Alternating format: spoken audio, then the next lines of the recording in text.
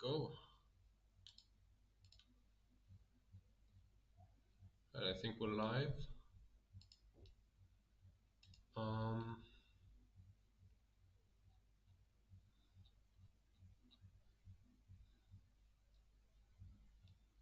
Okay.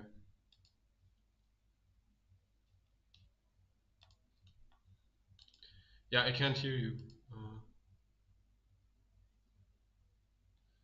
Okay, 1 second.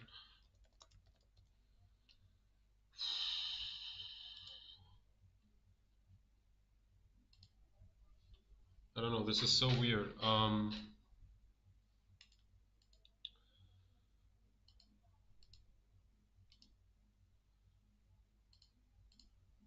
mean, I didn't mute you. Your volume is 100%. I'm gonna leave. Come back. Can you say something? I still don't hear you. It's so weird. Let's try the other one. Let's try general.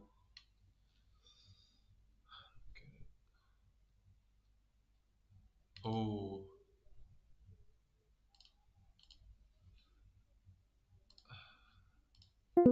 Okay, I'm sorry. Now I know why I muted Discord. My bad. Can you hear me?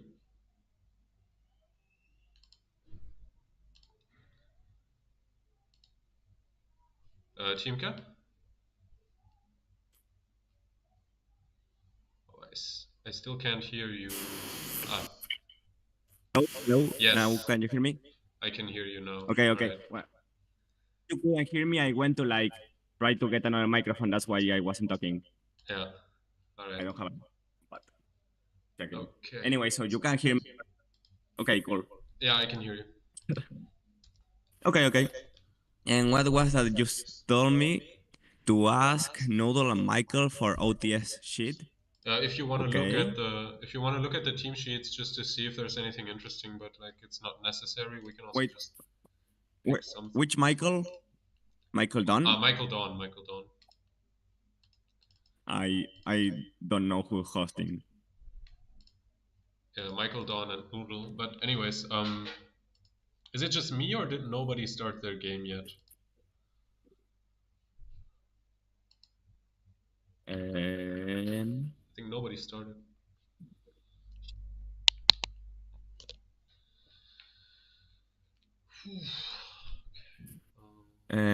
I haven't even checked the channel. Have the matchups even been revealed? Yeah, the bracket is up. I linked my stream. You can check. I linked the bracket in the description of the stream.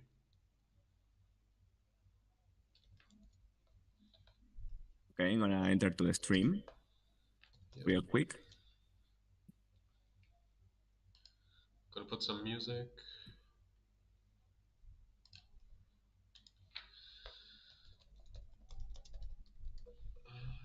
Let's see the bracket.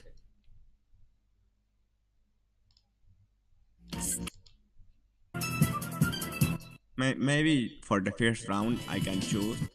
Yep. Oh, he says Nadal is updating gender, so maybe they haven't started yet. Oh, okay. They haven't revealed the open team sheets yet. That's why it hasn't started. All right. Okay. Let's look at the matchups. Oh, if you look at the bracket, the game number 11, Oops versus Akiak, I think that one is probably gonna be very interesting. Don't you think? Oops versus Akiak. Yeah, that sounds very interesting. Those two people are very active in the server and in general. You hear them talking a lot, so they probably know their stuff. Yes. Okay. Yeah. I gotta change the color of the text. It's not readable, the chat. How do I do that?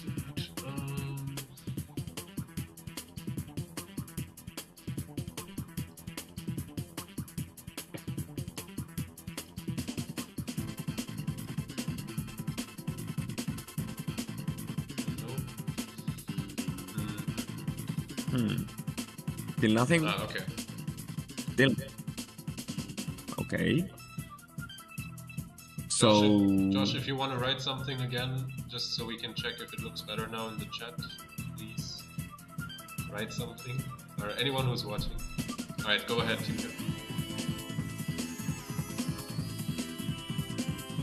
I'm talking in the chat to see if that appears in your screen. Yep. Let's see. Okay. Does it appear? Yeah, there we go. Alright. Sure. Hope it looks good enough.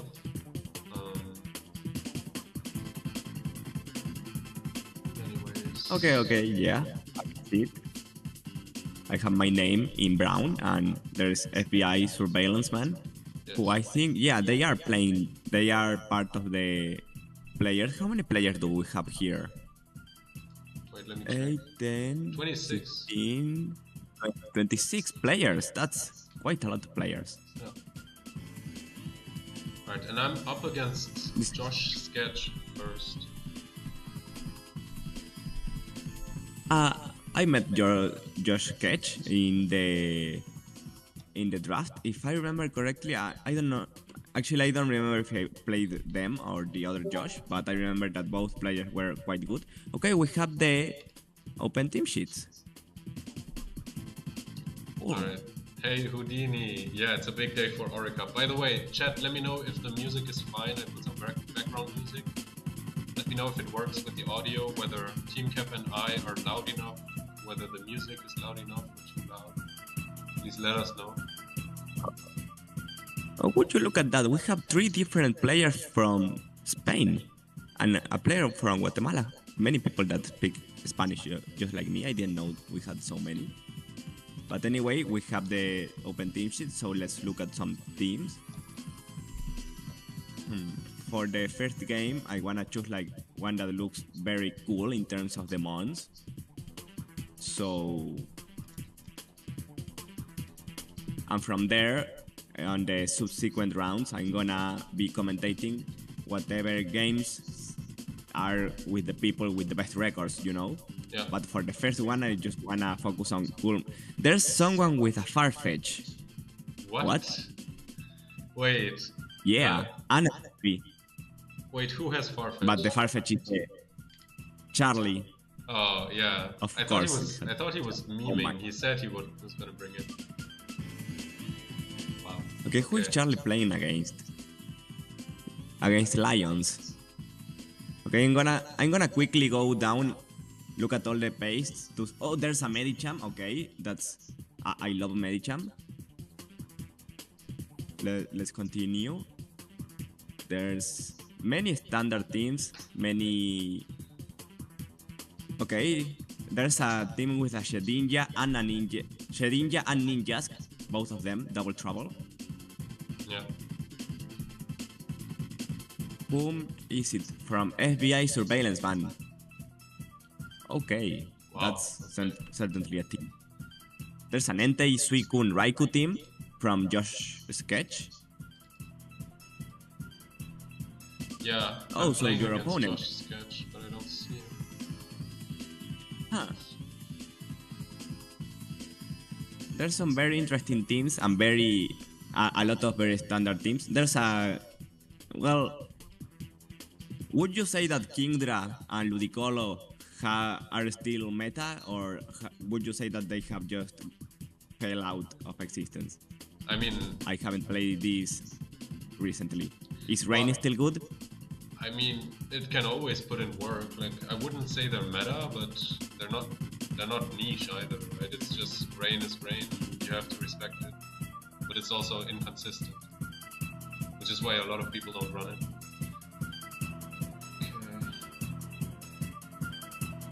Okay, I have got to your team. Let's see what you have. A Heracross. Yep. Okay, that's a cool Pokemon. There's a Hariyama. Okay. Okay, still nobody started their battle. That's good for me because that gives me enough time to decide what game I want to commentate first. Yeah. I'm quickly looking at all the teams. There's a... Oh, never mind. There was a Tyranitar that had the nickname Slacking, so for a second I thought that was Slacking, but it's not. There's two Shedinjas. Interesting. Two different people have a Shedinja. There's a Charizard, Blastoise, Venusaur, Pikachu team. Okay. Yeah.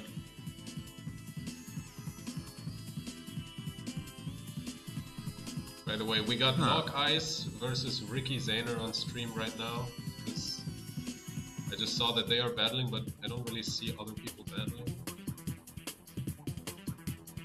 Maybe not Akiak.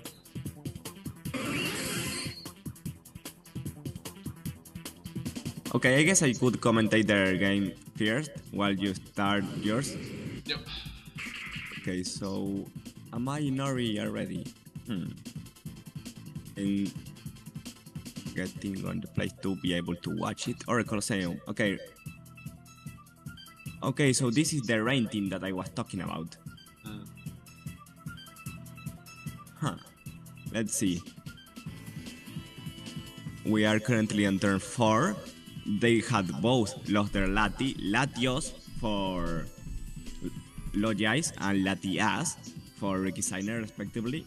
One seems to be more offensively oriented than the other because it has Thunder for the rain. Meanwhile, the other is just... Okay, we get a double protect attempt, but it fails. And now that's just a dead Starmie. We have... Oh, this looks very much over, I think. Yeah, this Zapdos is just going to kill this Metagross. I cannot see a way for this Metagross to just beat this Zapdos. Yeah, Okay. Even if it was faster. I raised the volume of my microphone. I hope now it's fine because somebody said I was too quiet. Alright, so Log Ice won. Okay. Yeah. Are these best of 1? I cannot remember right now. No, it's best of 3. Best of 3, okay. But I think this was already game 2. Yeah. So yeah, Logiais won both of them. They won both games before some games had even started. Yeah, I don't get it. Why? Is it just me or is nobody playing? Like almost no one. It's weird. Although Namboy and Mosquito are playing right now. Can you get that game on the stream? Oh yeah. It seems like everybody privated their games. Oh, okay. I guess it makes sense so that people can call you IVs. Do you have the game on the stream right now? Yeah, I got Mosquito versus Numbo, yeah. Okay, so they are on turn 2. We had a trade of Tauros for the Metagross. Now, let me quickly open Mosquito's team because he has a double Lati, which is a very interesting decision. Mosquito, here is Mosquito. Let's see, because if he has double Lati, one of them is a Swagger Latias, and the other one is a 3 attacks Latios with Magnet, which is gonna be very, yeah. Okay, so we have the Latios out. Now, this Latios has Magnet Thunderbolt. I'm pretty sure Magnet Thunderbolt is to be able to do the most possible damage to Starmie. I don't know if it might even KO it or maybe be a roll. Depends on the IVs of the Starmie, of course, and the Latios. But we also have this Snorlax. It has already set up. So, I don't know if this Latios and Starmie can beat this Snorlax. Now, does he have a Zapdos in the back, in which case this Snorlax is probably not going to be beaten. Meanwhile, if he has a Metagross, that's probably going to beat it. Okay, we have Protect. We have a failed Ice Beam. Now, that's massive for Mosquito because he could have got his Snorlax hit to possibly be put in range of Metagross. Now, he was not able to accomplish that. And now this Snorlax just has 3 earthquakes. Or protect, that's also a good idea to prevent explosion. And yeah, he just wins from there. And now that was game 2, so we are going into a game 3. Okay. By the way, I've been getting an activity when my opponent didn't show up. Oh, okay. Can you open game 3 by the way, of Mosquito versus Oh, yeah. Namboy? Yes. There we go. Now, because this game 2 looked very convincing for Mosquito, I want to watch the game 1 to see how did Namboy win that game. I'm watching it very quick so that I can tell the people that are watching the stream what happened in that game that gave Namboy the big advantage. Did you know? Did you notice? Did you notice that Arcanine has hidden power Dark over Crunch? And then Charm? Wait, what? Yeah. Why? I guess you Why can't does it have? I guess you can't have Charm and Crunch together, but that's really interesting. Oh, are they incompatible? I guess that makes sense. Probably. Interesting. So Charm. Now Charm cannot affect Metagross, as you all know. So Charm here helps for the Tauros and for the Snorlax. So the Tauros is already out. So he could potentially protect his Latios and then charm the Tauros, so that his Latios is never dying to the Tauros, but the opposing Latios has Ice Beam, so it's a big threat. Although his own... Okay, he decides to switch it out, because Metagross is very good into the monsters that are out here. Especially this Latios can click Thunderbolt at most, and this Tauros is locked into Hidden Power Ghost. So this Metagross is not taking much damage at all. Thus, he's in a very good position with the Metagross, although this Latios is not on such a good position. That's why he has to switch it here. Now he decides to switch into Snorlax because the Tauros is locked into Hidden Power Ghost. Now, if he wasn't, he would be hit strongly by the Tauros, of course, but because it's locked, this Snorlax just feels very free here. But he decides to double switch because he really doesn't like the position he had. But now this Metagross just gets rid of the Zapdos outright and does so much damage to the Metagross. Now, without that Latios, without that Zapdos, this Arcanine is looking kind of scary. It has Hidden Power Dark for the Latios, and it's gonna intimidate the Tauros. That Zapdos looked like the best answer he had for the Arcanine. Now he does not go into the Arcanine, which means this Tauros is not intimidated, so this Snorlax is in a lot of fright from this Tauros. It would be able to do a ton of damage with Choice Band Double Edge into it, or Choice Band Return if you don't want to take the big recoil from hitting Snorlax.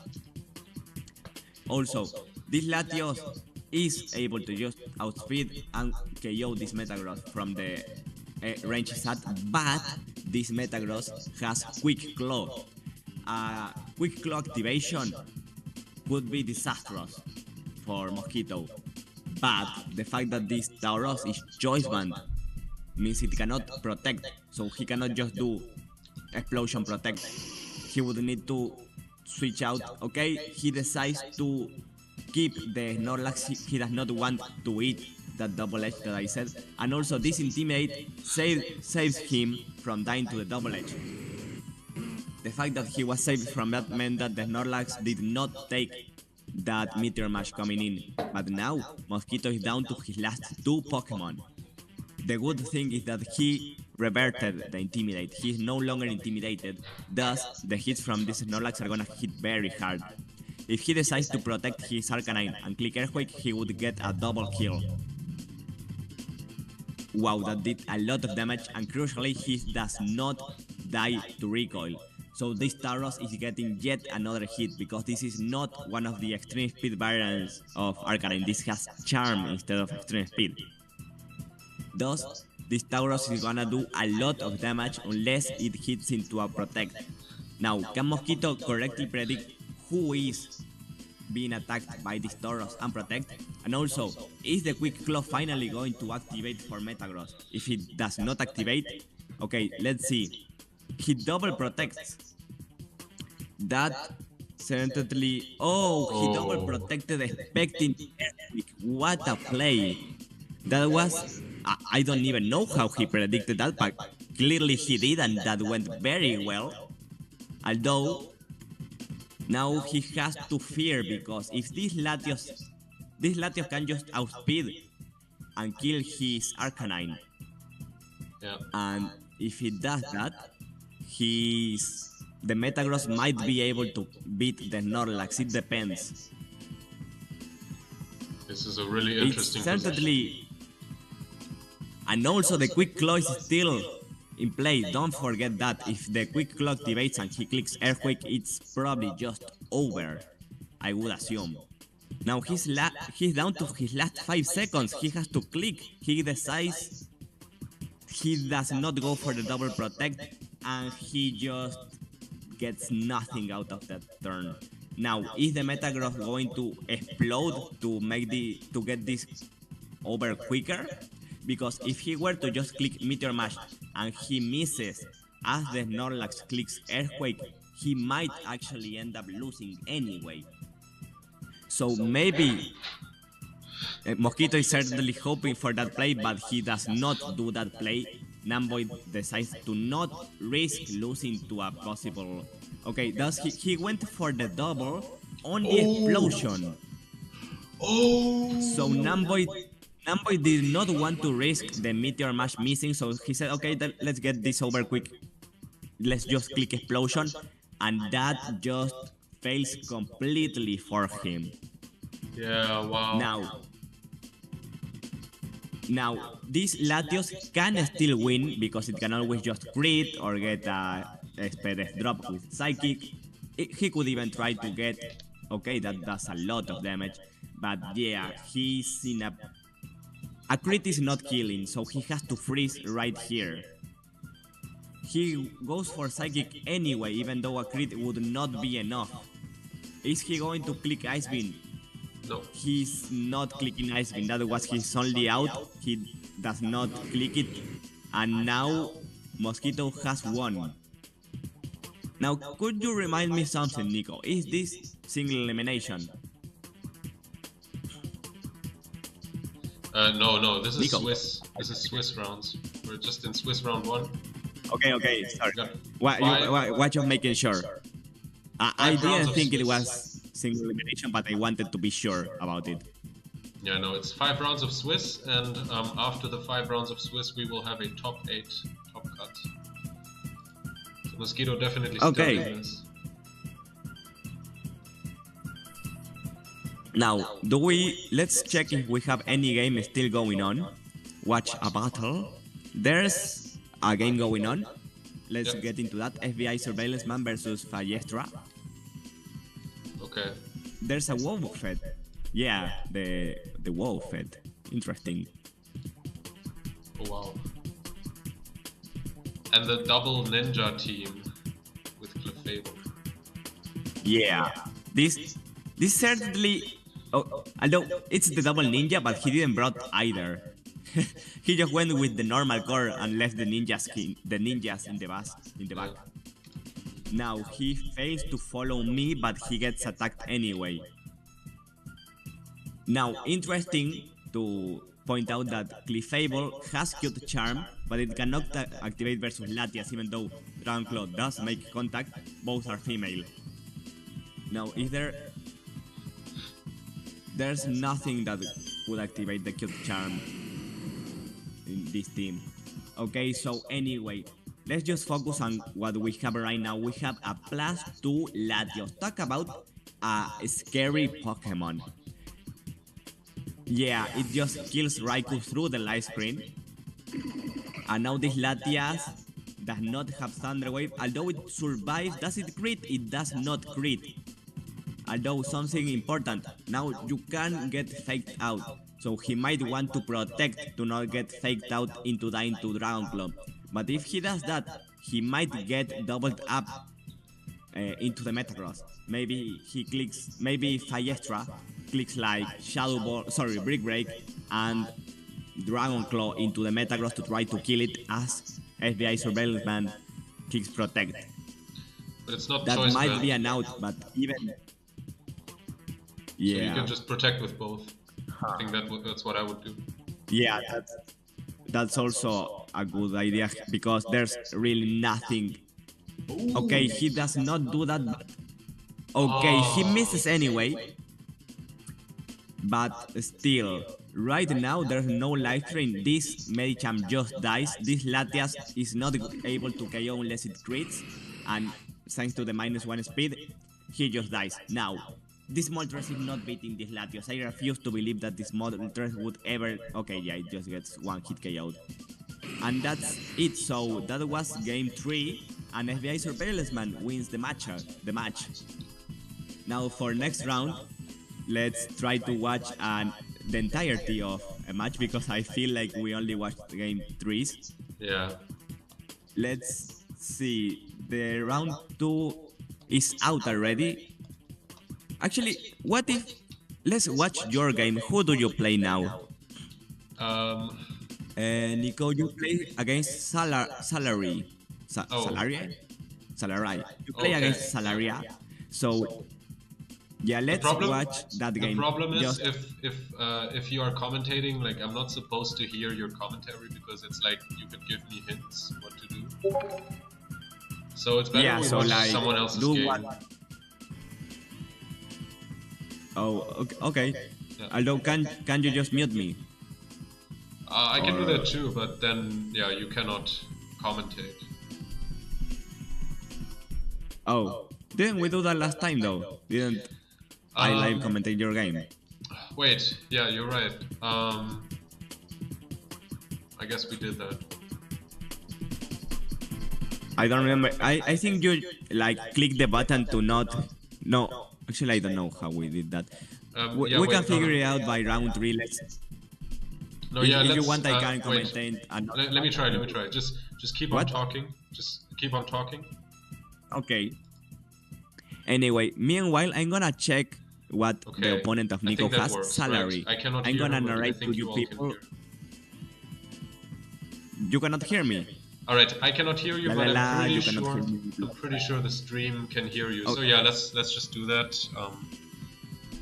Stream, if you can hear me, say something in the comments so that I know that you can hear me.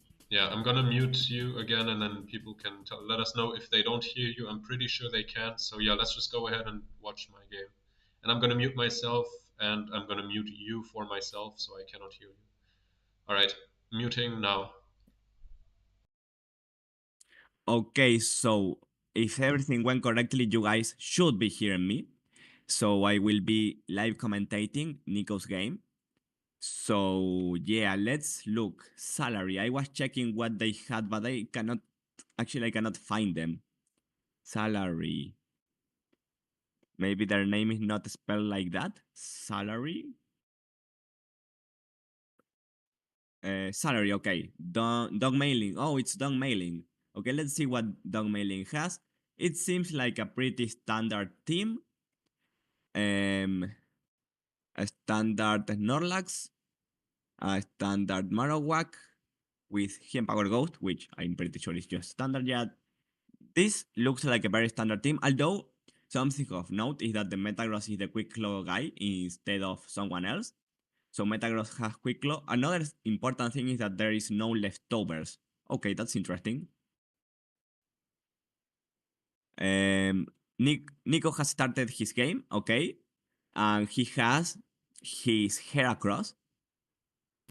So, is it showing in the stream? I just tried to make sure that everything is going correctly, and then I'm gonna start properly commentating. Okay, yeah, you guys should just all be able to hear me and see what's happening. So, this Heracross is not looking the best it has ever been seen, because you know, Metagross into, first of all, Starmie. Starmie does a lot with the stab psychic that it has. It's a psychic Starmie. And It's also kind of bad into Zapdos. It's okay. Anyway, we have the lead matchup.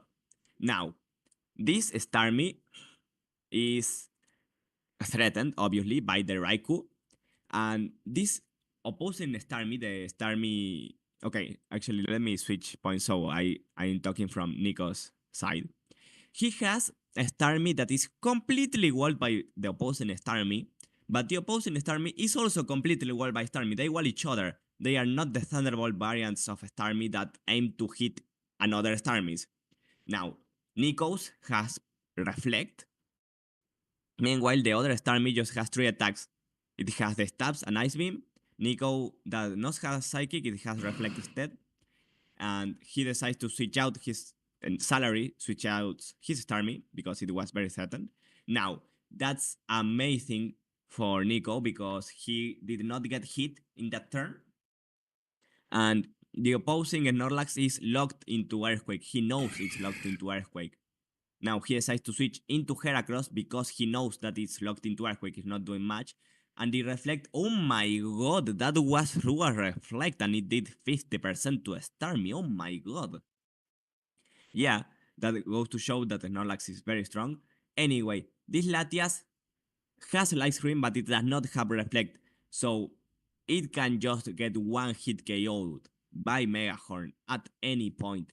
Now, this Heracross is not Choice Band, it's Piercing Berry, the berry that prevents confusion for his Swagger Latias. He does not have Latias out, in fact, he might not even have it. Zapdos also has Swagger though, so that's another option. But anyway, this Starmie is not doing much at all. Like, it can get a non-stab Ice Beam into Latias. Yeah, he decides to just switch out. Now, he gets paralyzed on Heracross, but that just activates Guts. You see how much damage a Guts Megahorn does, but it's not all just looking so bright for him because now that he's paralyzed, he's slower than the Metagross, and he was already slower than the Latias. So he's taking a lot of damage, although I would assume that the Reflect prevents him from dying to Meteor Mash into Dragon Claw. Maybe it doesn't protect him. I don't know the IVs of either people. Now, this Metagross could also create Explosion. The Latias has Protect. Nico wanted to make sure that that didn't happen. And now you see the combo of his team. He has Light Screen on the Latias and Reflect on the Starmie. So you have to do a lot of switching out, but you do actually end up with both screens. Now, with both screens up, this Heracross is not dying to the double up. I'm pretty sure it's never dying. You know what kills it though? Explosion. So he just protected. So the opposed salary could just protect Latias and explode. Now, if Nico predicts that and clicks protect, but that does not happen, although thanks to the double screens, he survives and that's just a dead Latias.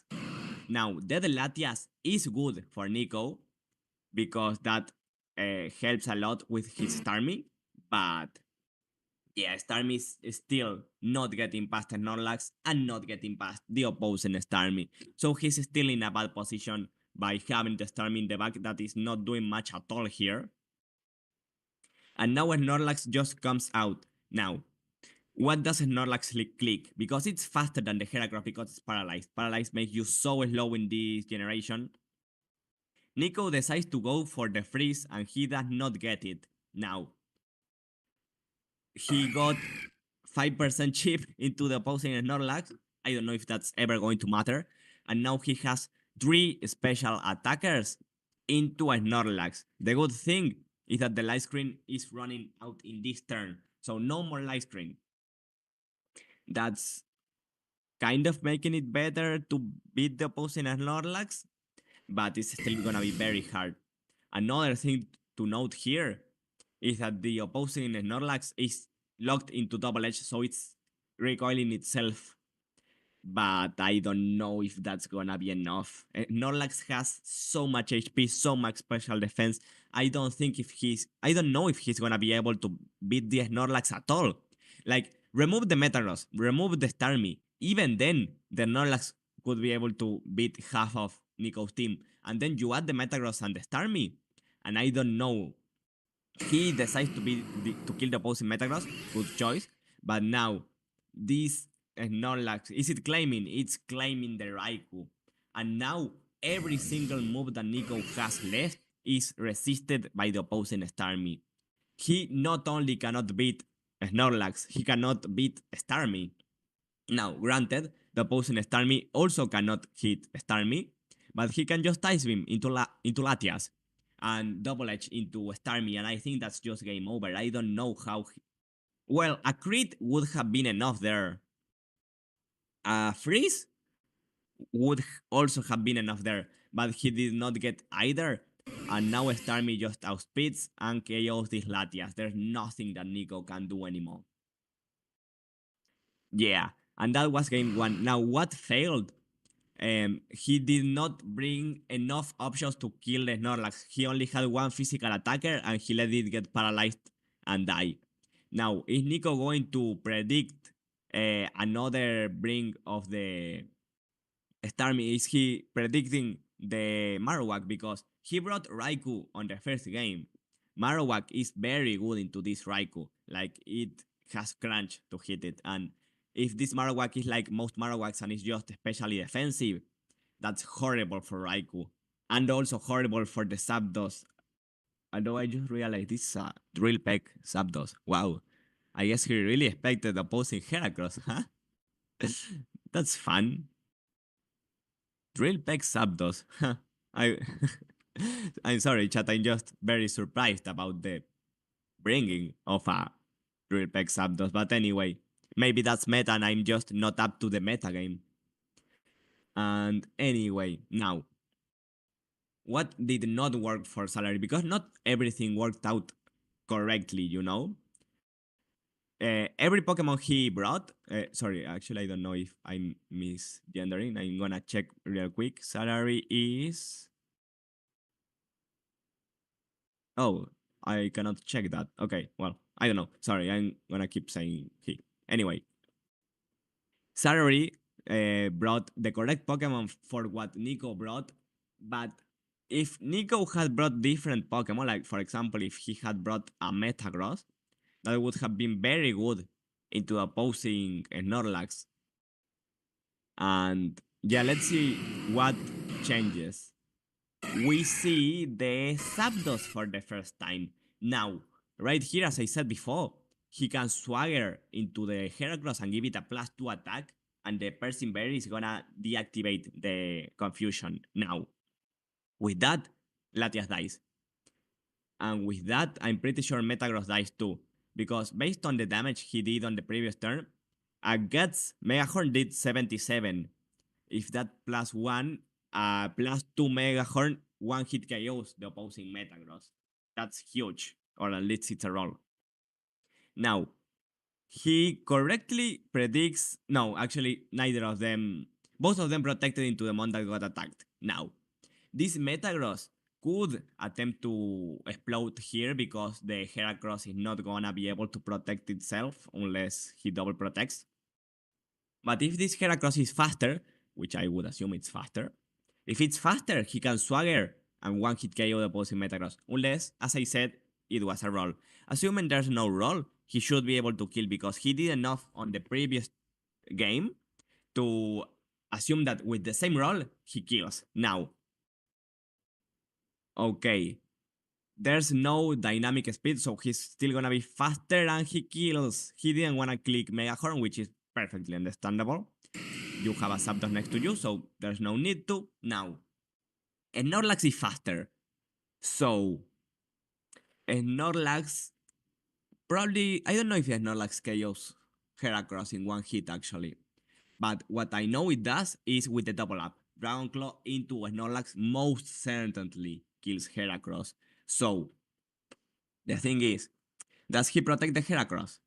Does he get like a drill peck chip into a Snorlax? Because remember, he struggles a lot to beat this Snorlax. Like, he was not able to kill it with his best efforts in game 1. So he has to get chip on the Snorlax as soon as possible if he has any intention. Okay, so Full. Oh my god. Oh my god, that was huge.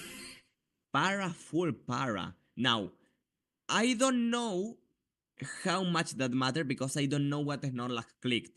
If Snorlax, because I, I don't know if Snorlax one hit KO's Heracross to begin with. If it didn't, Brick Break was gonna break the screen anyway. Now, the death of that is huge. And the Starmie, oh no, yeah, that's just game over. There's nothing that he could, yeah, and the moment that he didn't double up into the Heracross, that was just game over. But yeah, you see what happens when the Heracross does get going. In the first game, it didn't do anything and nothing happened. On the second game, he got Heracrossing and it just started Heracrossing all over the game. So, is Nico gonna be able to Heracross again into his opponent? Let's see. Because Salary brought the same for Pokemon. Salary has still not brought Zapdos and has still not brought Marowak. Now, Marowak does not seem to be good at all into Heracross, but Zapdos most certainly is. Look at the moves on this Heracross. Stabs and Earthquake. It's walled by the opposing Zapdos. In fact, it's the only Pokemon. Yeah, the 4 Pokemon that Salary brought are all weak to the moves that Heracross has. Metagross is weak to Earthquake, and Snorlax to Brick Break, and the other 2 to Megahorn. So maybe Salary should consider just bringing the Zapdos because this Heracross got very much out of hand.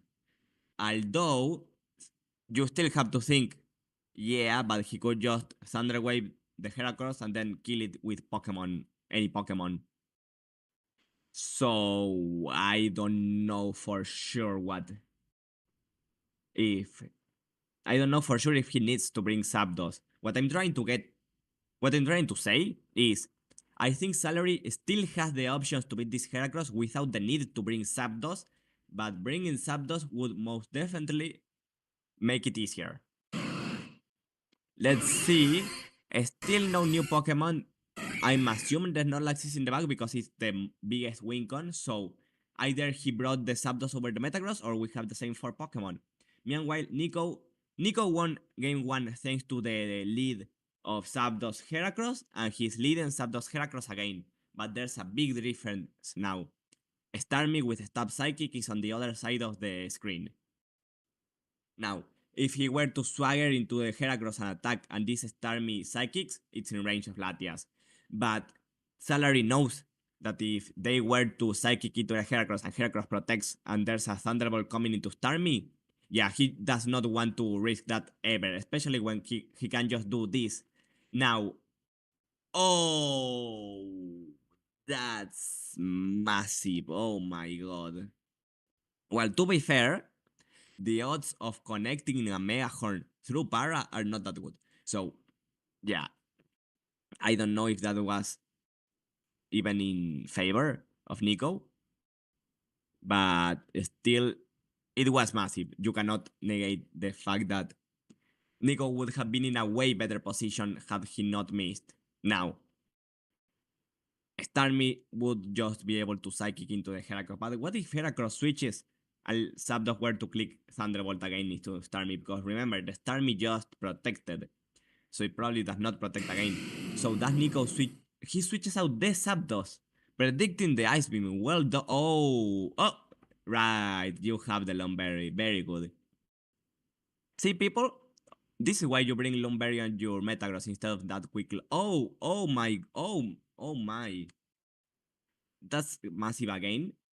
Guts busted. Heracross should have been should have collected 2 kills by now and instead he collected 0 because of the paralysis. So yeah, Nico is in a horrible situation right now. Now, he can always protect the Heracross and explode. That's a possible play. Although, if he gets doubled up into his Metagross, he dies, so it's not a free play. He has to think, what is Salary gonna do? Is Salary predicting the protect? Okay, let's see. Oh, does Nico finally get to move? I mean, he did get to move. But he incorrectly predicted who moved on that turn. That's horrible for Nico. Like, I don't know if you can be in a worse position than Nico is right now. He has a paralyzed Heracross at no HP, a Metagross that is heavily chipped, and the opponent has not lost anything. Like, the only thing that Salary has lost so far is PP. PP on moves that are not gonna run off of PP ever. So yeah, Salary is in such a commanding position. What can Nico do to come back? The Heracross is not gonna be able to do it. The Metagross is not able to. Okay, wait, wait. What did this Metagross click? Because if the Metagross were to, let's say, crit the Latias, that's a possible win con. Huh. Let's see. Does he have something up his sleeve? Is he hitting here for a lot of damage?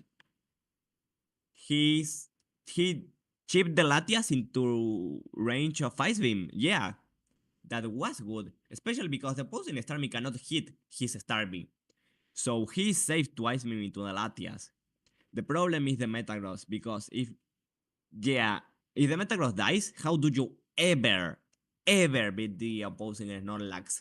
How? The only possible way I can think is with Swagger getting it to confuse hit itself. So if this 4% Metagross dies, it's over. The Snorlax just wins. Possibly. I would assume it just wins. You know, you can always Swagger and make it hit itself, but assuming that does not happen, which it probably wouldn't happen enough, yeah, this Starmie is just gonna click Psychic into the Metagross or Ice Beam, whatever, anything that isn't Hydro Pump. So yeah, if I would assume it did, because you wouldn't attack Starmie that you are completely well by. So if he killed the Metagross here, although maybe Salary, okay, there is a Snorlax indeed.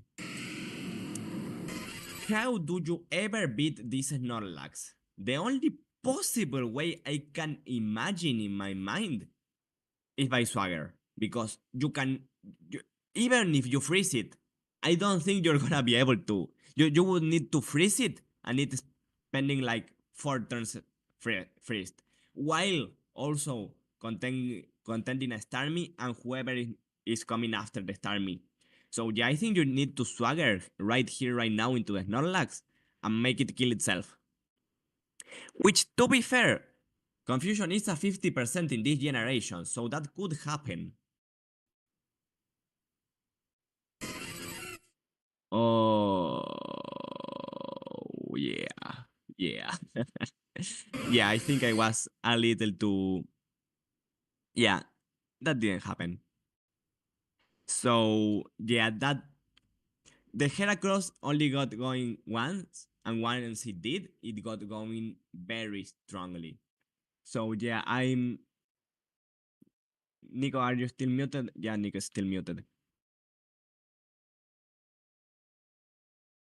So, yeah, anyway, I don't know if Nico is gonna get here to keep commentating, Yeah, I'm back. but either way.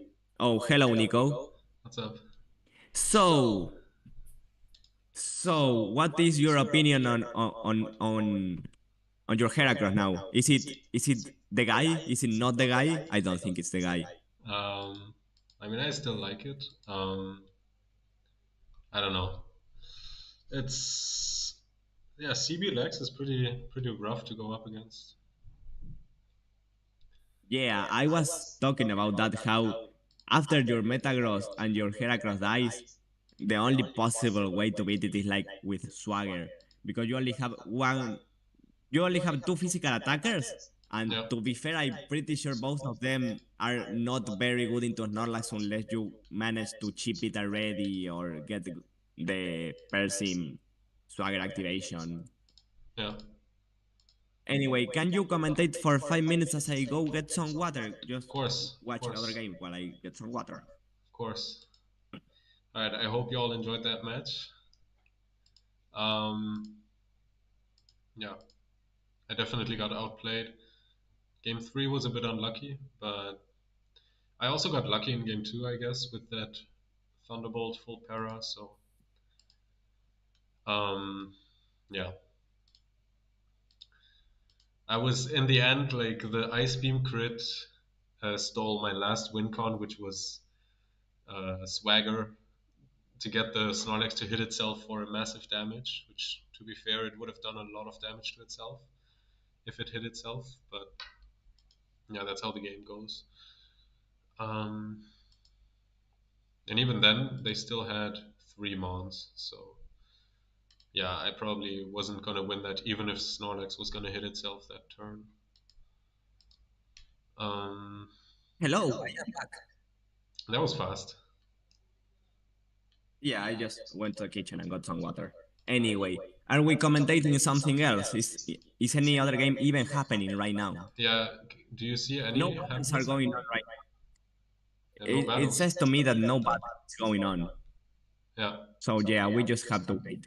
it seems like all the guild and H gamer moment are battling, um, but I can't see them. H gamer moment? No, not in a battle. Okay, yeah, I guess all the Let's battles let's are look at over. let's look at the position because we have 7 people that are 2-0 right now. Mm. We have Forlom, Logize, Radio Free Seaside, Toasty Breedy, BRG Mario, Salary, FBI Surveillance Man, and that's all. So we have 7 people that are 2-0 right now. Yeah. Okay. Seems like all the guild is here. I don't know if they can still battle or if their opponent is gonna get the activity win right now, but let's see.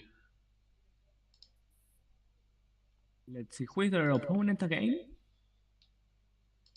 It's all the guild versus H gamer moment, also known as Walt.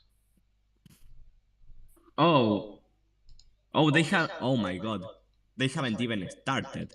No, but that means we can watch a whole match if it's gonna happen now. I hope it is. Yeah, that means we can commentate together. Yeah. Interesting. Let's quickly look at what they have, like what their teams are, because Walt has the chat. Oh my god, What have you is seen it? their paste? No. Wait, let me check. There's a Charizard, a Blastoise, a Venusaur, a What? Pikachu, and an Sam. Uh, you And mean another H gamer because moment? you have You mean Walt? yeah you yeah you need to have one good month, so there is another Lex. Wow. But oh my god, Okay, that's crazy. Yeah, yeah. that's really Let's look what all the guild has. Guild has And actually kind of it's a a standard team. choice Like band there is. Charizard. Oh my god, you're right. It's a. Oh my god. And it doesn't even have fire Nico, stab. That's crazy. Nico, I wasn't gone for long enough for this to become meta, right? We are not in the Charizard Blastoise Venusaur meta. I don't know. Or have I been gone for way? Maybe we have both been gone for too long because I was busy with VGC recently. So maybe I don't know. Maybe there's some crazy meta development of the last month. Um, yeah. Oh my god. Wait, there's a Blizzard Blast? Oh, Nico, what am I? Yeah, I don't know. Okay, well, you know, I would not have live commentated this game, but given that it's the last one, I think we can live commentate it. Yeah, are they playing I'm or? gonna ping them. Oh, the kill. I don't see that they're playing.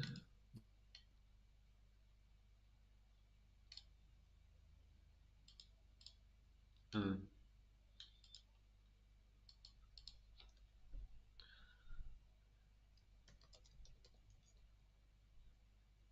Huh. Let's look at what other wonders are in this team because it doesn't end.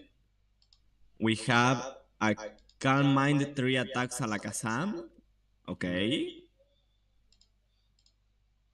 We have... But dude, what? I don't get it. The Blastoise is Blizzard and Ice Beam. Why? Yeah. What? What the? Why? I mean, I don't know, just in Dude. case of like follow me, I guess. But like, yeah, you can just run icy Wait, wind. wait. It has started. Oh, okay. It has started. Go watch it. Quick. Yeah. We cannot miss a single of Wait, this game. It's gonna be the most epic thing I to don't have see ever it. happened. Actually, I have barely talked about the team of the Wait, guild, but it I seems don't see pretty the standard match. to I me. don't see the match. Is it? It's happening? It, they sent the link Oh, in okay. the chat, in the Orre Cup chat. All right. They're still on team preview. Wait, actually, they are on game 2 already. Oh, they forgot to send game 1. Let me quickly look at game 1. Let's see what happened. Okay. Yeah, okay, yeah. The very good team of Charizard, Blastoise, Venusaur got swept by a Calm Mind Latios that just clicked Calm Mind and started attacking. Now, Okay. I don't know why, but it's an empty let's room. see. You cannot open it. Wait. Have you not been able to It's open it? because I'm not logged in because I'm private. But wait, is it? It's over? Yeah, I am logged in. No. They are on game 2, No. All right. but Okay. I would recommend you get on quick because I'm Yeah, pretty sure I'm on. I'm on. Walt is just getting. Are you on? Well, Yeah. what you missed is game 1 of the guild swept with Latios that just clicked Calm Mind, and game 2, I'm pretty sure the same thing is going to happen again. Yeah. Oh my god. I'm gonna lean out a window So and say that this won't be much of a game, but let's see. Okay, boom coming in. for, for the people on the chat, let me tell you guys, this is not part of the meta. Just to be sure that you all understand. You should not be bringing this kind of team. Now, if it works, oh my god, that Blastoise is so bulky. That Raikou did... What? Oh no, not the Blizzard. Dude, are you seeing this? Yeah. Are you seeing the double Blizzard connect Yeah. through the Imagine if para? they ice beam, they would have actually KO'd Latios. Does he get the para? No para. Okay. So, It's Lumberry I'm anyways. gonna go out of a limb. Okay? Yeah. Yeah. I'm gonna... Yeah. There's no... There... I mean, I'm not gonna act like there was any hope to begin with. Mm. Look at his team. What? Never mind. Anyway, so yeah, that was certainly a game that happened. Like we all saw that indeed it happened. There's physical proof that it happened. So let's just go see who plays now in round 3. Is round 3 out? Not yet. Should be out any moment. Huh. Yeah. My god. So... Oh, by the way, 2 different people dropped, I think, because they are Josh Sketch and SMR56, CMR. Oh. ZMR, I don't know, Yeah. say letters in English. Anyway, those 2 people I think dropped, so we have 24 people remaining. Alright. Okay.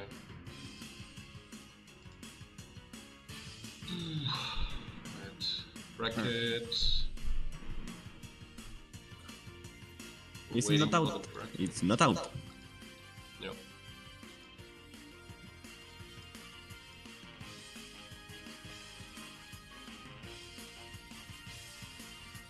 Like a sip of water while waiting on... Okay, round 3 is out. Interesting.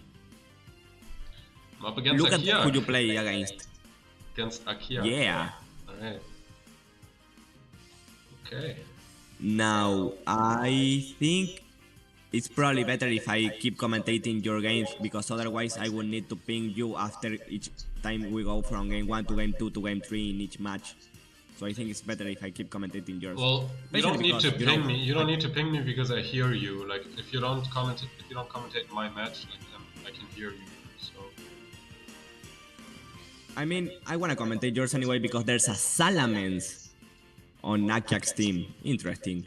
Sad that Akiak did not bring Electrode. I thought he was the Electrode defender that we all needed, but no. We are not getting an Electrode win in this Orre Cup. Maybe next time. I don't think Akiak has used Electrode much recently. I'm really happy to see that this is not HP flying on Salamence. That's really good for me. Oh my god. HP Ghost Earthquake. Yeah, I'm gonna commentate your game. It seems very interesting. Okay. Between the Curse Gengar. Yeah, what is this Gengar? Crazy. What? Oh my. Yep. The more I look at around this team, the crazier it gets. Yeah. Oh my god. Okay, tell me when you have muted yourself so I can start yapping about what the hell this matchup is. Sure, I'm gonna mute now. Okay. Muted. So you cannot hear me in this moment, right? Oh, you can still hear me. Okay. Blah blah blah. Can you hear me? Blah blah blah. Can I be heard?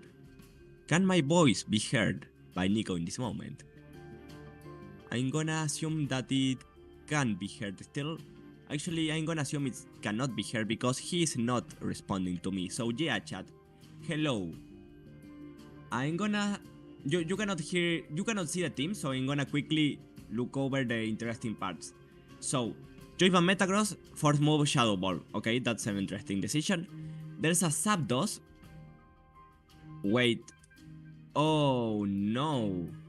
Akiak forgot to remove the natures of his open team sheet. You are not supposed to reveal natures.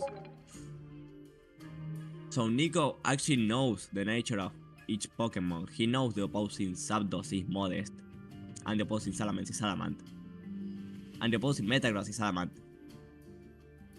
That might be huge for him. And they have not started yet. So yeah, Nico knows information that he should not have. Akiak messed up on his open team sheet. Anyway, there's a no Snorlax, which is very good for Nico because he's so bad into Snorlax. We already saw that. There is yet again, there is a Starmie without Thunderbolt. So yet another Starmie that is walled by opposing Starmie. There's so many Starmies in this tournament. Did anyone bring the correct Starmie that has Thunderbolt to hit opposing Starmies, or are they all going to be walled by each other? And Nico has yet to start. Let's see what you can see the script. He's actually just started. Okay, let's see. Where is his game? Nico versus Akiak. Let's see. Okay, so yeah.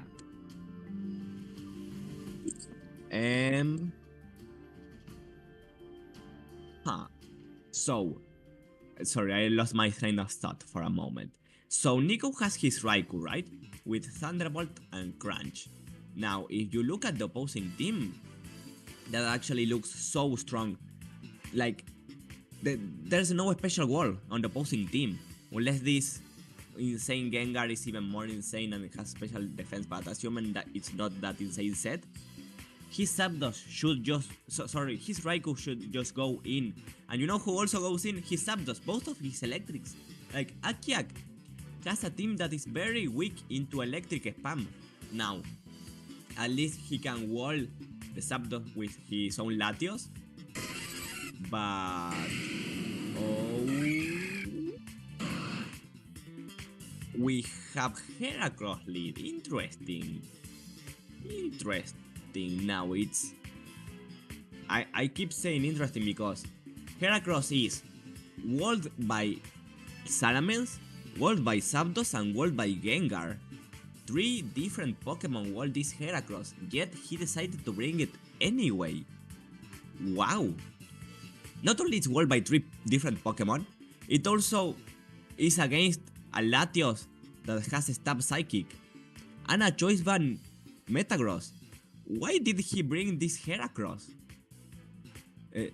Maybe it's just to swagger a Megahorn to kill the opposing Metagross turn 1? Wow! Or maybe he just didn't think there were 4 Pokemon that were better than Heracross. Now, yeah, 2 different Pokemon are already walling this Heracross. Now let's... Yeah, oh, dude, that's so bad for Nico. The one good thing is that he has a Latias against a Salamence. His Latias has Ice Beam. So Akiak just brought out the Salamence, but he might need to switch it out right away. Or Protect. Because yeah, Latias, either Latias will hit KO Salamence, which I don't know if it does. And if it doesn't, at least it does a lot of damage with a 4x effective Ice Beam. Yeah, he knows it. But Nico is unable to predict the... Okay, now... That Heracross got nothing done at all. Okay, that's... Okay. Wow. Akia correctly predicted the Heracross over and on. Oh, huh. I don't know if that crit mattered or not, because I don't know if this Latias has a special attack or not. Probably not, because you know, Swagger, light screen? No way. Now, what does this... Oh, the Choice Band Shadow Ball. You know, Snorlax is a common Pokemon, but when you do not bring it, this is what happens. You can be killed by a Choice Band Shadow Ball. Because Choice Band Shadow Ball still kills Heracross, it's gonna kill the Starmie if it's there. And yeah, it doesn't do that much into Zapdos, Metagross, and Raikou. But you know, you can always just attack into the other Pokemon. And now, this Heracross is facing what is most likely a faster Salamence. So yeah, the thing, as I said, is that Metagross is the opposing Metagross cannot hit Nico's Metagross because it's locked into Shadow Ball that does not very much damage at all. Now, another thing is that the opposing Salamence has Earthquake and Hidden Power Ghost. So, the opposing Salamence is kind of walled by Zapdos if Nico were to have a Zapdos.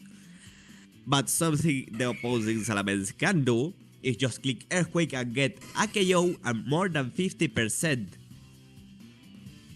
Yeah, this is looking so bad for Nico. He has to beat a almost full HP Metagross in the back. It's at 86. A Salamence and a Gengar. Now, the problem is that this Gengar... Let me tell you what this Gengar set is. Protect, Explosion, Swagger, and Curse. Yeah, you heard that right. This is an insane Gengar. Like, what? The only way it has to do damage is to Curse, which takes away 50% of its HP, of course, or Explode. Now, the problem is, it can Swagger into Salamence, who has a Lone Berry. But if you Swagger into Salamence and then Zapdos is faster, it just KOs it. But, you know, Gengar could also explode. You have to keep that in mind, because if that Gengar, if it explodes, that's game over. And Akiak is down to 5 seconds. Akiak, you have to click his... Okay. Let's see. Double Protect. Curse. And Earthquake. Does Curse go through Protect? I actually don't know. It does. Okay. So... That's very bad for Nico, because... Yeah, that's horrible for Nico. Because Zapdos was his win con. Because Zapdos beats... Okay, Explosion. Okay, he did not get the double protect. Oh, yeah, he did not get the double protect. if he had clicked Earthquake. Actually, still, these Zapdos might maybe have it because... Yeah, it outspeeds the opposing Salamence. That's Metagross. Is it a speed type? Oh, it doesn't matter. Great Earthquake. Yeah, so... Anyway, that was an insane endgame, you know? Crit Earthquake. Now, I don't know if it was a speed tie or not. If you look at the HP, it looks like Nico has more HP on his Metagross, thus he's probably a slower Metagross. I don't know, but it's probably like that. Anyway, that game, Heracross looked so bad. I cannot stress how bad Metagross looked that game. Because Nico could have brought like another Pokemon. He could have brought Raikou? I was talking about how good Raikou is in the preview and he did not decide to bring it. That's an interesting decision. I would assume he would bring his Raikou to game 2, right? And not the Heracross again, because Heracross did jack shit. Like, I'm not gonna sugarcoat it, it did jack shit. But maybe he has a plan. Let's see.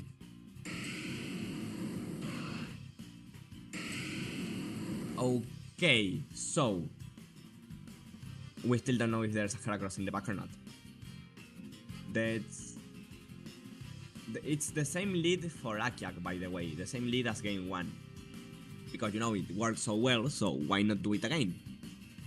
And now, what is Nico going to do? Because Nico is kind of in a problem versus the opposing Metagross, because, you know, the opposing Metagross has Choice Band Earthquake, and there's a Zapdos, so that's very bad for his team in general. Now, his Latias can Ice Beam into Zapdos, but then it's a Choice Band Meteor Mash in the face, so I would certainly say that this is a good lead for Akiak.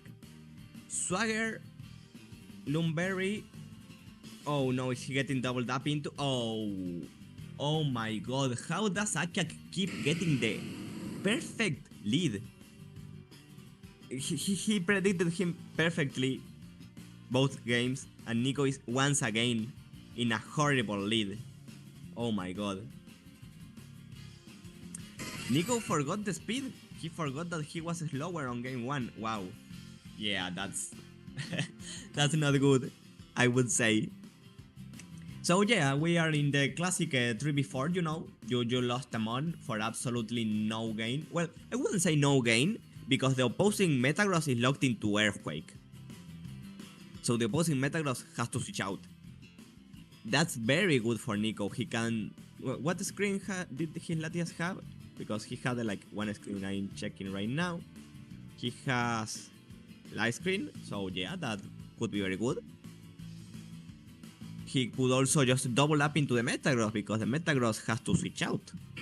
And if whoever switches out... Yeah, the Gengar, does he double up into the Gengar? Is he dying? I'm pretty sure that double up would have killed, I think.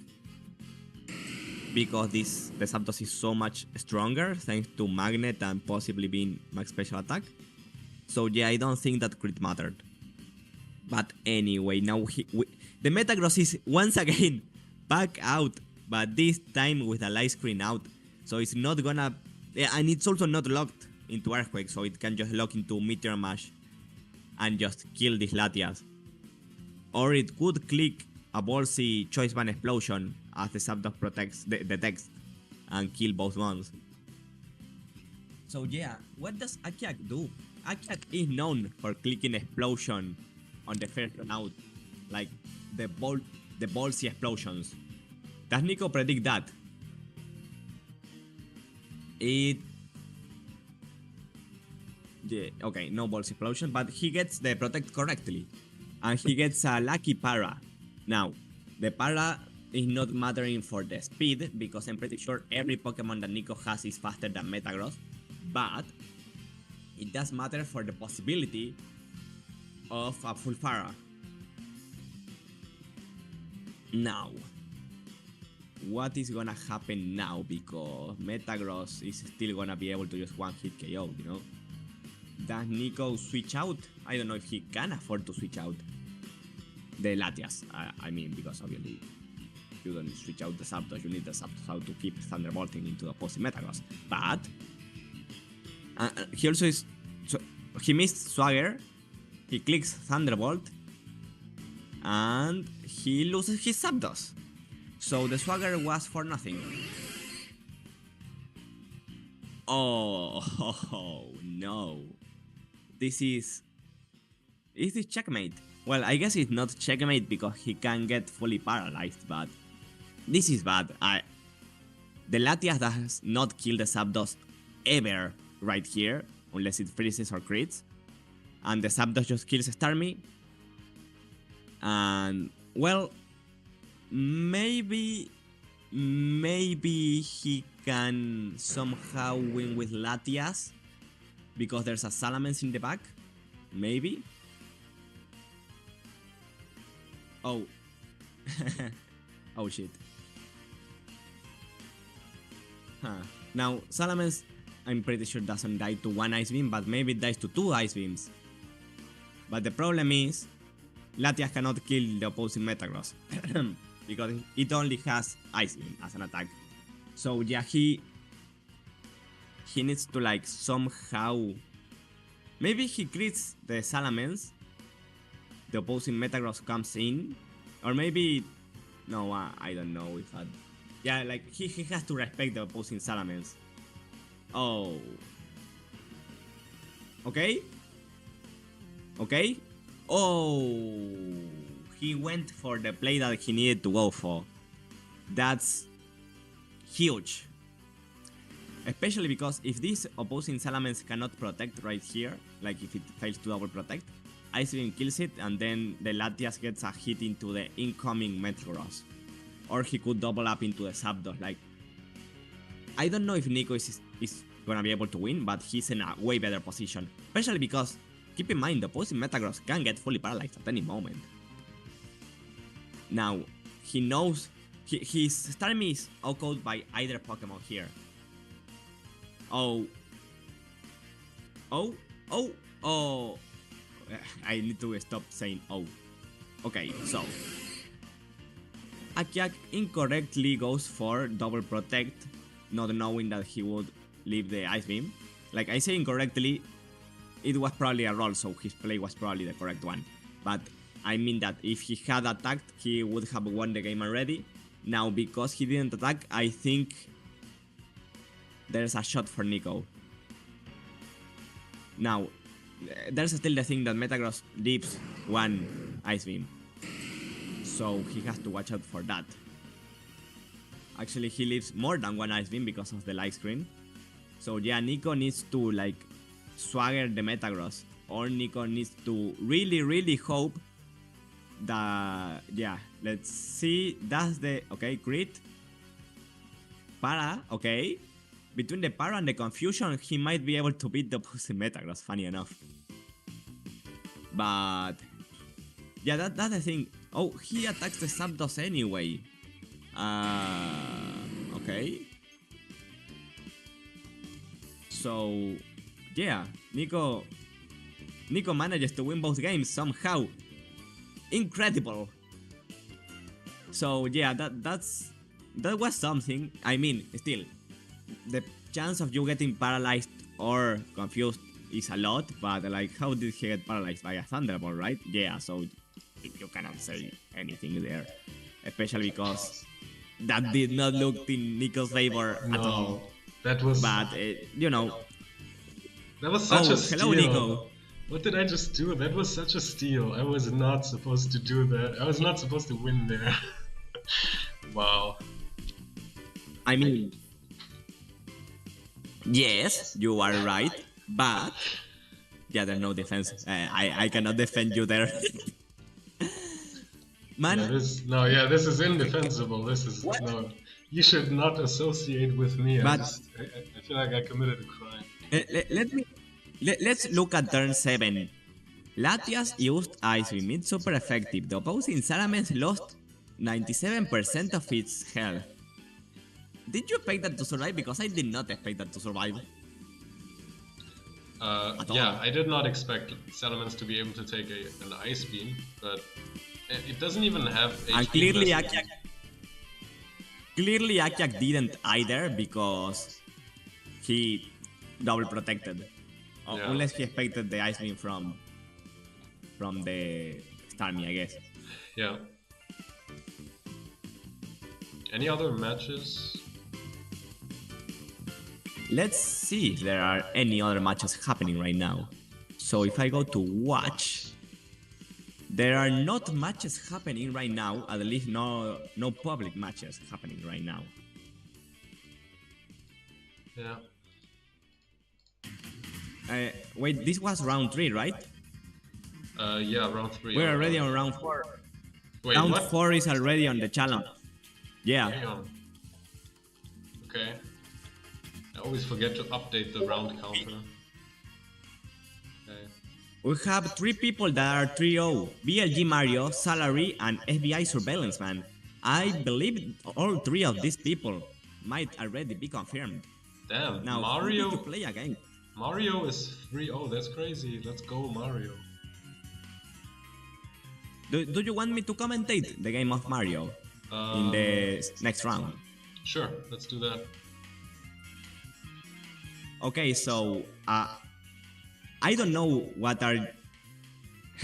I just read what Mosquito said in the chat. Yossi is bad boy. Yes, I can confirm that was very evil of Nico. I apologize.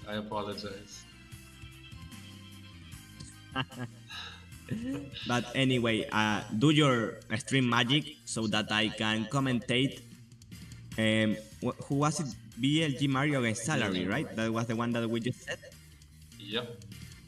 Okay, I'm gonna open to see what they have. Salary, I already know because they already appeared on the stream.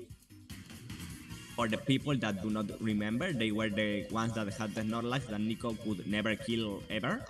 And Mario has, let's open and see. BLG Mario has a Medicham! Oh my god!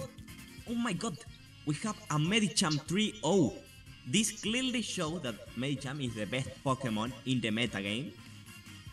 There's no other explanation. There's also a Swampert and Tyranitar, and a combo that Nico is very fond of. Star combo, as some have called it. And yeah, I will be live. Oh, okay. This. I will be live commentating. So, have you figured out how to do the thing so that I can live commentate BLG Mario versus? We got the game on the stream now. We have it on the stream. I'm opening right now on my screen, and yeah, Medicham, Tyranitar, and Swampert, the fabled core. Now, for the people that doubt Medicham, let's quickly look. Starmie loses to Medicham, probably. Latias maybe loses to Medicham. Snorlax, if it's cheap, it loses to... Okay, yeah, Medicham is not that good here. Oh.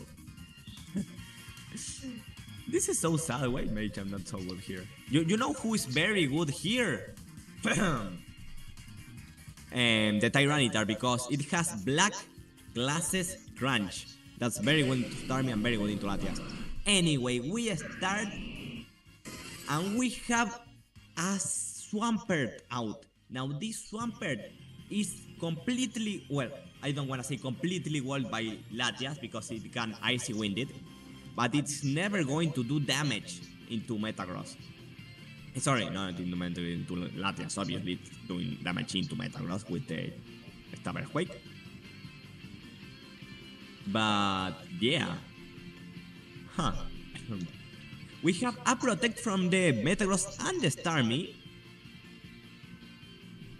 Oh, oh man, that's very good for Salary because that's a Paralyzed Zapdos is a worse Zapdos. I know, so insightful. But yeah, that Zapdos is suddenly slower than Snorlax, slower than Marowak. That Zapdos is in a world of trouble. Now, interesting decision. You know why he protected the Swampert? Why No. BLG Mario protected the Swampert? They protected Explosion. Oh. But Explosion did not come. Now, Explosion did not come in this turn either. Salary is keeping out the Explosion for later. And Double Protect failed, so BLG Mario still predicted an Explosion that did not come. 2 straight turns that BLG Mario said, oh no, Explosion, I have to predict it, and it did not happen. Salary is keeping out the Explosion for later. And oh yeah, this is so bad for BLG Mario. Like Salary's, yeah, he does. So the live stream is not enough to survive a Thunderbolt and Icy Wind. I don't know if it would even be able to be enough to survive a Thunderbolt, but Salary can keep clicking Substitute. He is faster because the opposing Zapdos is paralyzed, and the opposing Zapdos is getting chipped a lot. Now Latias is, I would assume Latias is now slower. Now BLG Mario decided to click HP Ice into a Zapdos, even though it does less than Thunderbolt. So they probably think there might be a Marowak in the back, because you know, into Metagross it's also better to click Thunderbolt. So they predicted there to be a Marowak in the back and said might as well click the Hidden Power Ice. Good choice, why not do it? But now the Zapdos can click Substitute once again, and Latias can just kill the opposing Zapdos. It's still faster. Like, you would need to Icy Wind 6 times into the Latias for it to be slower than Zapdos, and even then. That crit probably didn't matter because it did 38 in the previous turn and now it was at 36. Wait, what? Salary clicked Protect instead of Substitute. Well, I mean, Hydro Pump probably would have broken the Substitute, so I guess that was the correct play. Still weird. Sorry. Anyway, now there is a Metagross in the back. Bringing it against the Zapdos is a choice, but he might not have someone better to bring. Oh my, oh! Everything going wrong. Oh my god, everything going wrong for BLG Mario, because BLG Mario lost half of the Metagross only to chip the Zapdos, which I don't know if that even matters at all, because now there is a faster. Okay, he decides to protect, expecting the opposing Metagross to protect and the Swampert to attack into the Zapdos. That was a very good play, but Salary keeps on perfectly predicting BLG Mario. That protect just now. What can BLG Mario do? Go for the double protect into Icy Wind? I mean, I guess that would be. Oh, and BLG Mario does go for that and gets it. Can he connect the Icy Wind? If he connects the Icy Wind, he's in an amazing position suddenly. He crits the opposing the opposing Zapdos. That mattered. Icy Wind is a trash move in this game. That Icy Wind crit most certainly mattered. Now, if he didn't crit, he would have been able to speed next turn anyway. But now we have a Latias that is at, how much is that? -3? -4? 0x4. I don't know. Anyway, this Latias is at a very low speed. The Latias is most certainly a lower Pokemon in the game. I would assume, you know. It's so actually no, because it avoided Icy Wind, so it's still faster than Swampert. Anyway, what Metagross was that? Salaries. Okay, so Salary. We don't know if if it was a speed type, you know, Quick Claw. So it was always in Salary's advantage, because the opposing Metagross did not have a Quick Claw. So even if it was a speed type, which we don't know if it was 60% chance for Salary to win it. I mean, you guys know I'm a big Medichan fan, but Medichan was never winning here. You know, Machamp is not winning here ever at all. In fact, yeah, like I don't know if I don't think it ever kills the Latias with a Shadow Ball, and from there's no possible win con I can see for BLG Mario. Actually, there is one possible win con I can see for BLG Mario, the Swampert, because if Machamp outspeeds right here and kills Latias, Swampert can win if the last Pokemon is a Marowak. It does outspeed and KO the Latias. Wait, can Swampert bring it back?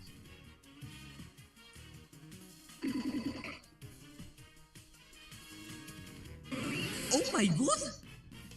Swampert is bringing it back because Salary did not expect his Latias to die, so he ended up killing his own. Oh my god! But of course, the actual MVP was the Machamp, because Machamp outsped and killed the Latias. And Nico, if you are hearing me, we need to switch the stream into game 2. Can you do that? Can you hear me? Sure. There we go. By the way, I'm playing against Farfetch'd and I lost game 1 to Farfetch'd. This is actually crazy. Did you win game 1? No, I lost versus game Farfetch'd? 1. Farfetch'd destroyed me. You... Yeah. Nico! Yeah, Man. I know, it's crazy. Okay. Yeah, sorry for laughing at Nico No. chat. I'm actually not sorry how you lose to Farfetch. But anyway, Machamp won game 1 because Machamp is the best Pokemon in the game. And now let's see. There's a Machamp once again. Is Machamp going to win another game? Is Machamp the most epic Pokemon in the entire game? Let's find out, because after it won game 1 and now it's a Machamp against a Snorlax. Now, I know for a fact that Machamp does not kill Snorlax, but I also know for a fact that Thunderbolt from Zapdos into Brick Break from Machamp does kill Snorlax. I made an entire video about how that combo kills Snorlax from Machamp, you know? So I know for a fact that Snorlax is in danger of being killed. And you know what? The Snorlax cannot protect, so the danger is even greater. The thing is, Salary can switch out. Okay. Let's... Okay. Machamp effectively kills Snorlax with its body, like it says, my body has so much HP that the recoil is gonna kill you. So the Machamp is able to kill the Snorlax with recoil, which is amazing. Machamp keeps being the best Pokemon in the game. And now, the position is once again bad for BLG Mario. Yeah. Also, I would assume that there's a Swampert in the back because, you know, game 1 was actually won by Swampert. They keep saying Machamp won it, but it was Swampert. Now we have 3 protects. Nothing happened on that turn. Incredible. Nothing happened at all. Triple protects and the Zapdos that Thunderbolted into nothingness. Now, the Metagross is not looking so good here because it's walled by Zapdos, it's top. Okay, I get it. He tried to get the double protect because he probably knew that he was slower than the opposing Zapdos or something like that. It did not work out. Now what is the Metagross doing? Because if he clicked Earthquake and he has like a Tyranitar, that's horrible. Oh! Oh my god. Nico, we need to switch into game 3. That was a 3 turns game. Yeah. He ended up killing his own Pokemon with Explosion. Oh god. Had he got the double protect, I actually think BLG Mario won instantly. So yeah, it came down to a 50-50 chance. Anyway, on this game too, Machamp didn't actually do that much, because it ended up dying to the opposing Snorlax. Now, had BLG Mario doubled up into Snorlax, we would have been we would be looking into a different game. He instead clicked substitute, which didn't end up accomplishing that match. Mario going to switch out the strategy? Are they doubling up into a Snorlax? Is Medicham even coming? I certainly hope so, because if you were not able to pick up on this so far, I am a big Medicham fan. So, can BLG Mario do it? Can the Medicham bring it back in the game 3? Or is the opposing Zapdos too hard to beat? Because Zapdos is hard to beat for this team. Latias is... well, Latias never came out on game 2 now that I think about it, even though it was such a big problem on game 1. Although it was probably the fourth Pokemon that was in the back. Now, they are still thinking on the team preview, what is going to happen right now? This is so epic. Meanwhile, just a quick update for you people. Nico was able to beat the Farfetch on his second game. For all the doubters, Nico can indeed beat a Farfetch in one game. Well, it didn't come out in game 2, so I didn't technically beat Farfetch. Oh, okay, now I understand. Now I understand how it happened. Okay, so anyway, we have Protect from Zapdos and Protect from... oh my god! That just killed! The explosion, self-destruct just killed through Reflect.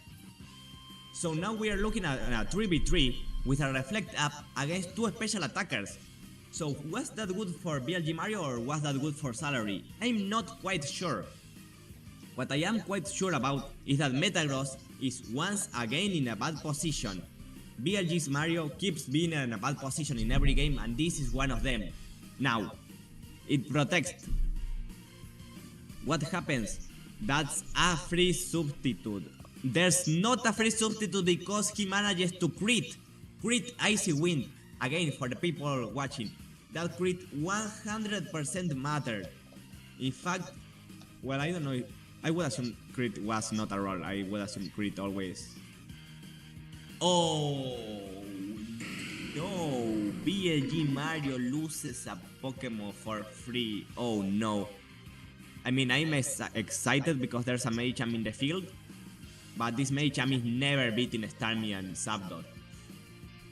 Now, maybe some miracle happens that allows the Swampert to somehow, some way be able to beat every Pokemon, but I don't think so.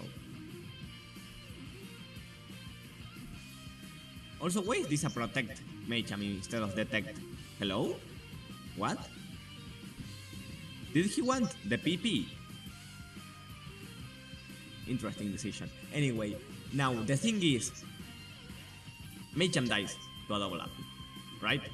Psychic, Thunderbolt kills Medicham. Like, I'm not gonna pretend that Medicham has any special bulk whatsoever, but Medicham gets the double protect as the Starmie attacks it. But the Starmie is now lower than Medicham. Medicham can KO the opposing Starmie. Now the thing is that right now Starmie can protect from the Shadow Ball. So is Salary gonna to protect? They do not protect and they just lose their Starmie. Is Swampert gonna be able to win? Because Swampert kind of, but not really, was both Pokemon here. I say not really because Explosion can KO Swampert, but if Salary does not manage to correctly get the Explosion into the Swampert, Swampert can win right here. Is the combo of Medicham Swampert gonna bring it back once again? This is nuts. This is incredible. This is the true Medicham gaming. Medicham just might have brought it back. Now, I might be speaking too soon, because there's a fucking Metagross and there's fucking... Can I say fucking in the stream? Yeah, of course. There's a freaking... Okay. We're not... There's a Metagross and a Zapdos out, and we don't know the nature of this Medicham, because the Medicham might be slower than Metagross. Also, let's not forget, this Metagross has a quick claw. it can get a quick claw activation with Earthquake. Okay? Double protect? Oh. Okay. That did not accomplish much at all. In fact, quite the opposite. Because the fact that double protect happened can mean that the explosion gets clicked. The one thing is that both of them know that. So BLG Mario can go for the 50% chance to get a double protect with Swampert. Because if they were to get a double protect and Salary were to click explosion, BLG Mario wins. Like, Team Power Ice is not doing anything to Swampert. Oh, he does not get the double protect with the Machamp. Yeah, this is over, I'm pretty sure. Because Earthquake does 30% and Him Power Ice does 20%. Yeah, I'm pretty sure this is just over. Well, the double up does not KO, but... Well... No. BLG Mario is gonna need double protect into another double protect into another double protect. I mean, it could happen, I guess. But... No, it did not happen. Well, Machamp was not able to bring it back. Machamp just died. Okay. So yeah, Salary was able to beat the Machamp team. Machamp was able to bring it back on game 1, but then never again. Anyway, Nico, can you switch the stream into game 3 of your thing? It's finished Actually, it just already. ended. Oh, we did not get to see how Nico was able to kill a Farfetch. But we assume that it was very epic when he did it.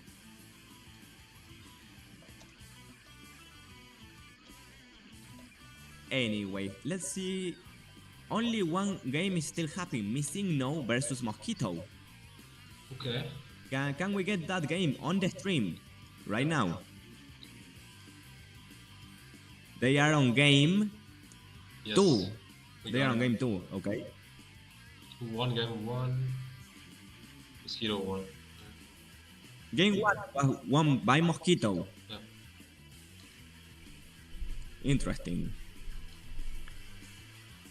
I'm gonna go and to what result do they have? They are both. Okay, so I'm gonna keep commentating while Nico is gone. Meanwhile, I'm gonna let you people know that FBI, Surveillance Man, and Salary are the only people that are 4-0. In fact, I believe that in the chat we have FBI Surveillance Man right now. Hello, FBI Surveillance Man. You are 4-0 right now. And anyway, let's just concentrate on the game that we have on the stream right now. Let's see what has happened so far.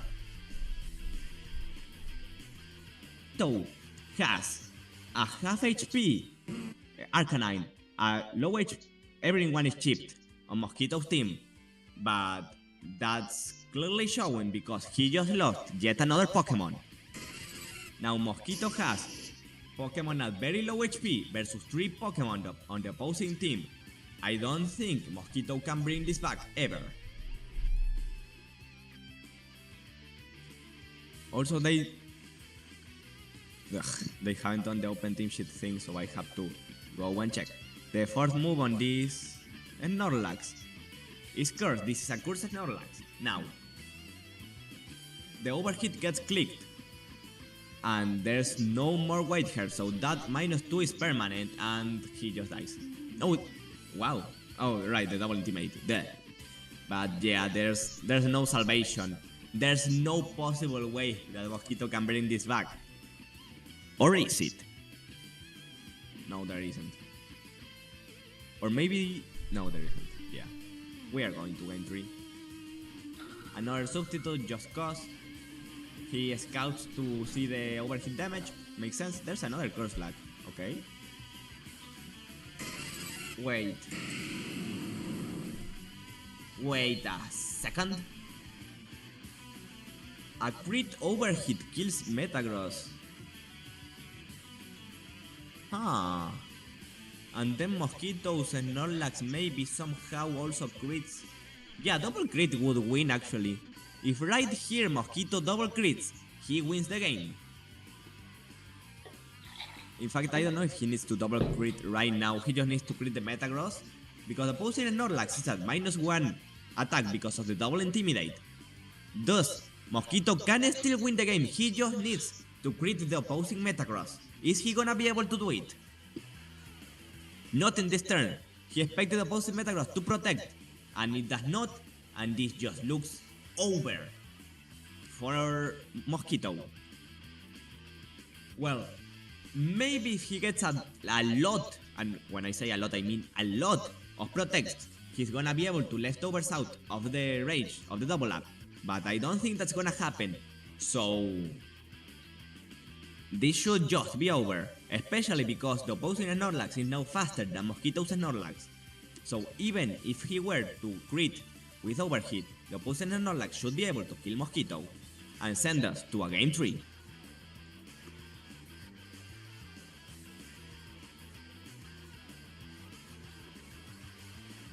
Now, protect, okay?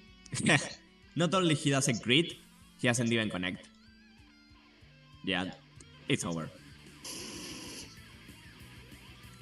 Well, no, it's over. Okay, we are going to a game 3. Nico, can you get the game 3 on the stream right now? Yeah, because yeah. we are going to game 3. Okay, they got the open team sheets thing going now. Thank God, I didn't want to keep looking at the Poké Pages. So, let's see, this Gengar is Will-O-Wisp 3 what? Will-O-Wisp 3 attacks mix Gengar without explosion.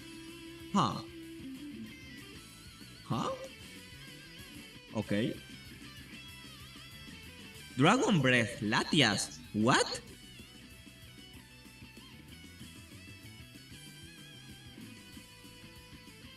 Team. It's so weird. Dragon Breath Latias. It's like you didn't want to put Thunder Wave, so you said, Dragon Breath is basically Thunder Wave. I'm gonna get the Para anyway. Yeah, that's something. And let's look at Mosquito's team. We have a Dragon Claw, Swagger, Icy Wind. Okay, who's the recipient of Swagger? The Metagross. And just the Metagross. There is no Cherry Berry. Sorry, Persian Berry. There is no Persian Berry on Mosquito's team. Huh. That's a very interesting Gengar set. Giga Drain, Fire Punch, Will-O-Wisp, Shadow Ball. Yeah. It doesn't even have Explosion, but it's still rocking wider. Wow. For the Shadow Ball, or Yeah, Icy Wind, I guess. Speed drops. There is an Icy Wind Latias opposing team. Yeah. Like there's no Thunder Wave on Mosquito's team. The only speed control is Icy Wind, so I guess that's good. Yeah. Huh. Anyway, this Metagross looks like a huge threat. Well, there's a Magnet Thunderbolt Latios, but I don't know how much that actually does into Metagross. Especially because I'm pretty sure the Metagross has HP investment. 364, that's HP investment, right? Metagross? Yeah, Yeah, that's max HP on Metagross. Yeah, but he got the crit that he needed. Without that crit, he would not have been able to beat that Metagross. That was a huge crit. Wow. Yeah. Wow.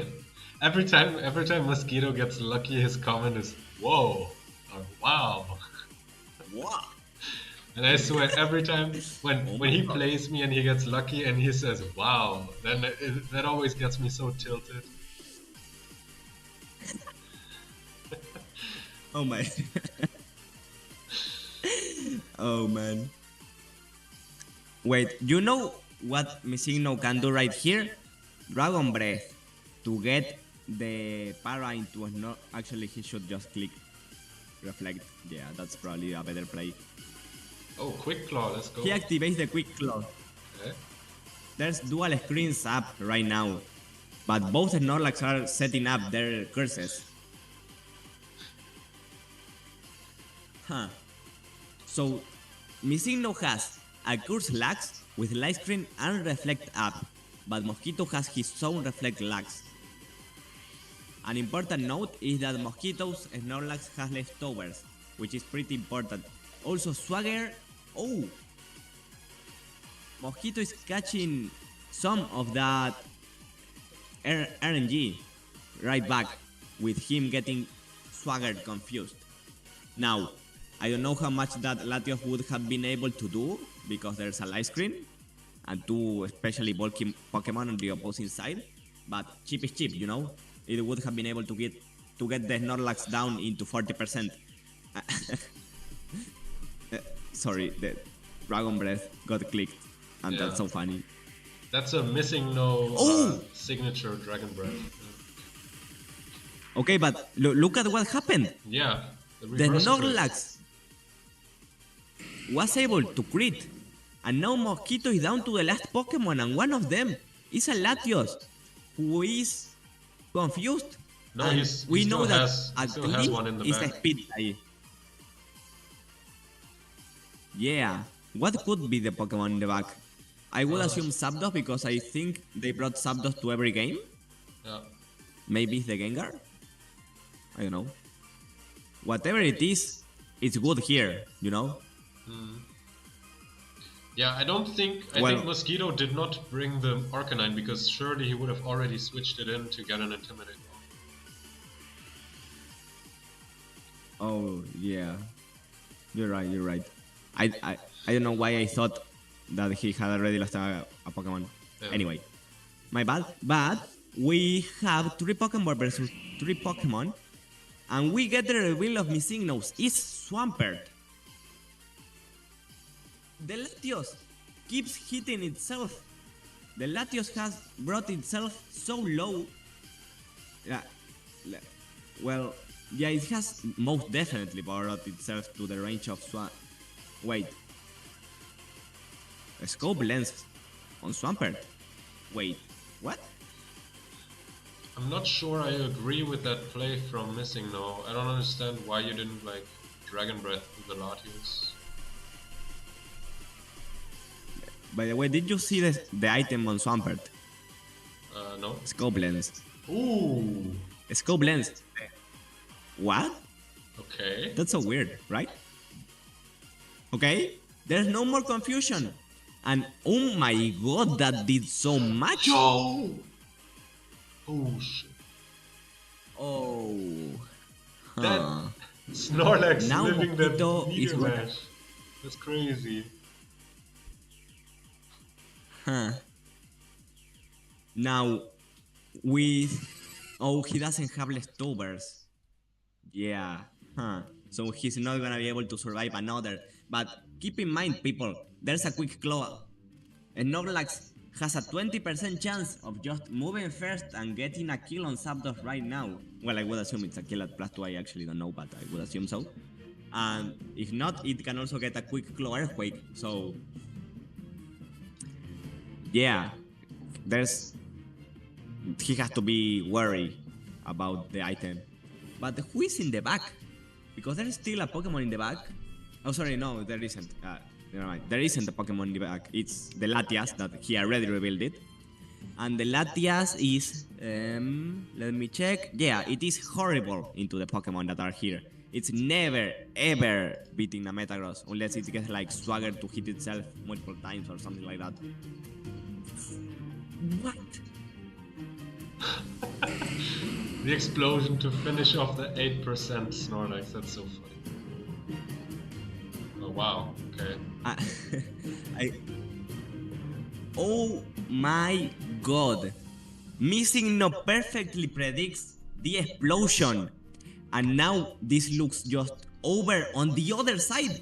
We thought there was no way for Misigno to win, and suddenly all that Misigno needs to do is get the correct predict, because he knows that if he protected and the opposing Mosquito, if Mosquito clicked Thunderbolt into Snorlax and then Meteor Mash into Latias, it was over. So he had to click the protect, specifically expecting Mosquito to explode.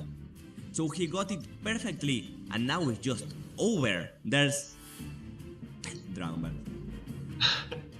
Yeah. I have never seen So, Dragon yeah. Breath get a paralysis. I mean, in game, but never Yeah. in a battle. It's always missing though. Missing though always has a Dragon Breath. Latias, I've never seen it get a paralysis. I would suggest them to use Dragon Ball. Yeah, I would also suggest many things, including not having a scope lens or having a real Gengar. But True. they are winning, so who am I Who are we to to judge? say that it's fancy? Also, Yeah. Do they have? Okay, they have leftovers on Zap. Alright, that's fair. And round 5 is out. Let's see, who are the last people that are 2-0? Salary and FBI Surveillance Man. Are they playing against each other? Yeah, let's get that on the stream. The last 2-0 people playing against each other. Okay, who was it? Zalaria? Salary... I don't know how to pronounce Actually, it. Salary and FBI Surveillance Man. Something that is more interesting is a win and in. So people with one loss, because then the winner is definitely in, the loser is probably out. Sure, let's get one of them. Who do we have? But I don't see. Actually, isn't yours one of those?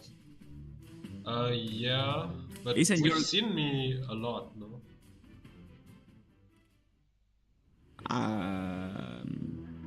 Who else could we have?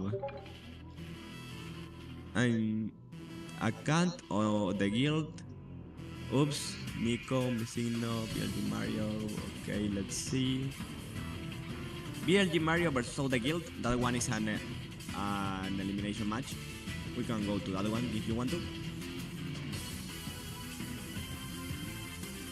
Which one? Hello, Nico. Are you here? Yeah, I'm here. So yeah, I was saying we can go to the match of BLG Mario versus the guild because that's an elimination match. Okay. Definitely not because I want to see Maycham or anything, you know? No, it's not because of that. Alright. Can you see it? Has it started? It has not started yet. Okay. I'm gonna ping them to let me know.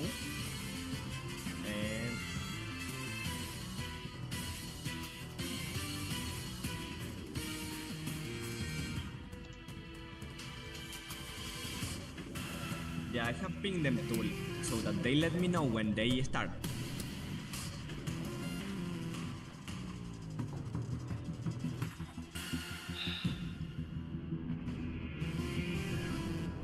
We have a question for Nico in the chat. Yep. About Stream Factory. Do I still stream that means. Factory? What's up, plot recap? Long time no see. Recently I don't. I don't have any plans of streaming Factory. I don't really stream at all anymore. I just stream these big events, these tournaments. So yeah, I don't really plan on streaming much. I might make some videos, but right now I don't think I'm gonna stream Factory again. Maybe one day. Anyways, I gotta get into this game. And let me know when the game is when we can see the game, because I don't see it. Okay, I'm gonna. We can have your. I don't know because they haven't started yet. You wanna But watch I mine? cannot commentate yours. Alright. Yeah, sure, I can watch yours. Just like ping me if. No, actually, I can't hear you if you ping me. So I have to mute you. I'm gonna say in the chat. I'm gonna speak in the chat of the game. Okay, alright, that works. For when you.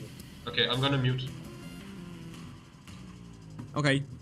So chat, in case you didn't understand what is happening, I'm gonna be commentating Nico's team until BLG Mario starts their game. Because I wanna watch Medicham. Because I wanna watch that other game. Oh wait, it has already started.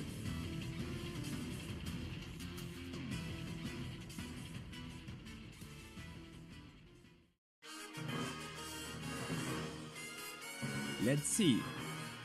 OTS Guild versus who was it?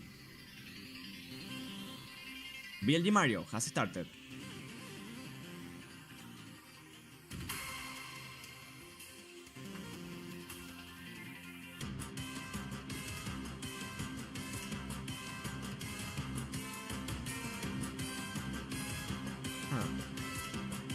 I think Nico is still entering it on the stream.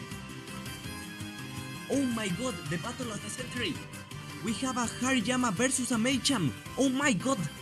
The two biggest opposing fake out users, fighting type Pokemon, they are battling against each other!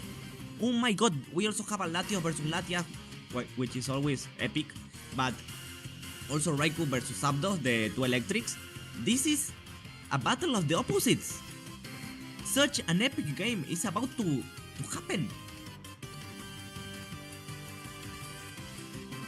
Has still not been able to get it on the stream. I'm gonna keep waiting for Nico to get it on the stream. Oh no, they have led.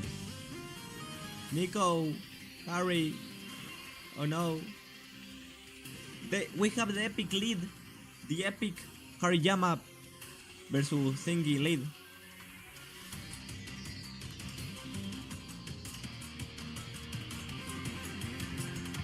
Okay, so for the people on the chat, were you able to get it, by the way? Yeah, I put it on. Okay, so we get turn 1. You can read it on the chat. That was so bad for the Machamp team. Once again, he got the play wrong, fake out into the wrong mon, and the Icy Wind that did nothing because Hariyama was already slower. That was so bad for Machamp team. Now, the opposing Moltres is HP Grass, so the Swampert is in huge trouble. He decides to switch out on fear of that said HP Grass, but it does not happen. Instead, he clicks Overheat. BLG Mario is getting predicted so much on this game. BLG Mario lost the entire Machamp, and the only thing they got in return was 3% chip on Hariyama. And of course, wasting the white herb, I guess. But I don't know if that's even going to matter. Now, BLG Mario decides to go back into Swampert even though there's an HP Grass Moltres out. So yeah, double protect. Okay, BLG Mario got it correctly. Now, the paralyzed Moltres is just going to die to Hydro Pop. Well, I don't know if it dies from full, but it most certainly does to a double up. Now, let's see. Hydro Pop, yeah. BLG Mario knows his calcs. You know, he's not killing with just Hydro Pop. But double up, and all of a sudden, we might be back on the game. I say we as if the Machamp team. I have to be an objective commentator, so I don't have to just root for Machamp, of course. But anyway, BLG Mario is back on the game after killing that Moltres. Now, all the guild has revealed every Pokemon on their team. The Snorlax, the Latios, and the Hariyama are the 3 Pokemon remaining. Meanwhile, BLG Mario has a secret Pokemon on the back. Now, who is it? Because if it's Tyranitar, that's horrible, because there's a Hariyama. Now, BLG Mario decides to paralyze the opposing Snorlax. That's most certainly just for the para chance because it was already slow, but it shows right away by getting the full para on the first turn. But the problem is the Latios. The Latios has already started to Calm Mind. The Latios is amazing into Latias, amazing into Swampert, and it's amazing into most of the options that are in the back, I think. So, can BLG Mario even kill these Latios? Like, I'm not even saying survive the Latios, I'm saying can it even kill the Latios? Well, not anymore. because the opposing Snorlax just gets 2 kills on that turn. That's not good for BLG Mario. That's probably game over. Well, he protects from the fake out and gets another calm. So yeah, another calm mind. So there's a +2 Thunderbolt coming. In fact, there isn't even a +2 Thunderbolt coming. He decides to get the Brick Break chip, the free Brick Break chip. Amazing play by all the guild. I mean, I don't know if it could have even gone wrong on the first place. Yeah. That explosion from the Snorlax was just amazing. Nico, we have to switch into game 2 because game 1 was just won by the Hariyama team. Yep. So yeah. What went wrong in that game? Let's see. Everything. The Moltres completely owned the Machamp. The Latios, completely owned the entire team of BLG Mario. The Snorlax got the correct explosion and the Hariyama was a nuisance. So BLG Mario is gonna have to win some predicts this time because otherwise, you know, all the guild was on the how would you say? Because it's like he wasn't just winning. He was winning and predicting correctly, so winning more. He was completely winning the entire game. BLG Mario needs to do some different plays. Also, let's look what was the lead last time. It was Moltres and Hariyama. Does BLG Mario predict that? Because a big problem that game was the fact that he kept protecting his Swampert in fear of the HP grass.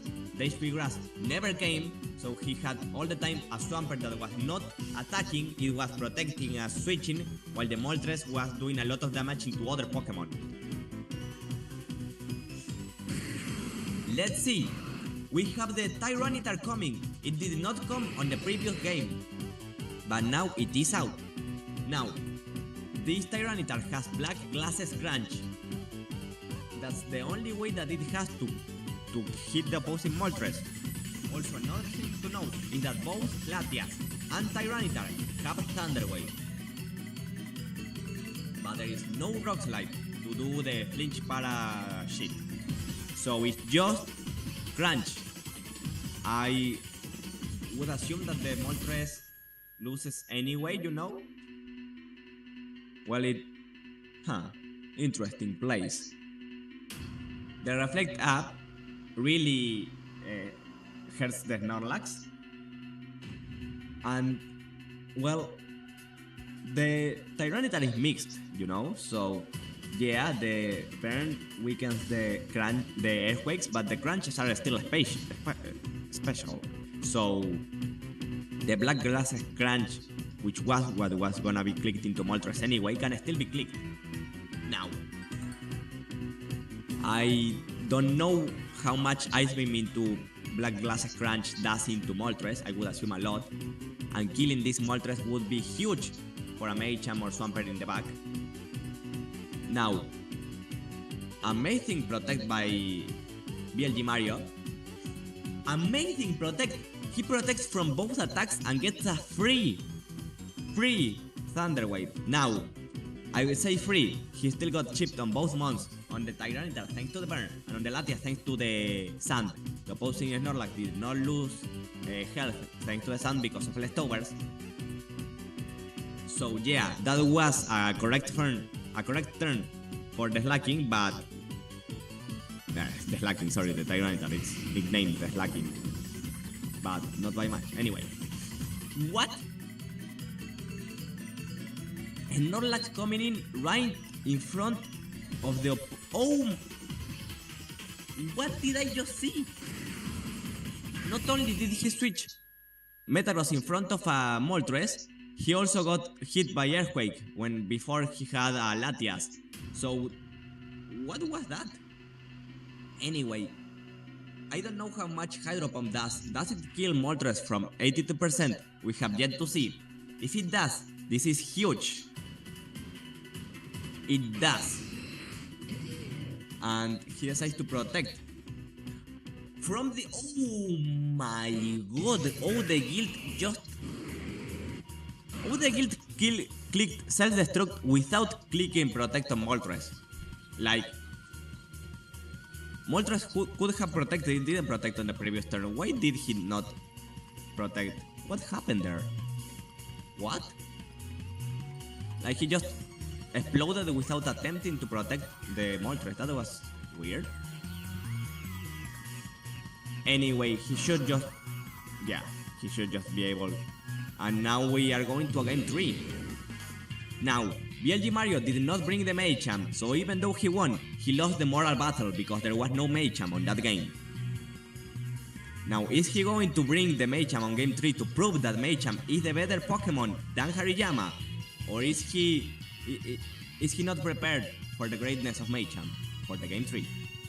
Anyway, I'm gonna stop Machamp posting and I'm gonna start actually talking about the matchup for the game 3. Because on the game 3, it was a reverse of game 1. On game 1, BLG Mario got every single possible predict wrong. On game 2, BLG Mario was getting the correct predicts. So, also the explosion that I don't get. Why did he explode? Like, had he clicked protect with Moltres, he would have had 2 Pokemon alive instead of 0. Huh. I don't get it. Can anyone on the chat explain to me why did he click that move? Like, with that move I mean not protecting.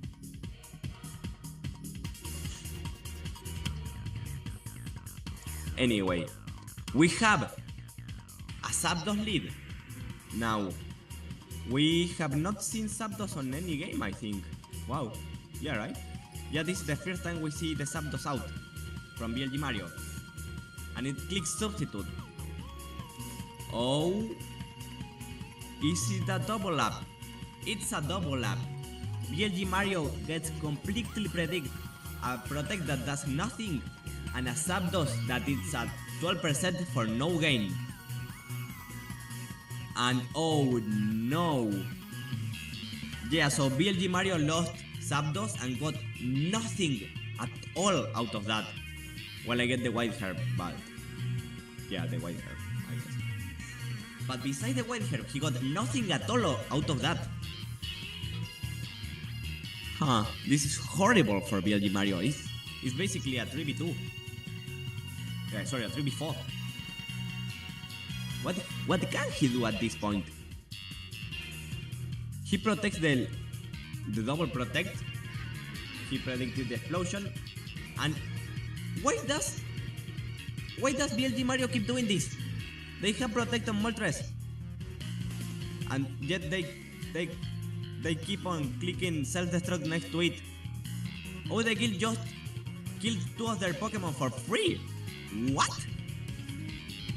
So it went from a 3v4 to a 3v2. Oh, the guild just decided to explode and kill his own Pokemon. Both of them. Such a perplexing play. Yeah. Free Calm Mind, I guess, but... Okay. Huh.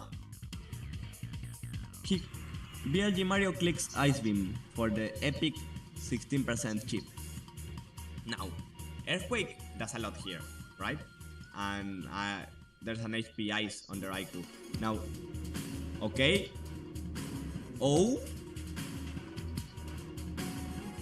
We don't know what that Hariyama did. Did it click HP Ghost into the Latias or did it attack the Swampert? I would assume it attacked the Swampert. So yeah, failed double protect. And that's dead Raikou. And well, the reflect did nothing because of the break, so I don't know whether the reflect was clicked instead of Ice Beam or... Yeah, I don't know, but anyway. The fact that both games that OD Guild lost was because they decided to click Explosion without protecting with the other Pokemon. So both times OD Guild killed their own Pokemon. Like, they had a completely one game and they exploded. Huh. Such... I don't get it. Honestly, I don't get it. Anyway, Nico, we have finished this game. Yeah. I finished Is mine. yours still happening? I lost against Oops, so I'm 3-2. Technically, there's a slight chance I can make top cut. I really hope I don't. I want someone else to make top cut here because my first match was a bye. And I got pretty lucky anyways. So I don't feel like I deserve top cut, so let's see.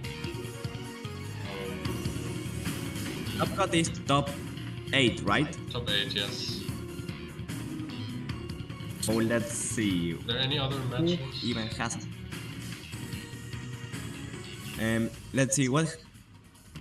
Icon versus Missing No, is that an elimination match? I don't know, but we'll watch anything. Oh, it is. It is. Icon versus Missing No is an elimination match. Okay. They are on game 3. Who is Akan? Let's see what have you opened? How you opened it? Open. Yes. So I can start. Okay. In game 3. So we are on the lead. Well, turn 1. So whoever wins this is in the top cut, I think. Yeah. And whoever loses might be on the top cut. So we get a huge explosion, but thanks to the reflect, it does not kill the Swampert. So I don't know if Swampert survives overheat. I would assume it doesn't.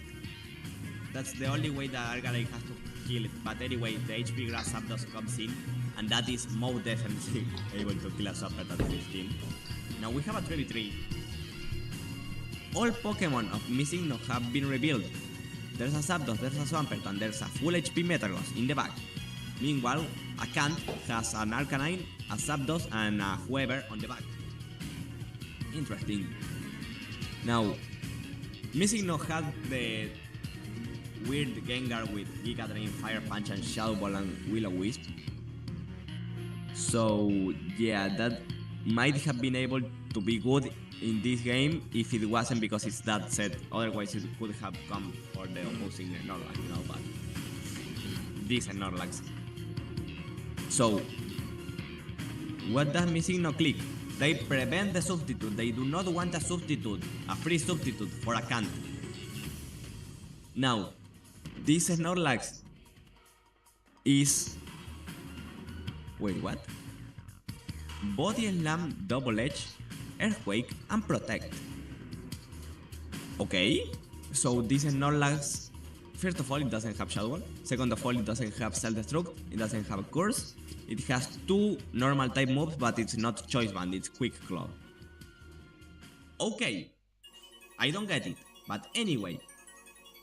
Right here, I don't think a Double Up would be able to kill the Snorlax.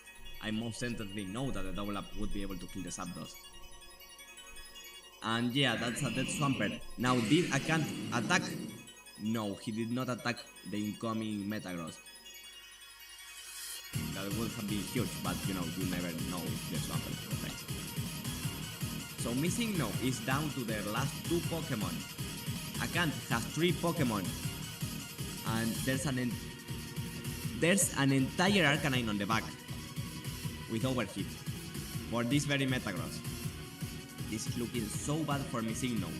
They either are gonna need a miss to win, or they are gonna need a Zapdos Miracle, which, you know, there's this little move called Thunderbolt, you know, with this funny secondary effect of paralysis. So there's always a chance, but it's looking very bad for Missing No. Protect on Snorlax. Oh my god, that did so much. And also, as we can see,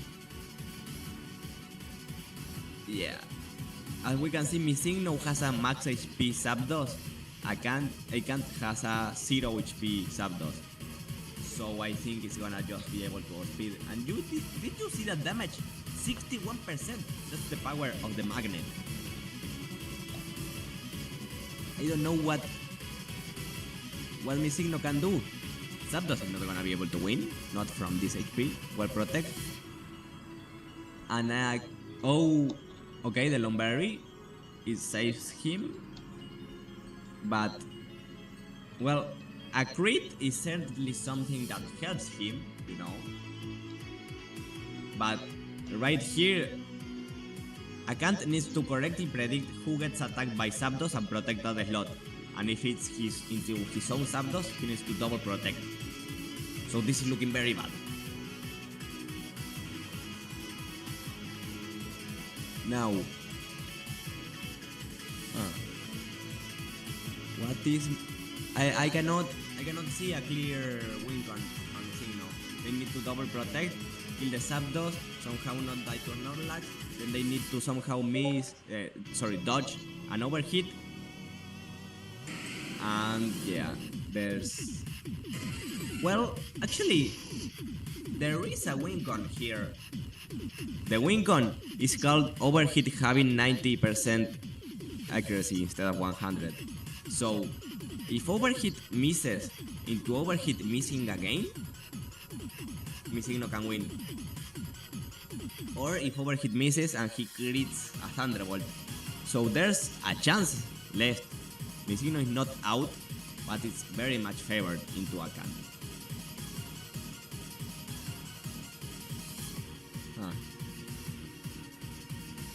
Let's see what Misigno is able to do. Well, I keep saying that maybe overhit doesn't even kill. But I cannot say for sure because I don't know the set of the Arcanine. Misigno is down to 5 seconds. Detect? Okay. Oh, right, detect to get more lefties. Makes perfect sense. More lefties raises the chance that they survive an overhit. Now, that Misigno Thunderbolt into Snorlax because if Snorlax clicks protect, that's game over. Assuming the overhit doesn't miss. So let's see what Misigno can do. Can Misigno somehow come back in this game? We are going to see in less than 15 seconds.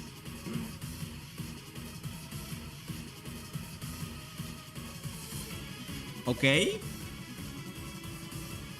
Wait. What? Oh no. He lost to timer. Oh man, we never got to see it happen. I mean, he still was winning 90% of the time, you know? But it came down to timer. Oh my god. Wait. That was... What? Yeah, that was unfortunate. I didn't know you lose when timer runs out. Ah, wait. Was it your time ran out of time? Usually it should just auto-play, right? Like auto-select your first move. I guess they ran out of your time. I don't think that's how it works in Showdown. Yeah, but we have Weird, BGC you know. timers, so... Do we? Yep. For Orre, yes. Then no I cannot shot. explain it. No shot, Anyway. I'm making top cut. Come on.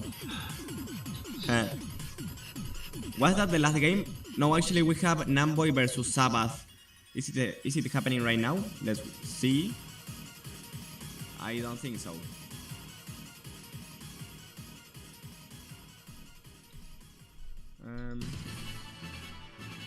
Well, I think that's...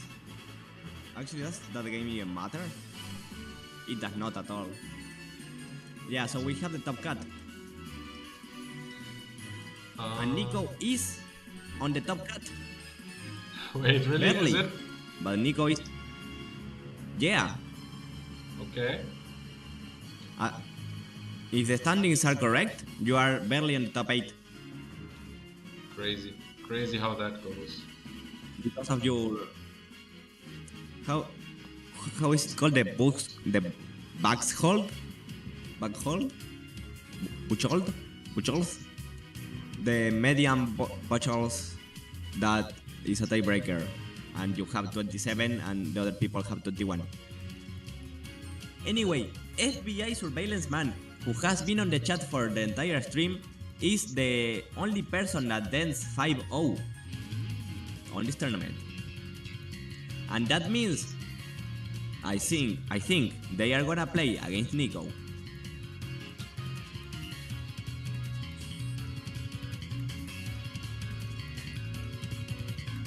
Okay, so Josh MNS, also known as FBI Surveillance Man, is our 5-0 player, the only player undefeated in Swiss.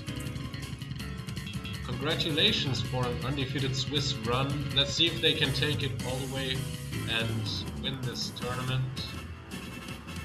We're waiting for top 8 to be announced. I'm not sure if Challenge shows. I didn't know Josh Emanes was FBI surveillance man. Yeah. Okay, that explains a lot. Yeah. I mean, I should have known, because I played on my entire draft league, but I have a golf memory. Yeah. Okay.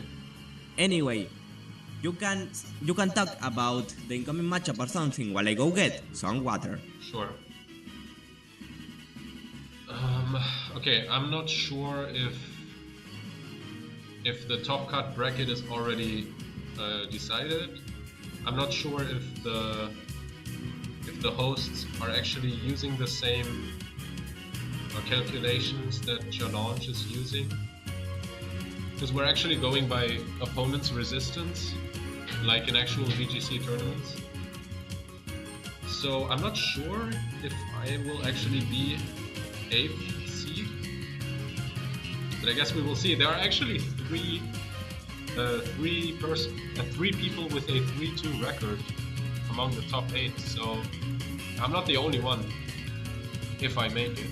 So I guess at least that makes me feel a little bit better about it. Yeah, we will see. Right now only top 5 are decided, right? They're doing the maths. Yeah, as I figured. Hello. What's up?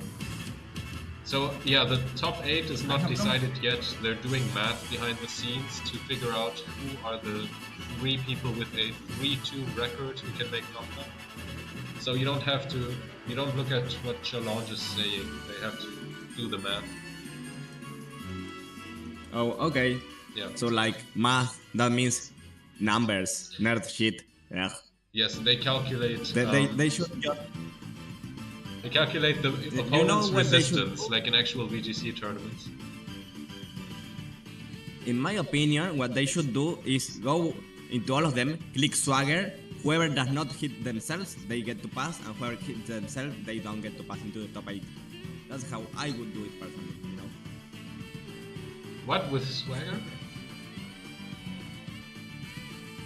Yeah, like let the game decide who deserves to get in, Right. I'm shit posting. Anyway, so the people that are on contention are Misigno, on O the Guild, Nico, Palestra, Toasty Brady, Mosquito, and Amir. So 1, 2, 3, 4, 5, 6, 7 people, 3 of them are gonna be able to be on the top cut. And they are deciding right now who it's gonna be using the math.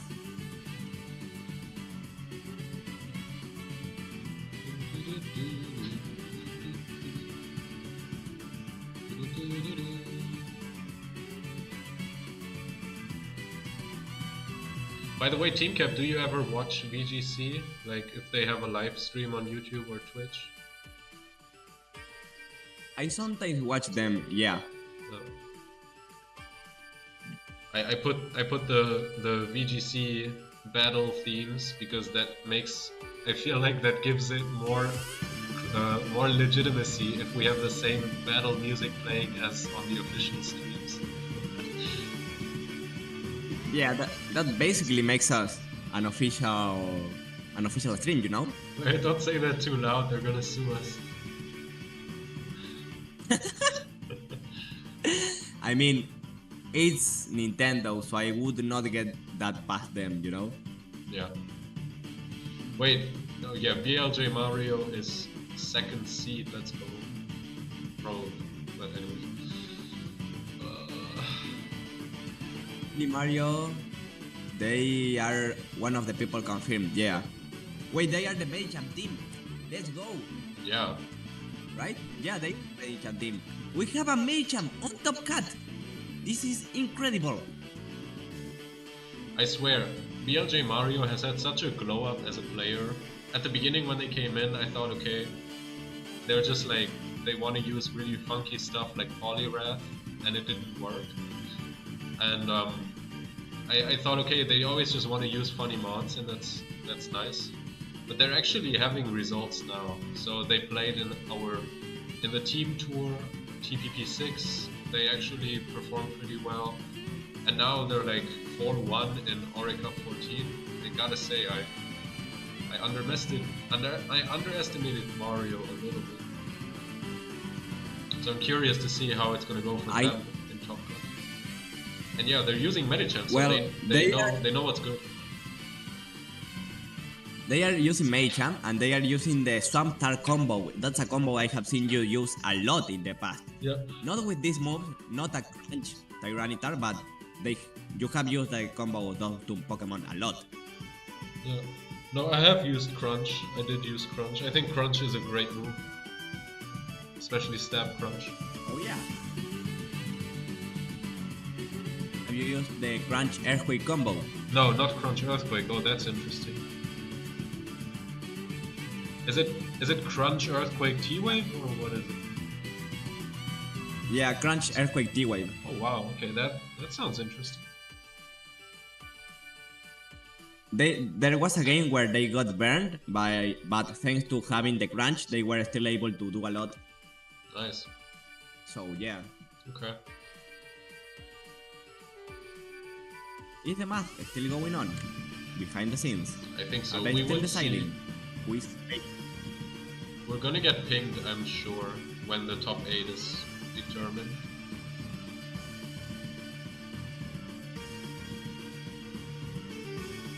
Also, okay. Congrats to... Actually, let me look at... Congrats to Akant I wanna look... for making for going 4-1, and they only just joined our server, I think. Oh really? Let's see what they brought. Akant has Aerodactyl. Okay. Yeah. That's a fun Pokemon. Except for the people playing against it. For them, it's not a fun Pokemon though. Yeah. So let's see. We have... Where is BLG Mario? I cannot find it. I wanna look at what the people have. That's the Mage and Sword team. FBI Surveillance. Also known as John MNS. They have the... Oh wait, they have the Shedinja Ninjas team. And they went 5-0. Wow. Okay. Props to them. Oops. Cas. A standard team, of course. And Salary. Or Salaria. I don't know. I don't know how to pronounce that. Oh, they have the Starwak combo. Starwak? Maromi? Starmie. Yeah.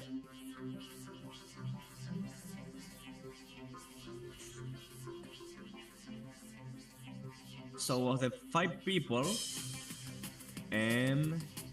well, all 5 of them have a Metagross, but that's not surprising at all. There is 3 Latias and 2 Latios. Okay. There is... Oh wait, all 5 of them have Zapdos too. All 5 have Metagross, Zapdos, and a Lati. And from there it goes different directions. All 5 of the people who are guaranteed in Top Cut, you mean? Yeah. Okay, yeah, that makes all sense. 5 have Zapdos and all 5 have Metagross. Zapdos, Elati, and Metagross. I know you want to... Maybe you wanna show those teams on the stream if you wanna talk about them. Oh, we have Mosquito talking in the chat. He says... Mosquito says, Earthquake is an interesting solution to Metacross. 50-50 turn 1 mind games when leading Swamptar. Not gonna lie, I did not expect ninjas to go 5-1. I made it as a joke team and never expected it to work at an Orre Cup. Only in MB or friendlies. Okay? Also, it was Mosquito who created that team. Interesting. Yeah. The double ninja. Huh. So Josh is using Mosquito's team, or is it just that he created the combo? Mosquito made a variation of it. Okay. Yeah, I guess So Josh changed it. I don't know. By the way, Josh made their own team based on the idea. Okay. So for anyone who's interested and wants to take a look at the OTS, I just put them in the description. I'm not gonna pull them up on stream right now, but if you want to see them, you can check out the link in the description of this stream. You know, the ninja set is so interesting. Protect, sword dance, substitute, baton pass. Yeah. There is no attack. No attacking move. Yeah. They also have a Clefable whose only attacking move is Icy Wind. So it, especially because you would bring both together, right? You would follow B and pass. Yeah. With the ninjas. Yeah, exactly. And you can pass into Shedinja, and then it gets super fast and super strong. It's actually really scary. And a lot of teams have a bad Shedinja matchup. You know who does not have a bad Shedinja matchup? BLG Mario with their Tyranitar. Oh, true. It's funny actually because the Shedinja team itself has a really bad Shedinja matchup because only Shedinja can hit opposing Shedinja. We had another Shedinja. Is it in contention for Top Cat? I don't think so. So yeah, that's lucky for Josh. Also, wait, why the ninjas not gender locked? I cannot. It doesn't seem to be gender locked. Oh Isn't yeah. it supposed to be the ninjas?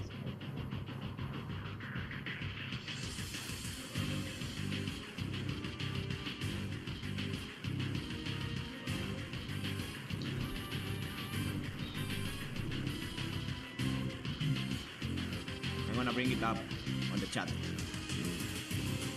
Oh, you beat the other Shedinja? What? No way. That's crazy. How did you do that? Did they also have a bad Shedinja matchup? Oh. Because otherwise I don't see you winning that matchup. Okay, let's read what he said. Mosquito me... Okay, I already read that. I wanted to make Clefable work cause it's the mon I've been using since I first joined. But every other abuser wasn't great. I already beat the other Shedinja. That's an outdated paste. I sent a gender locked version to Mikey. They had Tauros and Shedinja to hit Shedinja. Oh, so the opponent was also walled by Shedinja. Ah, okay. They had Tauros and Shedinja to hit Shedinja. Alright. That's crazy though. I wonder, were you running Jolly Shedinja then? And did you outspeed their Shedinja? I mean, don't say it. You're still in the tournament, but maybe one Shedinja was Jolly, the other was Adamant, and then it could win that matchup. But otherwise, like, oh. I gotta watch that match because that's gotta be so funny. That's gotta be like a game of chess where the Shedinja is the king and you have to protect your king. Yeah. Anyway, the math is still going on. Oh my god, we still don't know who's gonna make it to the top cat. Oh right, yeah, you can pass a substitute to Shedinja. Yeah, that's so big brain. Yeah. Having 2 lives on Shedinja. It's like a Gen 3 focus sash. Radio Agility Shedinja. Oh. Okay. Wait, Radio. Is Radio... are them in contention? I cannot find them on the standings. Maybe they have another name on the standings. Let's see. They are radio free seaside. Oh, they are not in contention. So yeah, we are only having one Shedinja on the top cut.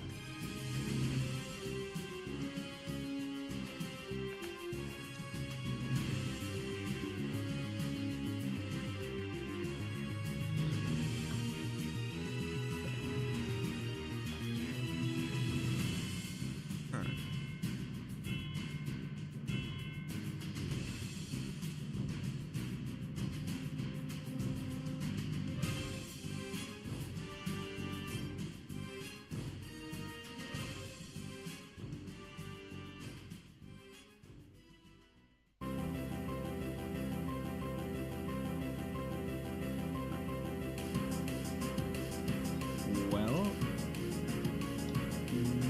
Well, I don't want to start like seeing another game and then have the top cut start so we can just keep talking meanwhile. Yeah. Toadcrat asks how good is weather in Orre? Just realizing I never see Titar. What's your opinion on weather? All right. So weather is not quite as good as in other generations. First of all, what you have to know is that um, weather only lasts for at most 5 turns. So like you can set up. Yeah. First of all, the only permanent weather is sand, and that can be set up with an agility from Tyranitar. So yeah, that's like the only actual weather setter. And then you have to use rain dance, sunny day. Don't ever use hail. There's no reason to use hail.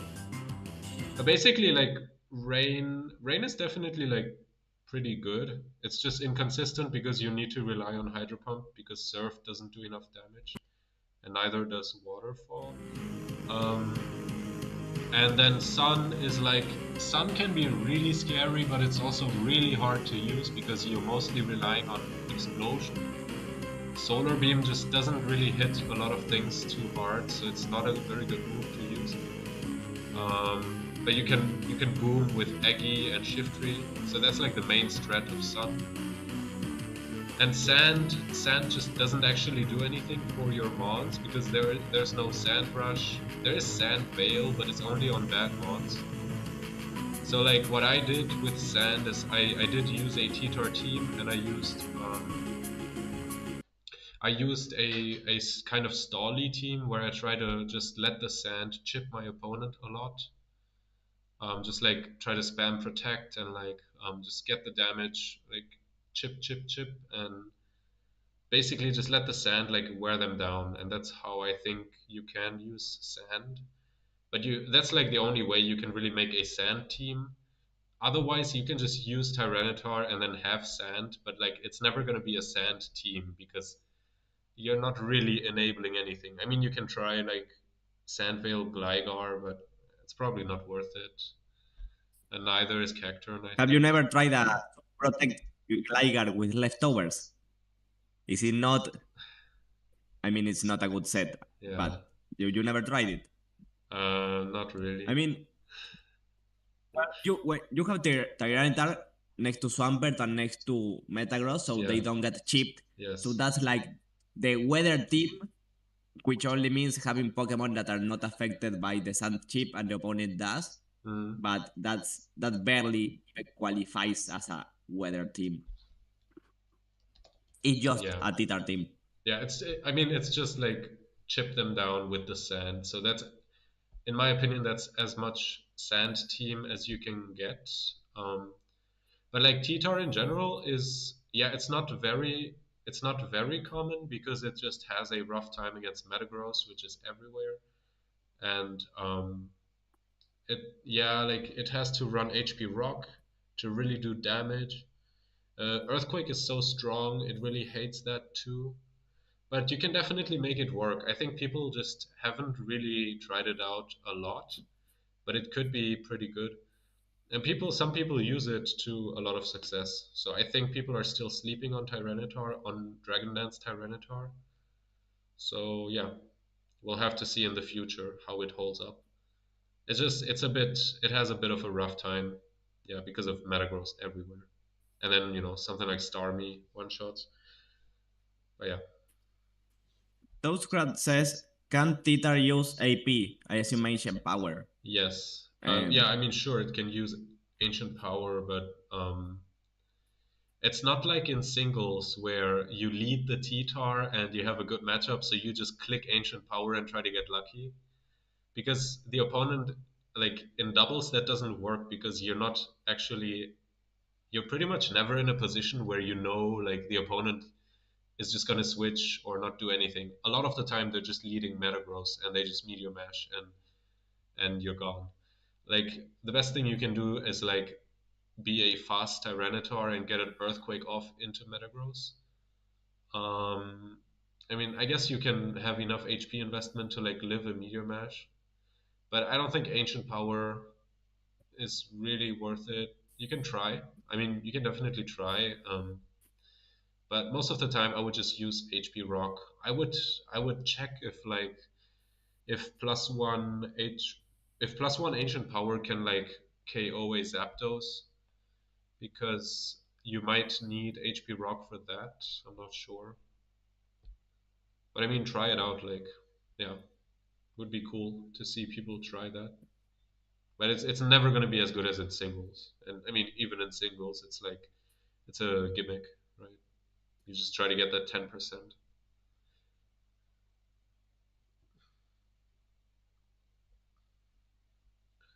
But I'm going to huh, put on some music once again. They're still doing the math, aren't they? damn, they are really going into the math. I Yeah. don't know how this supposed math works, but hmm. Do you think you're gonna be able to make it Um, based on? I feel like yeah, I've got a feeling I might make it, but then again, wait, let me think. Oh, not that you said it. Misigno and Fallestra are through to top eight. Okay. Amir and minimum wage are out, going on a going on to second tiebreakers for Odegild, Mojito, and Nico. Ooh. Okay, Okay. so Misigno and Fallestra. Okay, I'm quickly gonna go look at what teams they have. One of them has the same Gengar with Giga Drain, Fire Punch, Shadow Ball next to the Dragon Breath Latias. And Falestra has another Machamp. We have two Machamps on Top Cut. Wow. And you believe this? They also have a Wofet, by the way. But the important Pokemon is the Machamp. Two different Machamps.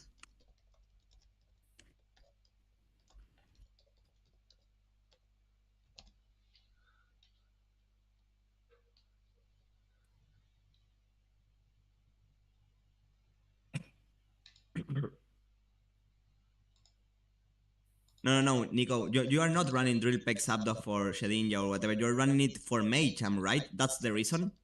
Because you are so scared of the Pokemon. And it makes sense that you would run Drill Peck for Machamp because Machamp is clearly a top Pokemon because it two times, two different times on the top cut. Yeah. Like there are as many Machamps as there are Latios on the top cut right now. Um, Huh. yeah. Yeah, I Incredible. know. No, it's funny. I'm actually running Drill Pack, so yeah, because I have a really bad Shedinja matchup, and also like opposing Heracross would be really awkward for me, so I'm also running it for Heracross actually. And I'm not super scared of Swampert. Um, like I feel like Heracross is really good into Swampert, and yeah, but I Also, we still. have more Machamps than Raikou so far. Huh. Oh wow. Okay. Funny. More Machamps than Gengars too. So yeah, clearly Machamp is a top Pokemon on the metagame. Yeah, for And sure. you know for a fact that I'm gonna be rooting for the Machamps on the top cut. Like, don't even doubt it. Because you all know me as the Machamp guy on this generation, because it's such an epic Pokemon.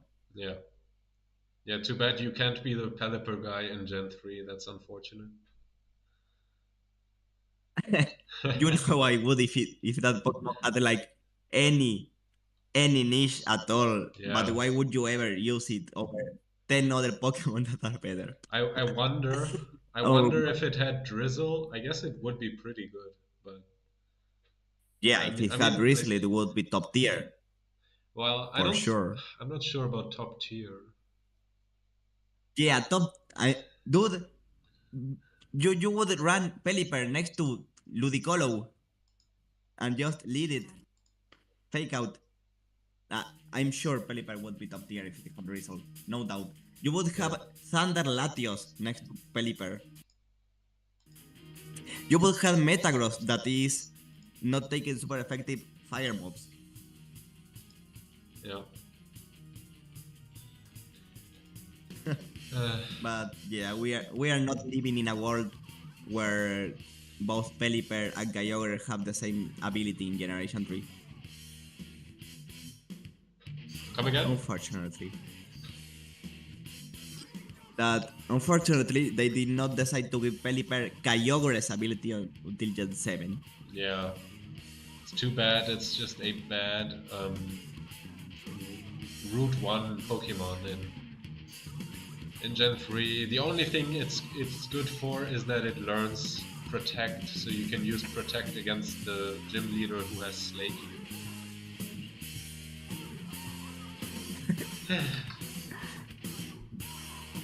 Okay. Yeah. I mean, I guess that's indeed a niche. That's Oh, yeah, just that's for not a fun, I'm niche gonna in check competitive. That's just the only thing you can use it. Wait, is Pelipper usable in any tier of Gen 3, like ZU or something? I mean, probably very down there, it's probably useful, but not that I know of. Let me check on Smogon.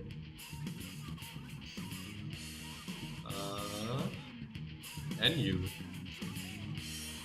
Okay. It might be a new because I don't know if it can. Oh wait, it's immune to spikes. Okay. Man, too bad. It's Too good bad because its special attack stat is also lower in Gen 3. That kind of sucks. Oh my god, why did they have to do this to you, Pelipper? No. 430 BST, dude. Like, how? Yeah. 430 BST is like, it's lower than many NFEs. It's lower than Sidra and Vigoroth. It's lower than Solrock. Oh no. No, dude, why? Why do they hit Pelipper? Alright, let's not doomer about Pelipper. At least it's good now, right? At least actually now it's a really good mod. I think that's such a glow up, and I'm happy yeah. for Pelipper. You've seen it, right, in VGC? Yeah, I've seen the Pelipper getting used a lot. Yeah. I'm so happy for it. Next to the Arcaludons and the... What else gets used? Basque Legion. The Basque Legions. Yeah. Yeah, VGC Such must an be epic really Pokemon. fun for you to watch because there's so much Pelipper and Goldengo, right? Yeah, for the people unaware on the chat, Pelipper and Goldengo are my two favorite Pokemon. Not in that order, but yeah, they are my two favorite Pokemon and they are all over VGC and I'm so happy for it. My other favorite Pokemon are not so common like Machamp, Quillfish. They are Flapple. Well, Farigiraf is one of my favorite and it's very good. It's also pretty good, yeah. Somebody asked before, so Toastgrut was asking whether you can use Ancient Power on Marowak. And yeah, Marowak actually uses Ancient Power quite a lot. Because a lot of people want to run Earthquake and then have both Ghost and Rock coverage to hit those ground immunes, Zapdos and Latis. So a lot of people run Earthquake Hidden Power Ghost, and Ancient Power. I'm not a super big In fan fact, of the set. I prefer having both Earthquake and Bone Meringue, but I know a lot of people run it like that. we have an ancient power Marowak right now on the top cut. Alright. I'm not sure whose team this is, but we have one. We have an Earthquake, Ancient Power, Ghost, Marowak. Okay.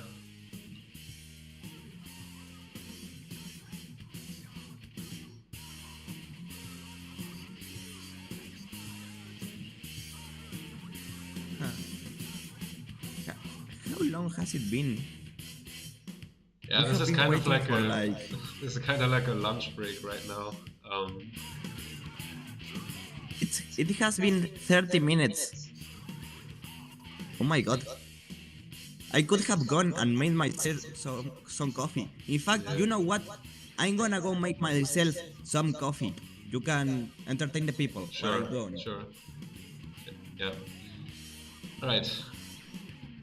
I guess this is my stream after all. I should put in some work.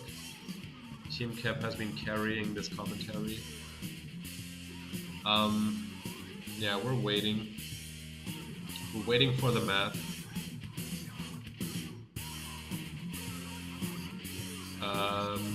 People are fairly pointing out that at this point we could have played a win and in for the tiebreakers. I guess that's something to think about next time. Anyways, for this time we're using math. Yeah. We're waiting. How's everybody doing? The Ancient Power Marrow got the boost against me. Oh. Yeah, and Marrow getting an Ancient Power boost is so scary.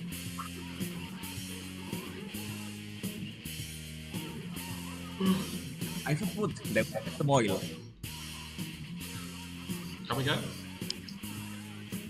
I have put the water to boil, so I'm Alright. back while it's boiling. Right. Still nothing. Yeah. Nothing yet. Who were the possible people? It was Oh the Guild, Mosquito, or Nico. Yeah. Okay. Let's see. Oh the Guild. I wanna look at their teams while we wait. All the Guild, Mosquito, and Nico. So one of them has Hariyama, one of them has Heracross, okay. Interesting teams. Huh. Oh, as of right now, we only have one Starmie on the top cut, so if you make it, you will be the other only Starmie. Actually, Really? that's something I wanted to talk about. While I was commentating your games, Yep. I realized that you didn't have a Thunderbolt Starmie, and many other people did not have a Thunderbolt Starmie, so all the Starmies were walled by each other. Yeah. What's your Thunderbolt? opinion on running Thunderbolt? Thunderbolt is really rare. Yeah. Starmie very rarely runs Thunderbolt. I don't know. I mean, I've used it before, but like on like a serious team, I don't think I've ever run Thunderbolt. It's usually when I'm trying to do something funny. The thing is, there are two moves that Starmie should always run, in my opinion. Hydro Pump, because you can OHKO any fire types, and you 2-hit KO Metagross a lot of the time. And you need Ice Beam, because you need to threaten Latis, which resist Hydro Pump. You can run Psychic as your And also, third most move. of the cases you're also gonna want Protect, right? Of course, yeah, you want to run Protect, so you got Hydro Pump, Ice Beam, Protect. And then, most commonly people run Psychic to hit Gengar, for example, to have a very safe Gengar answer. But what I like to use recently is, for example, reflect or substitute, just have a little bit of utility. But I would never be able to fit T-Bolt on Starmie unless I really had a really bad Starmie and Gyarados matchup, I guess. But it's just it never comes up that I want to use Thunderbolt on Starmie, because also you're already using Zapdos or Raikou, anything like that, you know.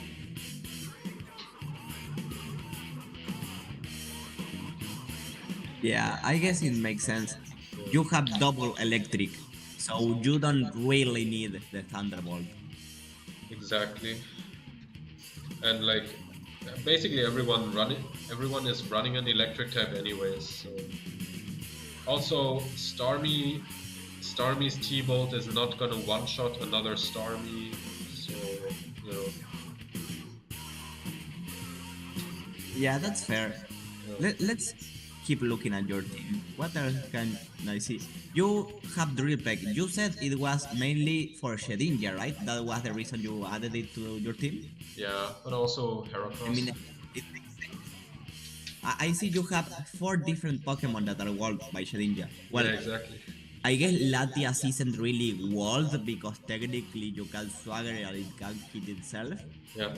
but for the most part, I would call it being walled.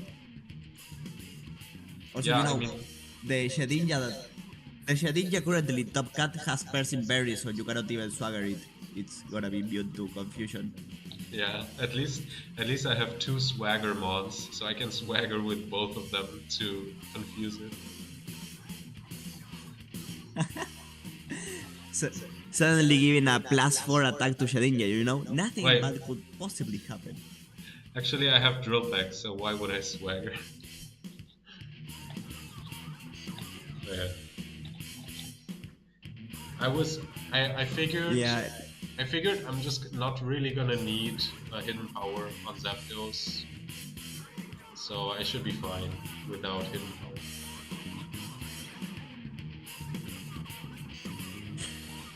another interesting thing on your team is, of course, the Heracross. So, well, I don't know how much you want to talk about your team, because of the fact that you might be playing. But can you give us a general opinion on Heracross? Yeah. So I think Heracross has a lot of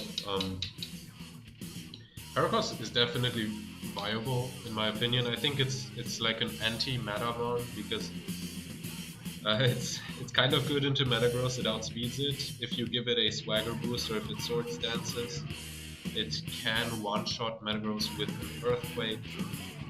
And it's really nice because it's the only Mon. Yeah, basically the only Mon that one hit KOs Artis without a choice band or anything like that. So Mega Horn is a really nice move.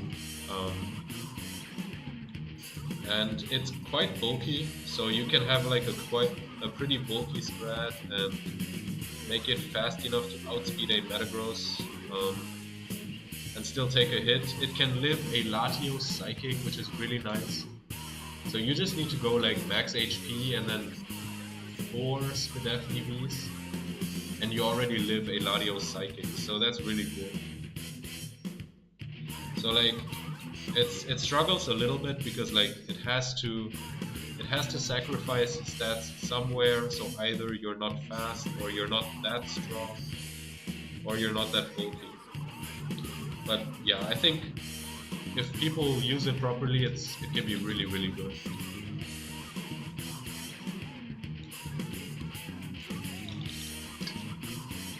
Also, another thing that I'm just looking at teams, while waiting.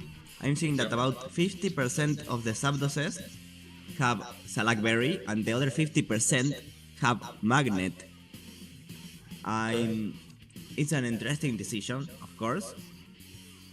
And also I think almost every Zapdos has substitute, right? Even the ones that don't have that don't have.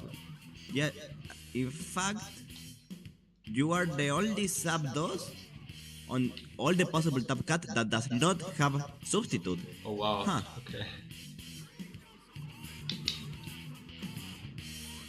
Like even the people that have Magnet or Salak, both of them have substitute.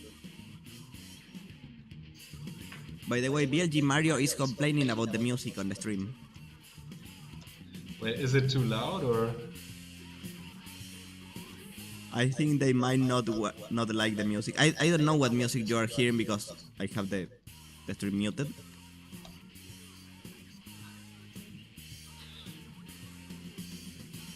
Yeah, I mean it's music from Shin Megami Tensei Nocturne. I really love the music from that game. So yeah, I don't know what Mario is on about. It sounds like people. Put Mario music. They are BLG Mario. You need to put Mario music for them. All right. What? Or something like that. All right, we're gonna put Rainbow Road from Double Dash because the only Mario music that I really know is Mario Kart Double Dash. All right, because I don't really play Mario games, but I play Mario Kart Double Dash. Let's go. I love this music. This one's for you, Mario.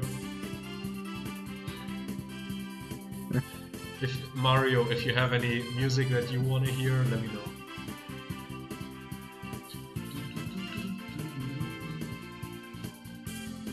You know, I was also checking the teams, and something I have realized is that over half of the teams do not have a choice band. Back in my day, choice band was considered like a top 3 item, and now only 3 out of 8 teams have a choice band at all. What do you think of that? Yeah, so like choice band is definitely like the 3rd best item in Gen 3. I think it's definitely not as good as Lefties and Lump because it makes you more susceptible to explosion because you can't protect. But it's like out of these top 3 items, choice band is definitely the one that you can just drop and not use, and you'll be fine. Like for example, my team, I rely on Swagger to boost my physical attackers. So it's really nice that I can give them that boost that they need, but they can also protect, you know. So like choice band is not mandatory at all. So I'm not surprised to see choice band underrepresented. Like the thing is, that makes perfect sense. The thing is, talking about represented items. Yep. Sorry, continue. Sometimes if you don't run Tauros or Aerodactyl, if you don't have any of these mons, like you're just not gonna have choice band, and you realize after you build the team that it's fine. You know?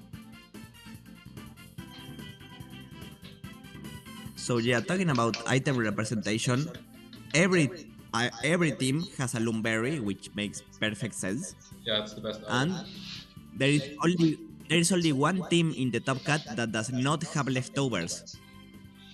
Oh. The team that has Starmie Marowak. Wait, the team that has what? Starmie Marowak. They don't have leftovers. I'm not sure. Yeah, they have. Let me check who it is, because I'm not sure.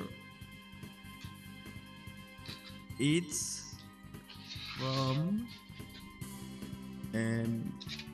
B68. Is it Salary? Salary. That's crazy. I don't know how to pronounce the name. Anyway, Salary has a Quick Claw Metagross, and they have a choice band Snorlax instead of leftovers Snorlax. So there is no leftovers at all in this team. By the way, you can call them Mei Ling. That's Mei Ling from the Discord. Mei Ling? Yeah. Okay, yeah, it's definitely easier to pronounce Mei Ling. So yeah, Mei Ling is the only person that has made Top Cut that does not have leftovers. So wait, what items do they have? They have Choice Band, Snorlax, Thick Club on Marowak, what else? Quick Claw Metagross, you mean? Quick Claw Metagross? Yeah, Quick Claw Metagross, Thick Claw Marowak, Mystic Water Starmie and Magnet Zapdos. Yeah. So they wanted the extra damage there. And they have a Lumberry or Latias.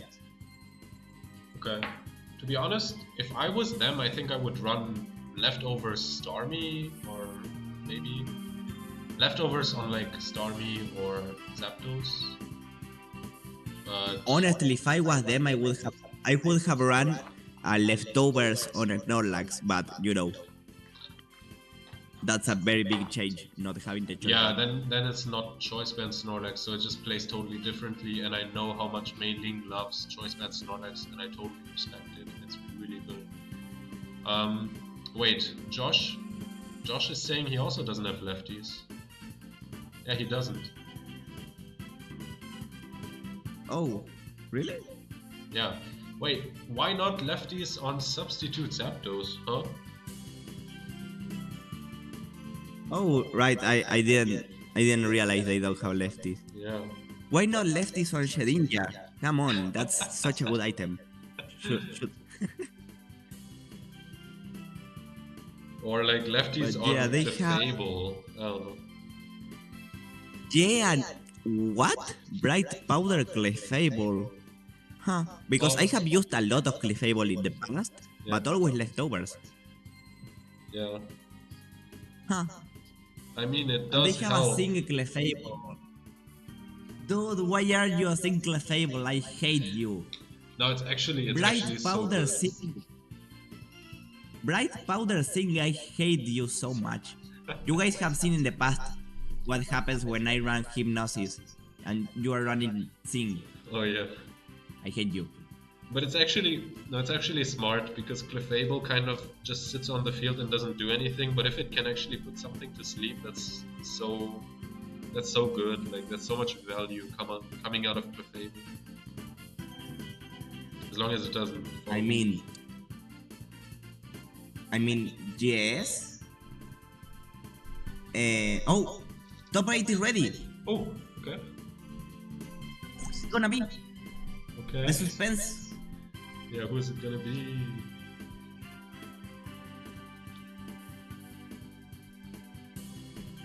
He's writing, and it is Ooh, um Mosquito. Mosquito. Which the the standard team. Mosquito has made it. Let's go, Mosquito.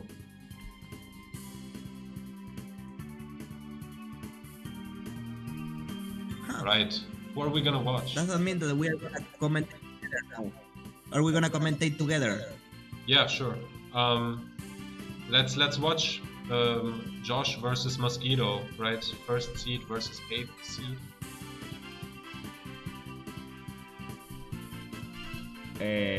Okay, listen, okay? One thing that we could do is that. The other thing we could do is watch the game that is Machamp versus Machamp, because there's gonna be 2 Machamps. Okay, Oh. listen. There's gonna be 2 Machamps, okay? Yeah. That means it's gonna be very epic. What do you think? Okay, but we have already seen Because- Machamp. Tell me more. Okay, but this is Tell not me more. one You Machamp. gotta convince This me with is something else too. Okay. Listen. One Machamp is fighting against a Tyranitar, but also a Latias and a Zapdos, so it's gonna be a lot of predicts, like very epic predicts. It's Titar, because Titar is coming, you know, because there is a Wowfed. It's not just 2 Machamps, there's a Wowfed. Oh. So you wanna bring Titar for that. Okay. But there's also gonna be a Machamp, so you have to predict. Is Titar gonna be coming? Do I kill it with my Machamp? I have my own Machamp. Also, they don't know which Machamp is faster. There's also like a Raikou, which is there's a Raikou that has Thunder Wave, so it's gonna be epic. And there's a Wowfed, like I said, it's a Wowfed. What do you think? How I convinced you?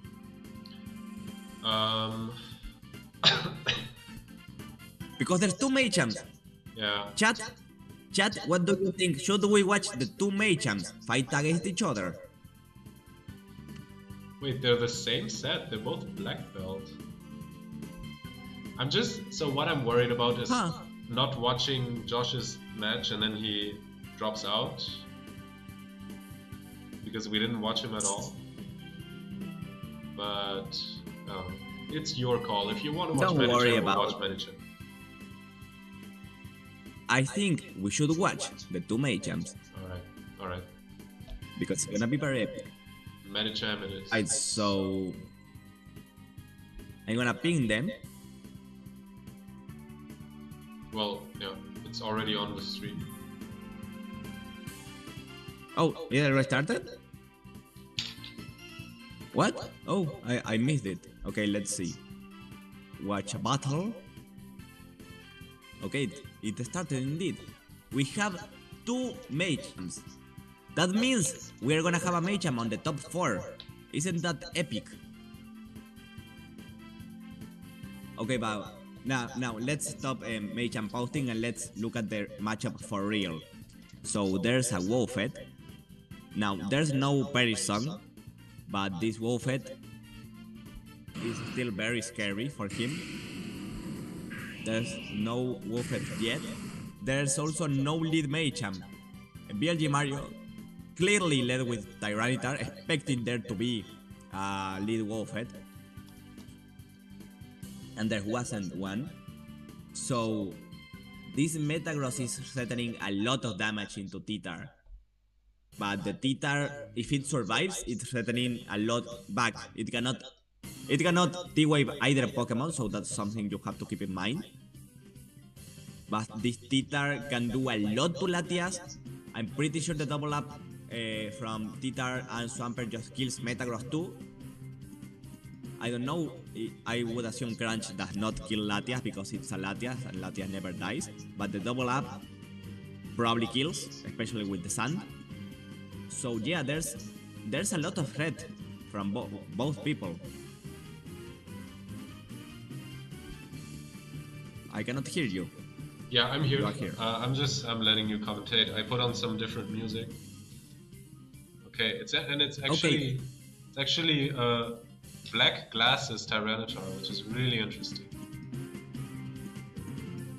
Now, Fiestra got the wrong predict and they lost almost their entire Metagross because of it. Wow. The Metagross clicked Earthquake, which was clearly meant to hit Titar, and that failed. And the Latias also attacked Titar. Does Dragon Claw and Earthquake even kill Tyranitar? I don't think so. I mean, Because no, it's that's bulky. I don't think it kills. So even if there was no Protect, that would probably have been in BLG Mario's favor. Now there's a Protect from the... Yeah, I don't know. That will kill, that yeah. Protect. That's gonna kill. Meteor Mash. I don't know about the Protect now. BLG Mario, if there's a Zapdos or a Medicham in the back, they could come in to outspeed and kill Metagross, but there's the problem of Latias. Latias can just Thunder Wave whoever. Okay, he decides to go into Medicham anyway. Oh, they made it a best of 3? Yeah. Oh. Anyways, they'll just have to remember to play okay. more after the best of 3. Oh, that's unfortunate. Well, It's fine. anyway. So Medicham. Now, Medicham does never. Oh, okay. Correct fake out because Medicham is. No! Oh. That's massive. Because now he has to watch out because the Metagross can just explode, you know? Yeah. Does BLG Mario double protect expecting the explosion? Well, you Well, can just take no, out actually, the Metagross with Medicham. I wouldn't expect it. Latias cannot protect, you know? So... Oh my god. Oh! Oh, that's bad. BLG Mario is suffering right now a lot.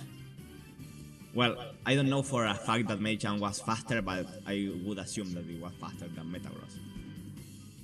So, and they click the next turn right away. Let's see. Does he finally... Oh, he fails to double protect. So that's just a free live screen and a free +1 for Metagross. Oh, Okay, ice beam though. well, free ice beam. Okay. That puts him back into the game, but it's 2 Pokemon against 3. And there's another Machamp right away. Okay. How much does it do? It's not enough. Not enough. Even with... You will need 3 turns of Sand to kill it by Sand. So that's not happening. Yeah. The important thing is that I think this is range of Ice Beam. So, through the light screen, I mean. Obviously, without the light screen, you would kill it, but I don't know it. I think it's in range of Ice Beam. Yeah, it should be. Okay. Double protect to scout for the fake out. Makes perfect sense. And now it's most definitely in range of Ice Beam. Now, the Latias speed tier. I have not been paying attention to speed tiers. BLG Mario moved first on turn 6, but they always took Sand first too. So BLG Mario might have a faster Latias. It might just be faster. Because so far it won every speed tie, and it always took Sand first. Oh, that's a failed predict for BLG Mario. But now this Machamp is dying to Sand. So if BLG Mario gets a double protect with Latias and protects with Swampert, that's a dead Machamp. And another reason to do that is to scout to get rid of the last turn of Light Screen. No. So yeah. You know what's crazy? That's he. Okay, so it is a speed tie. Okay. Now, yeah, I don't think. Yeah, there was no shot. I think. Oh, wait. Well, No. maybe. Well, wait, because if you protect, it takes Sand. You are out of range. Wait, no, you're not out of range. You need to protect again. If you protect again with Swampert, I think it might put itself in range of... Okay, we didn't even get to that position. Anyway, you can switch the stream to game 2 while I check if the water already boiled for me to make my coffee. Yep, sure. And I'm just gonna give a quick update from Josh versus Mosquito. Josh with the double ninja team actually in a game 3 can already lock up the best of 5. Got 2 wins in game 1 and 2. This is looking really good for Josh right now because Mosquito only has 1 Mon to hit the Shedinja instead of the Arcanine. And I just realized Mosquito has double Lati. That's so interesting. Wow. Okay. Yeah, this Shedinja is ready to rock. +2 attack, +3 speed. Let's see. Okay, but Arcanine goes down, and I think, yeah, that's it. Josh with a very convincing 3-0 win against Mosquito. Congratulations. And we're ready for game 2 in BLJ Mario versus Faye. Alright, so we got a Medicham Latias lead versus a Metagross Latias lead. Metagross not super threatened here, actually can put in a lot of work.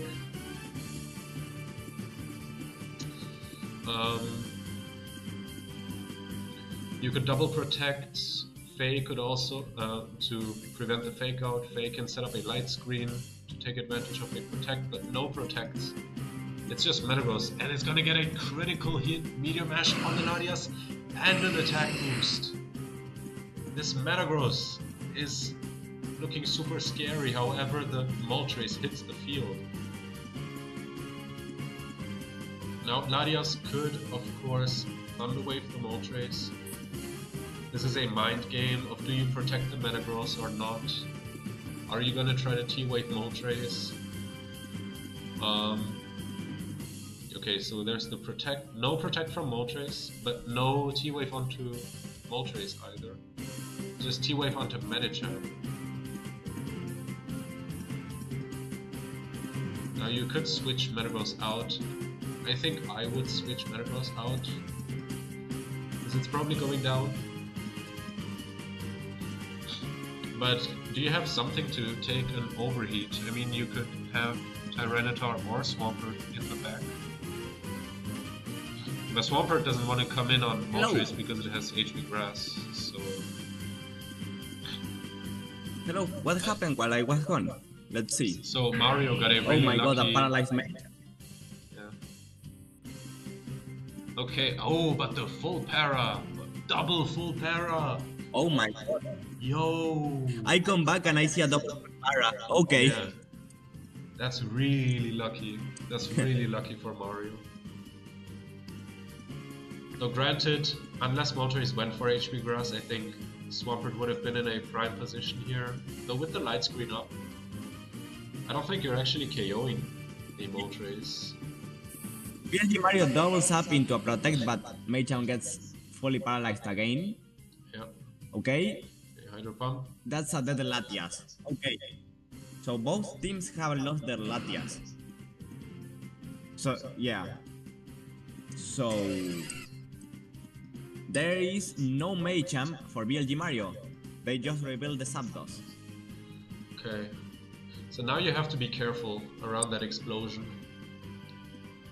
If I was Mario now, right does here... Zapdos kill Metagross? Because it has Magnet. It might be able to.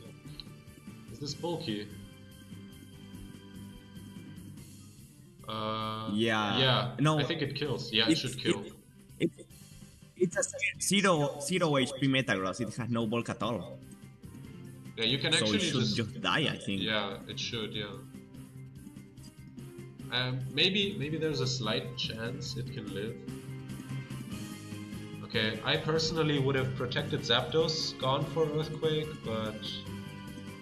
yeah, okay, there's the boom that was to be expected. Oh, right, the Moltres. Yeah, this... this does not look good at all for Fiestra. Yeah. Especially because there is an entire Metagross in the back, you know? Okay, protect. Okay. What? Wait, what? Why did he click here and Power Ice into the Moltres? What? What? Is he just flexing? Maybe he forgot. No, but even if there was a Raikou in the back, T-Bolt still does more. What? I don't get it. Weird. Wait. Maybe they don't wanna rebuild the calc. Maybe Moltres has a chance to survive and they don't wanna rebuild it. Oh. That could be a case.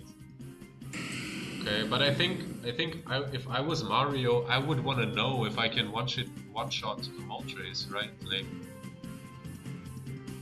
Yeah. So it does have I don't know. It does have some HP investment, so there's a chance that it also has special defense investment and actually lives a Thunderbolt. But anyways, probably so, just a yeah. misclick. Yeah, Maybe Mario wanted to let Swampert get that KO. I don't think that was a misclick because they did it 2 turns in a row. Right. That's weird. Wait, I know. They know that T-Ball kills.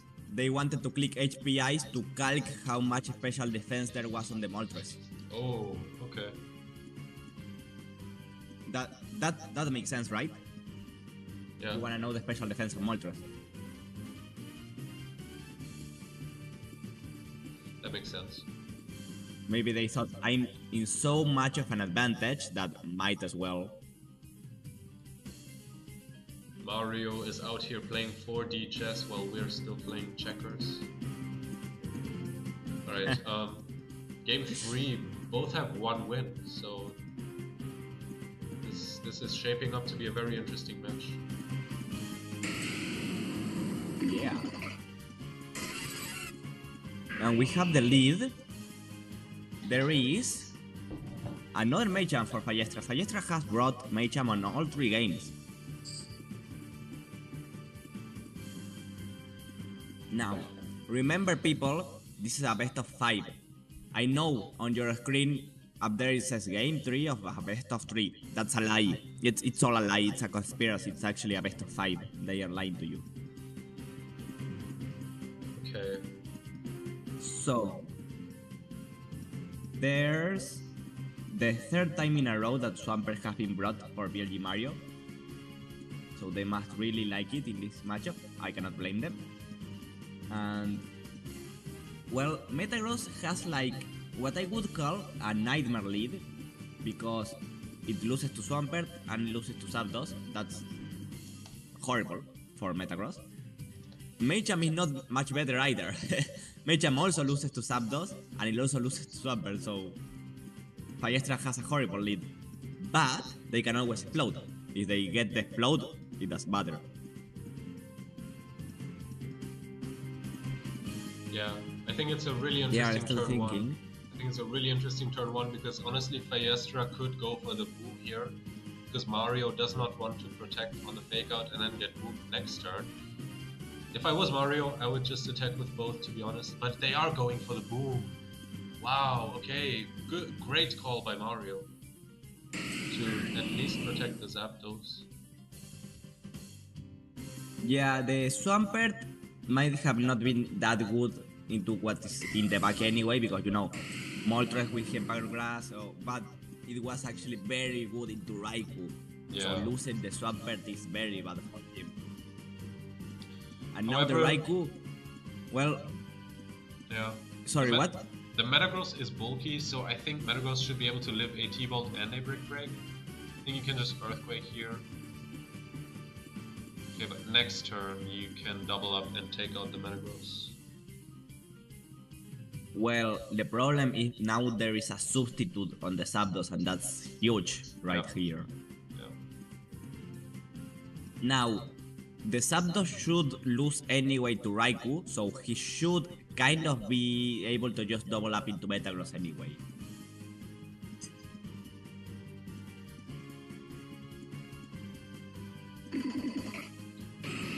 Oh, huh. Well, this is looking very bad for Fiestra because Moltres should die right here unless you protect it. But if you protect it, the Metagross is earthquaking the Raikou. So yeah, I don't see a way out because Raikou cannot kill Metagross, right? So the Metagross is clicking earthquake, and you cannot get an overhit into it because you would die to Thunderbolt before getting that.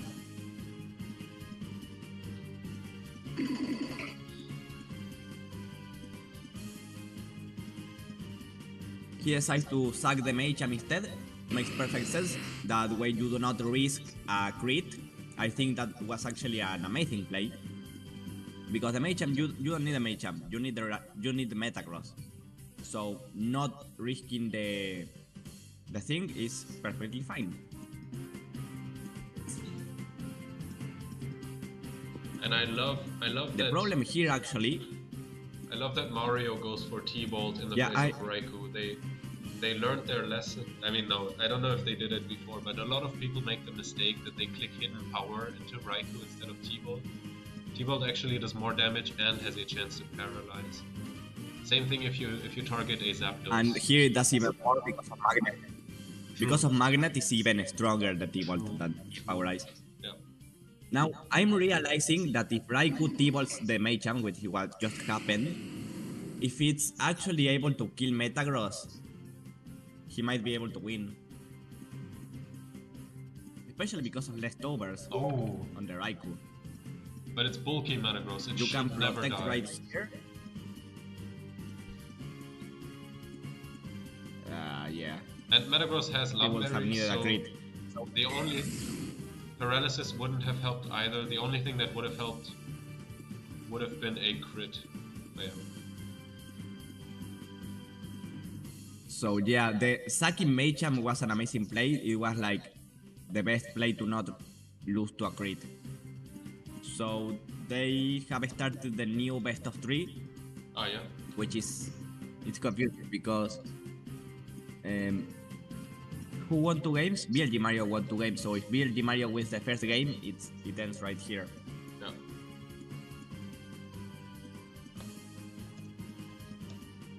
Now, can we get a quick update on the other games? The team preview. Yeah, I think 2 of them are over. Josh won a very decisive 3-0 versus Mosquito. Oops has won 3-0 versus Akant. And what was the last match? The last match was Mailing versus Misigno. I can check if it's still going. It's still going. Okay, they are on game 3. Misigno has won 2 games in a row. So we might end up with 3 different 3-0s. Huh.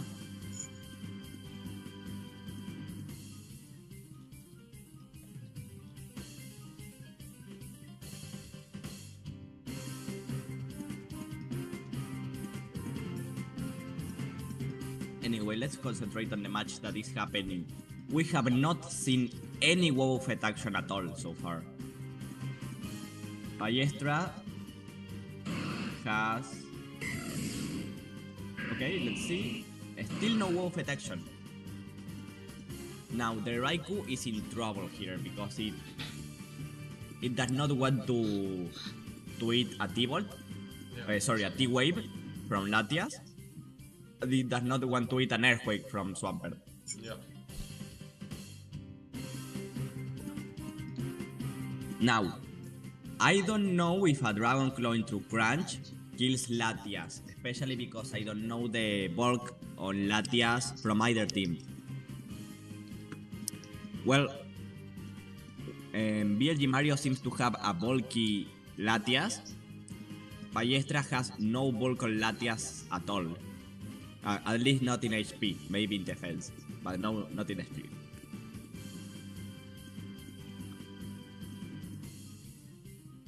So yeah, interesting.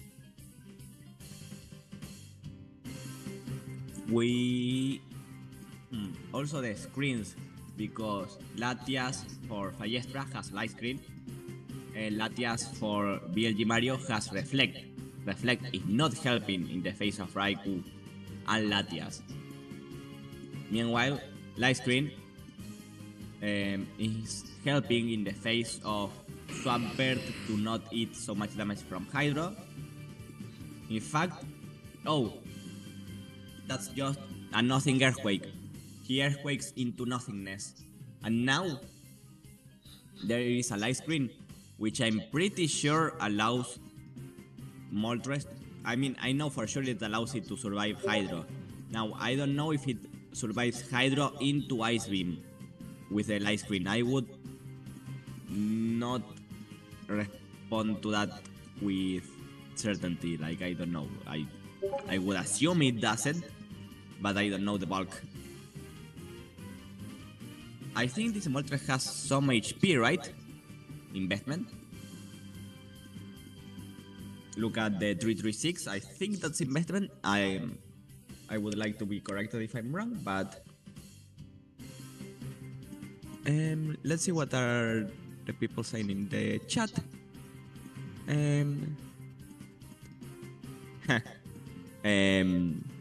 Josh also forgot that they were on a best of 5. Interesting. Happens. Okay, we have a Zapdos switch. Dragon Claw does so much, and we have a paralysis on Moltres. Now, he misses the Will-O-Wisp. Now, to be fair, connecting Will-O-Wisp through para is like not that likely. I think it's like 50-something% chance or something like that. Anyway, that's 75. Not to the point. The point is, what? How much? Will-O-Wisp is 75% accurate. Yeah, I mean, Will-O-Wisp through para. What's the chance to hit Willow with through para? Right. Yeah, it's like I don't know, but anyway, over that's 50. Yeah, but anyway, now he eats an ice beam on his Okay, good Swampert coming in to the T-Bolt, and we have a freeze, and it remains frozen for the first turn. He decides to switch out into Machem, does not want to give free turns, but that just makes Machem eat a huge earthquake, 73%. The light screen runs out, and that I don't think that's ice beam range, but I might be overestimating Machem, which I was told I usually do. So I don't know what's gonna happen now. The Raikou outspeeds. I also don't know if it can do 40% with Crunch. I would assume so, because Crunch is run specifically for Latias. But who does Machem fake out? Because if he gets the fake out wrong, he did not fake out at all. Did he attack into the Latias slot with Brick Break or Shadow Ball? Is he going to catch someone on the switch? If he predicted the protect from Swampert, that could be huge. If Shadow Ball was clicked and there comes a Machem, that's amazing. And if Shadow Ball was clicked and Zapdos comes in, okay, no, he didn't. I was getting too hyped for the Machem. Anyway, that was still very important. Now, Fiestra has all 4 Pokemon, but there's a 14% Latias frozen. And there's a Machem at 26% and a paralyzed. Okay, he decides to switch into Latias to just sacrifice it. But it does not happen. So now, he has Latias out that is frozen. That is horrible for him. Now, what does he do? Because the Swampert is such a huge problem, because how do you deal with this Swampert? You cannot deal with it with Raikou. Your Latias is paralyzed, frozen. The Machem, I guess, and then the Moltres, which is paralyzed, so it's lower. Okay. BLG Mario ends up earthquaking their own Swampert and not attacking Fiestra because they switch into Moltres. And wow, Hydro Pump did only 85%. Yeah. Now, the thing is that assuming that Latias remains frozen, this is just a double kill. Or even worse, BLG Mario could hit the Moltres and the... Okay, it didn't happen. Still no unfreeze, okay? What I was saying is, BLG Mario could Meteor Mash Moltres and Hydro Pump into the incoming Machem or Raikou, which could be huge. So, do they do it? Or do they decide to kill the Latias or click Icy Wind, which would also be very valid? They do attack, but they miss. To be fair, the Latias has been frozen for forever. So, fair. Now, I don't know if there's any way to come... Okay, it freezes and it psychics for 39%. Now, that's still not in range. Oh, and Raikou, it's an Icy Wind. I think that might just be over. Because Metagross is now faster. Should still outspeed Metagross. You think it still outspeeds Metagross? Yeah. Because Metagross If so, is max HP. it can... We don't think that the double... Yeah, we know for a fact the double up is not a KO into Metagross, unless it was a roll that we didn't know. So, I mean, the double up does kill Swampert, but then you lose. And you cannot even... yeah. He was praying to get a crit into either, but it did not happen. And yeah, BLG Mario wins 3-1. This is I think this was the only one that wasn't a 3-0. Let me see. Oh, actually, Misigno and Salary went to game 4, and they are currently on game 4. I don't know if you wanna switch into them. Yeah. Alright, game 4. Missing No is leading 2-1. Alright.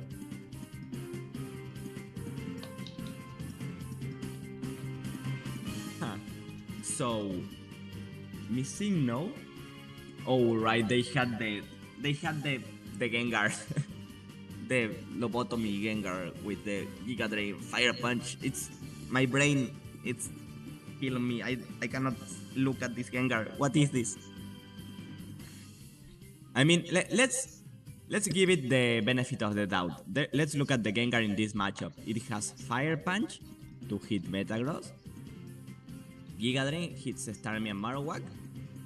And Shadow Ball hits Latias. And Will-O-Wisp hits Snorlax. So actually, it might be the best set to have ever been created, and we are trashing it for no reason. I mean, they are 2-1, so clearly they are doing something correctly.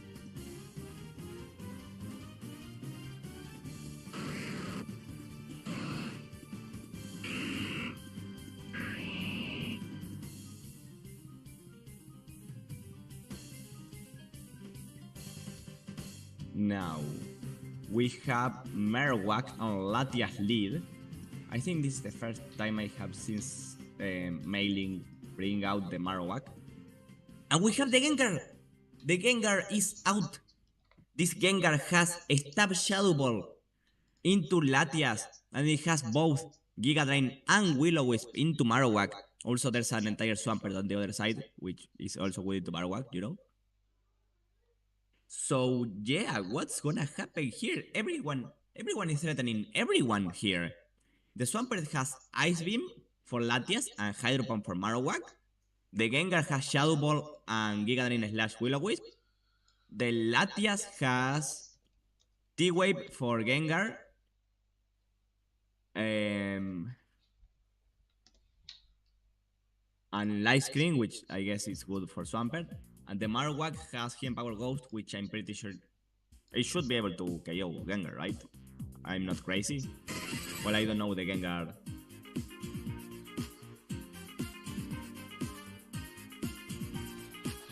I don't know the Gengar, but okay.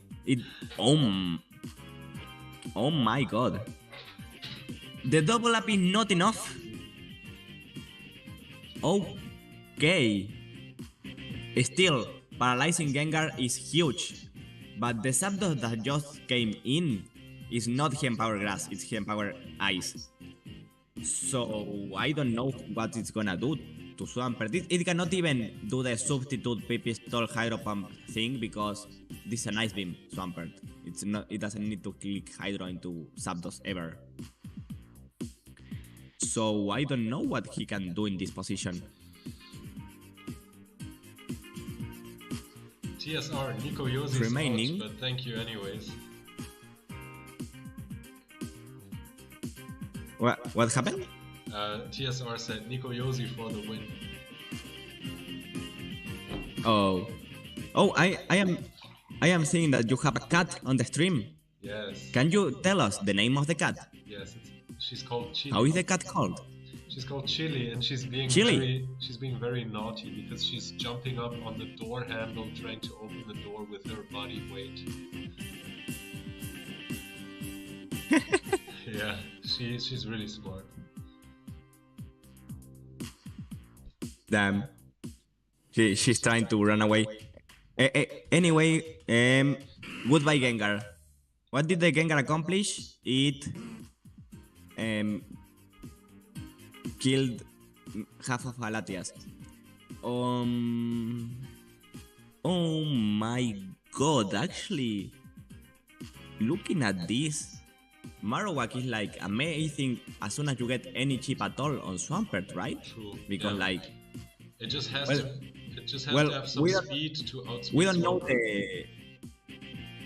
Yeah, you need a lot of speed to speed Swampert, and as far as I know, many people run max special defense on Marowak, right? Isn't that like the most common set? I mean, yeah, a lot of people run it bulky, but this one is actually not bulky. This one has no HP investment, so I think it might just be max speed, max attack. So this will definitely outspeed Swampert, I would say. Wait, 5 seconds remaining. Oh my god, my signal almost timed out. Okay, so Swampert is probably in range of Earthquake, and so is Snorlax, I would assume. Oh, well, not anymore. Well, I don't know if it was in range, probably not, but now it's most definitely not. Now, he can attack into a Snorlax to put it in range, especially because it clicked Curse, it's now gonna be slower than a Snorlax. And also, let's not forget, Missigno has an entire Pokemon in the back. We don't know whom, but there is one. Now, what is this Latias going to do? Because it can like Psychic and the... Also it could protect and Snorlax click self-destruct, that could also happen right here. There's... let's see... Goodbye Swampert. The Snorlax decides to lock itself into Double Edge. Okay, and there's also Zapdos. I'm pretty confident that the Zapdos 2-hit KOs Marowak because it's not especially defensive on Marowak. You run special defense. One of the main reasons is to survive the Zapdos, the hit power ices / grasses. You do not survive too. So I think Zapdos wins because it should survive one ancient power. Well, maybe not because it can get Thunder Wave right here actually. Yeah. Well, the Snorlax can get a hit on Marowak as it comes in.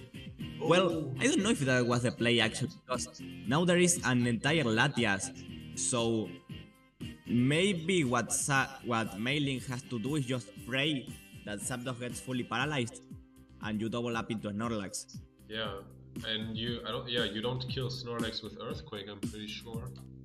It's at +1. Because if Zapdos gets fully paralyzed in this turn, Mailing wins 100%. Because okay.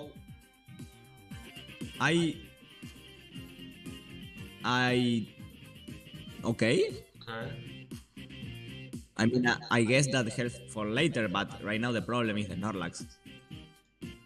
So, yeah, the double up. You need a full. Well, I guess they. It survives. Yeah, no, there's no way, and that's it. That's the end of the game. 3-1 for Missigno. Let's go, Missigno. The fact, I mean, it was a +1 defense at all, but only 35% from Earthquake. Yeah, wow. That was crazy. I feel like that might have been Jolly Marowak.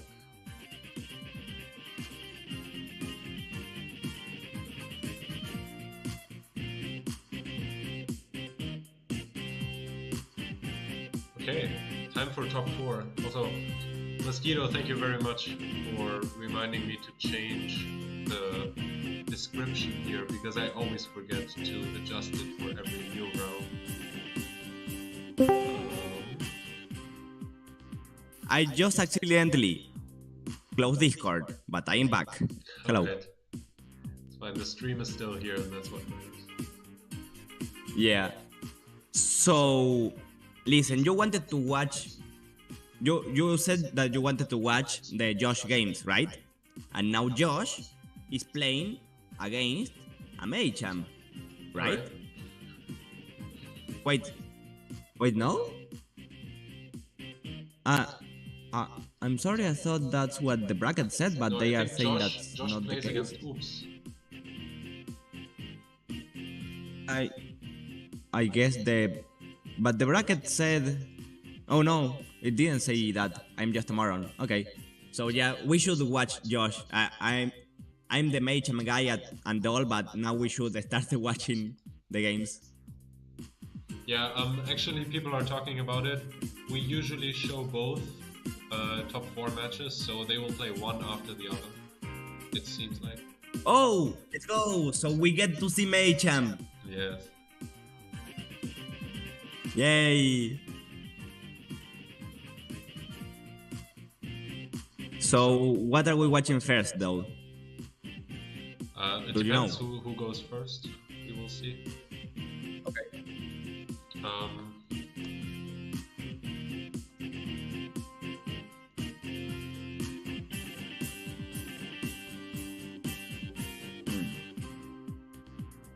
I think it's versus Josh. versus Josh, right?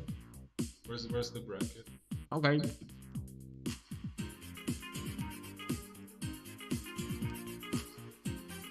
Yeah. I'm not gonna lie, I have forgotten what they have. Their things. Okay.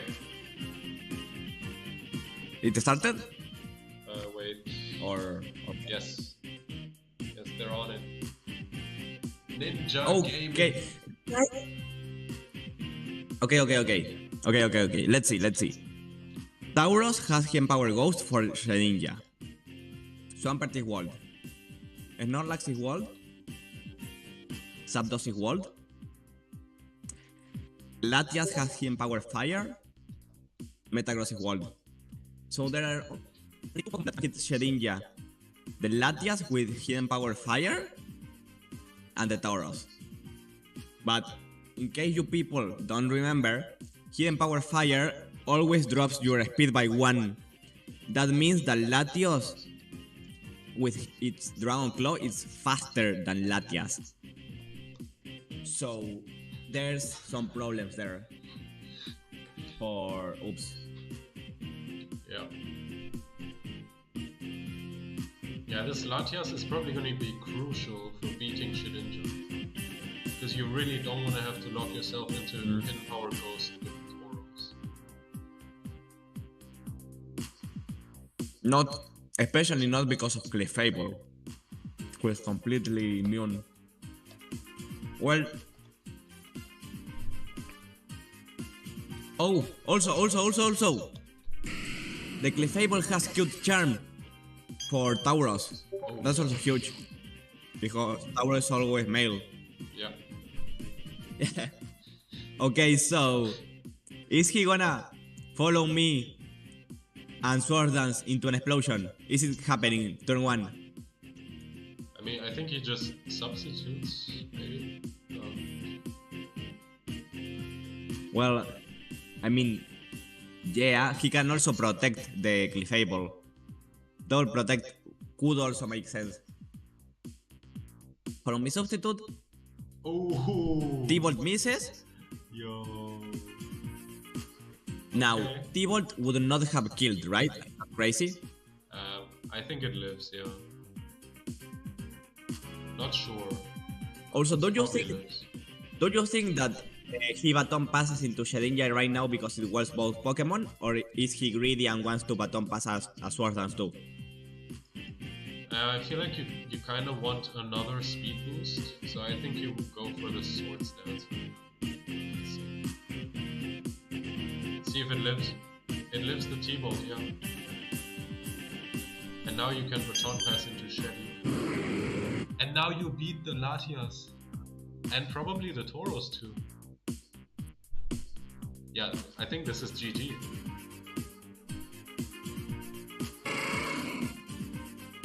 Yeah, it doesn't work on Substitute. The Intimidate does not work on Substitute. Yeah, there's the baton pass. Yeah, and he has to. Yeah, I mean, he can lock, but you know, +1 hidden power fighting is gonna do a lot to Tauros, right? I mean, it's +2, so And I'm I pretty think it sure- just kills. And also, the Latias in the back is gonna die to +2 Shadow Ball. So I don't think there's any out at all. Also, Yeah. Ninja comes back in. Yeah, there's no out at all.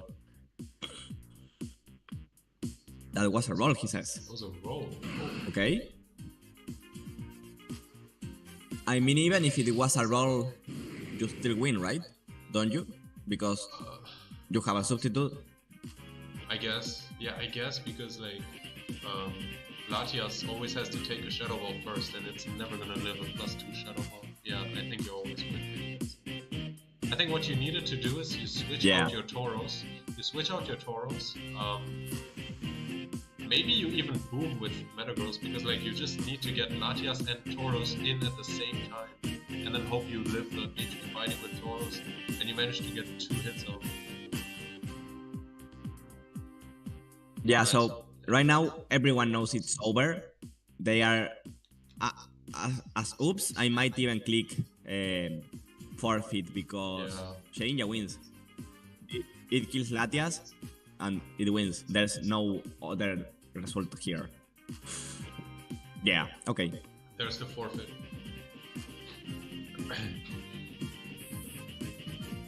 Alright. And we go into game 2. Now, he needs to do something for this.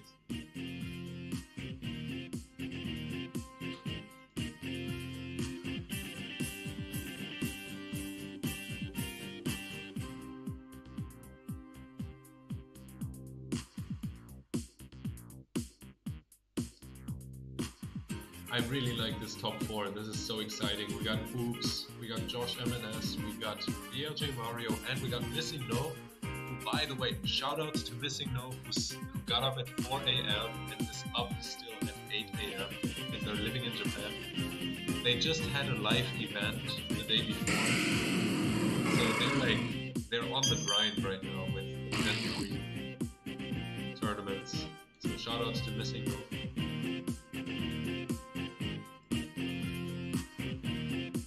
Could you commentate for 5 minutes while I do something real quick? Of course. So we see the substitute and the protect from Clefable.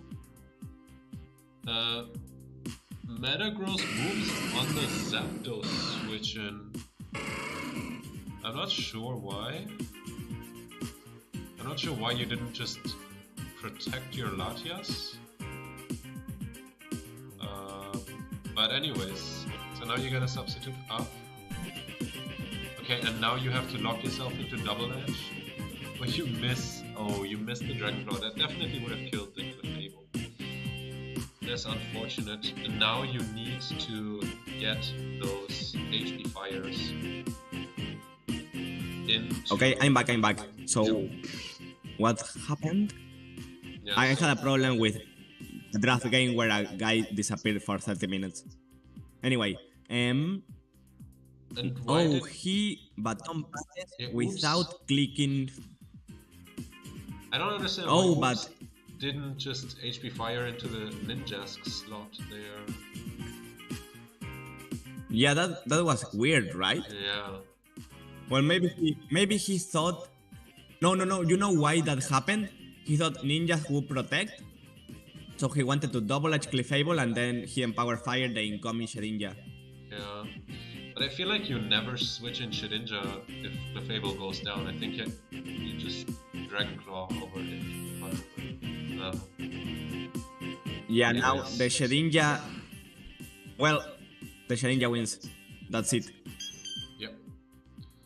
Josh can lock... Right? Yeah, the Shedinja wins. It's locked into double edge. It's just over. Yeah.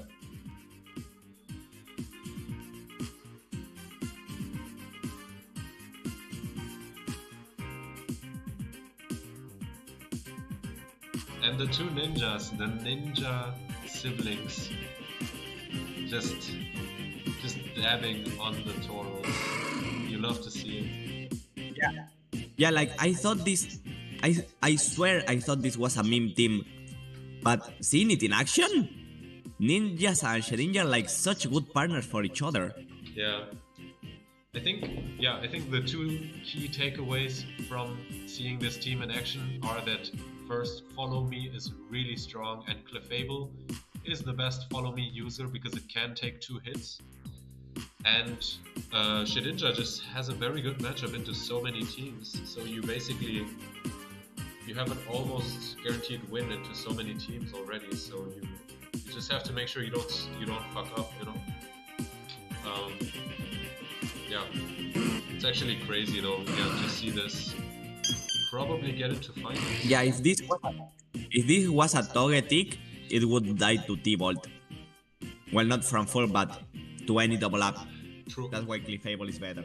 Exactly, yeah.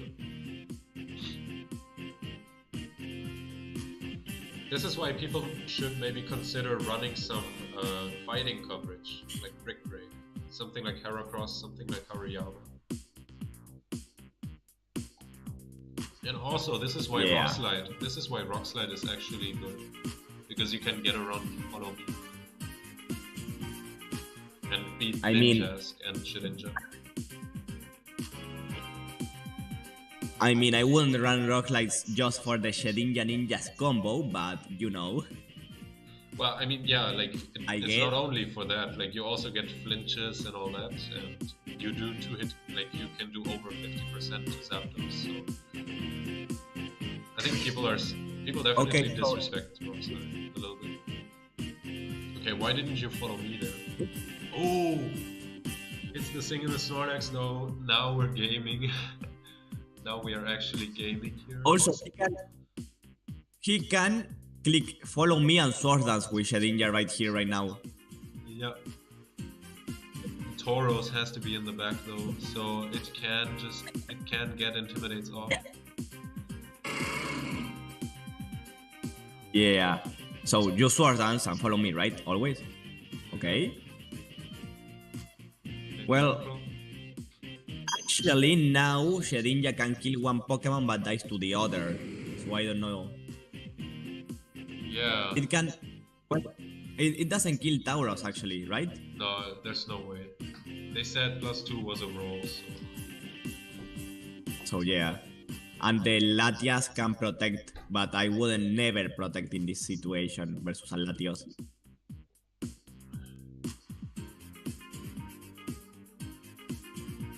Oh, yeah. Oh, what? Why would you do that? Why? What?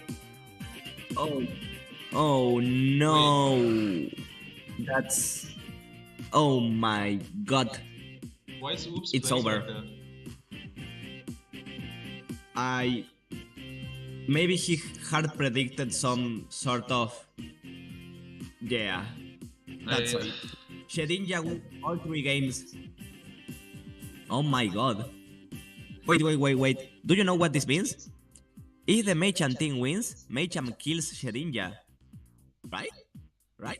Let's see. I mean, Shedinja also kind of kills Medicham if it's at +2 speed, so... Yeah, like... This is probably the most weak to Machamp team I have ever seen. Latios, who takes a lot from Shadow Ball. Clefable, who takes a lot from Beer Break. And then a Ninjask, who has no attack. And Shedinja, who dies to Shadow Ball. So yeah, that's interesting.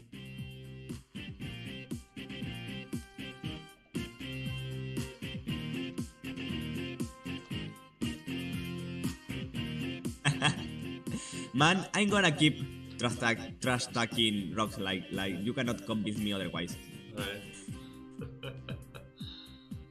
Well, but I mean, like, there's just no reason not to lock in HP Ghost with Tauros there. I mean, I understand that it does not kill Latios with HP Ghost, you need the double edge. However, you still had that Snorlax, I'm pretty sure, so really Latios was not your biggest concern, you just had to lock into HP Ghost, I don't get it. But anyways, it is what it is. Now, the last matchup has yet to start, right? No, it actually already started. Okay. Yeah, it started.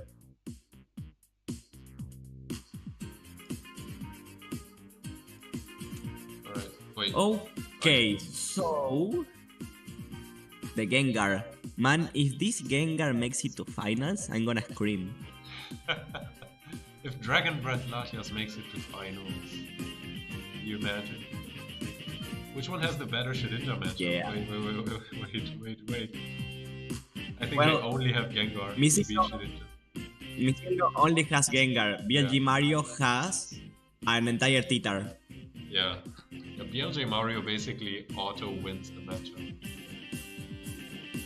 I mean, I don't know if they auto win the matchup because, they can just bring Clefable, Metagross, Latios, Zapdos, Yeah, no, you're right. leave the ninjas in the back. It's true. But You yeah, basically have obviously, to. BLG Mario. Yeah, like you are forced into 4 Pokemon. Yeah, exactly. Yeah. And of those 4, yeah, like even then, I would still say BLG Mario would have an advantage. But anyway, first of all, BLG Mario has to get past the Insanity Gengar, the Gengar. I'm gonna stop talking about the Gengar. I'm gonna start talking about other Pokemon. Like the Scope Lens Swampert. What?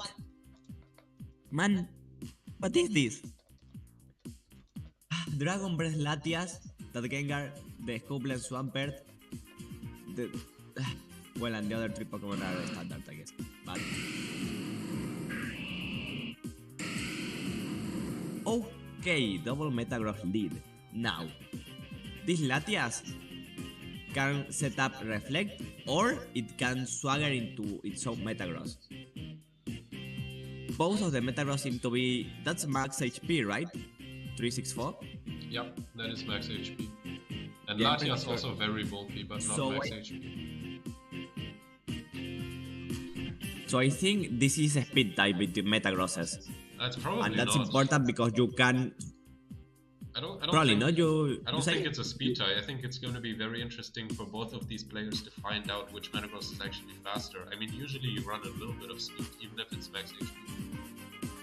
I would never run Metagross without any speed investment, because then you're just losing to all the other Metagrosses.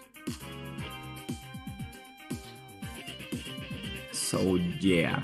Now, I would never click Swagger into Metagross this turn because you're gonna eat 2 Earthquakes. Sorry, not 2 Earthquakes, but like Earthquake and Hydro Pump.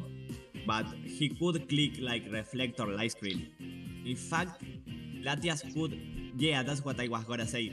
Protect the Metagross and you set up a screen. Oh, Oh, okay. right. That I was not expecting. So There is no more Swagger. Gengar? This Gengar has Giga Drain. Yeah. I guess Giga Drain plus Earthquake probably kills Swampert. Yeah, I'm pretty sure the combination would kill Swampert. Now this is a max HP Swampert, so I don't know. Maybe not. Might live. Honestly, I'm not sure, but probably kills. What? It's probably not guaranteed if I had to guess. But you know who's looking very good right now? The opposing Zapdos. Yeah. Because this Gengar, he cannot do much damage, and the Metagross is walled. And the screen that Misigno got before dying with the Latias was Reflect, not Light Screen. Light Screen would have been way better in this situation, way better, but it didn't happen. Yeah. So, yeah, the Zapdos is looking very threatening. Even though the Swampert is in problems, that might not matter. Yeah, it's true. Giga Drain is only 60 base power, so Michael is saying it can probably live. I agree. I think you could boom here, because Gengar is actually bulky. Yeah, that only does 63%. Okay, I guess it never kills the double up. But he tries to go for the double protect. It fails, but the Zapdos... Remember how a second ago I was saying, oh, Zapdos is so good, blah blah blah? Well, now it has a substitute. But the last Pokemon is Swampert, who has Ice Beam. And the Zapdos is Hidden Power Ice, not Hidden Power Grass. So maybe the Zapdos is not as good as we initially thought. Yeah, it's true. I'm really surprised to see Hidden Power Ice, because Tyranitar and Metagross are both very weak into Swampert. Usually on a T-Tar team, you really want to cover the Swampert matchup with HP Grass on Zapdos.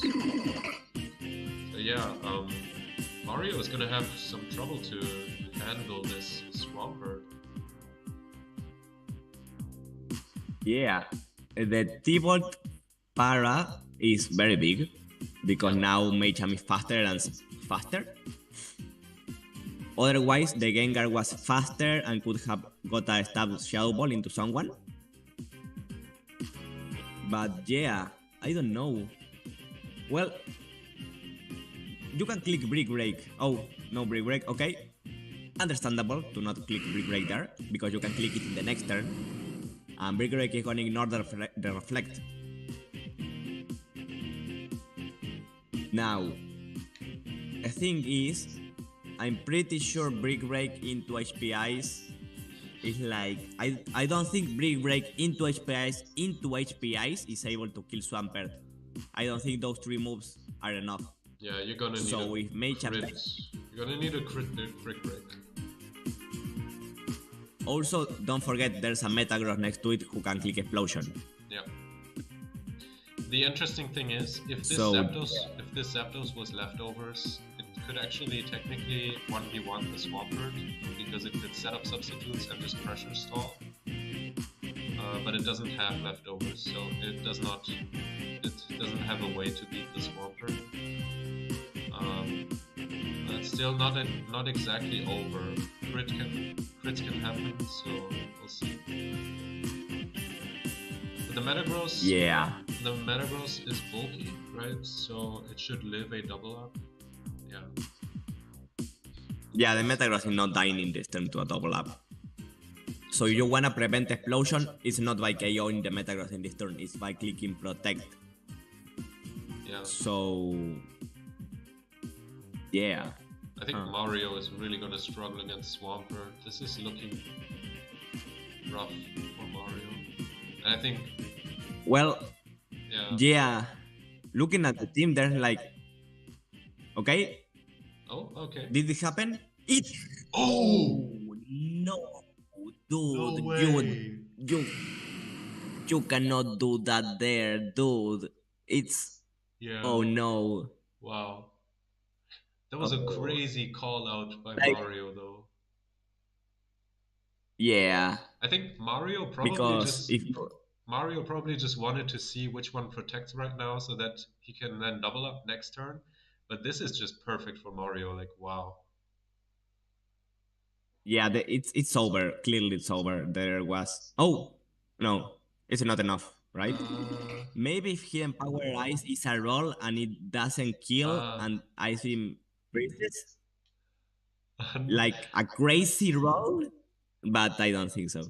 I can't believe it's Scopeland Swampert. If this was lefties, I think Swampert actually would have won as long as it hit a Hydro Pump. Yeah, but well, that's asking for a lot. Yeah. You know, like, yeah. Anyway, this is game 2. Okay, so let's analyze what went wrong. Okay, so the explosion. Sorry, the explosion, yeah. That's like the only thing that went wrong, right? Because Misigno was like in a very commanding position for a lot of the game. Well, the T-Bolt full para like made it harder, but besides that, they were in a commanding position until that happened.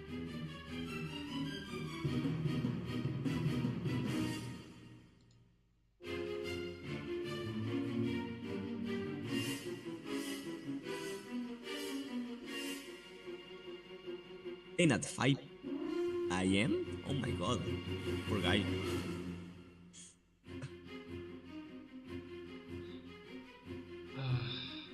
Alright. Man. Josh, I know Josh is sitting behind the screen, really rooting for Misigno to win this one. I still think Misigno is favored to win it because Swampert just has such a good matchup, but Mario did get that win in game 1. And if Also, Mario wait, wins, it's looking wait. really rough for Josh. Wait 1 second. Turn 6 of the last game. The opposing mage jam used brick break. Swampert lost 49.5%. So it might be a roll to 2-hit KO Swampert with brick break. Yeah, the lack of That's massive. leftovers. The lack of leftovers is really hurting on Swampert. Swampert really wants recovery. Yeah. And I mean, the black it's belt, also- the black belt brick break actually showing how strong it can be. That's crazy. Yeah. Would that be even a adamant mage jam? Well, I don't know, maybe not. Anyway, we have yet again a Swampert and a Zapdos. Yeah, in fact, this is the same lead. No, BLG Mario has a Zapdos lead instead of a Metagross lead this time. Which makes perfect sense because last time there was a Metagross lead on the opposing side. Which didn't do anything, but you know, there was one, and you are predicting it to be there one again.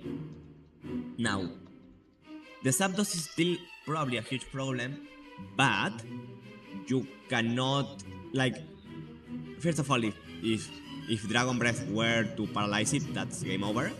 But if we assume that doesn't happen, the Zapdos is in a very commanding position, especially because it can substitute. Like, first of all, Dragon Breath from a bulky Latias, how much does it do into Zapdos? Dragon Breath is like very weak, right? I guess it breaks a sub, but honestly I'm not sure. It's base 60. Huh. I think it might not break the sub. But the Zapdos doesn't have bulk. Actually, you know what? I'm gonna count this. I'm pretty curious. Is that? We can safely assume that the Latias has. Well, it doesn't matter because he just switched out and oh, what? Did you see what just happened? Yeah. Switch in the Gengar and boom, amazing. Epic. Yeah. And the Swampert dies for free and the substitute gets broken. Yeah. Okay. This is what happens when you do get the correct explosion, you know? Yeah. Last game, horrible explosion. This time, amazing explosion. Okay, I stand corrected. Dragon Breath actually guaranteed breaks a sub. It does minimum 25.4%.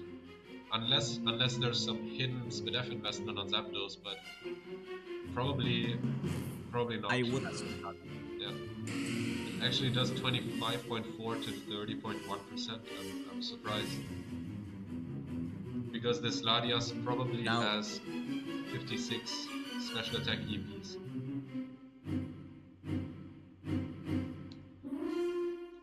Now, okay, so without Swampert, BLG Mario has some problems, especially if Missing No has Zapdos, or if they have their own Swampert, there's some problems there. Of course, it would have been very bad into Gengar anyway because of Giga Drain, but you know. Well, I don't know if it's that bad because Giga Drain does not kill, but it puts it in Torrent and it might just die to Hydro Pump. Could you imagine Giga Drain Gengar that still loses to Swampert? Yeah.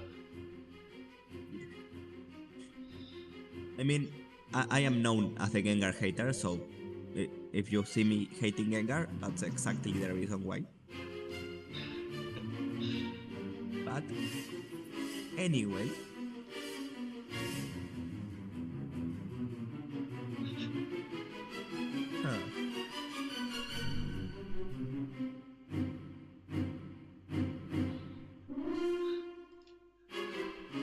what?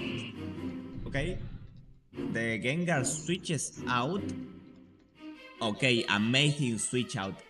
That turn, Missing No just completely read BLG Mario and got Swampert in a good position for free and a free light screen. That is amazing.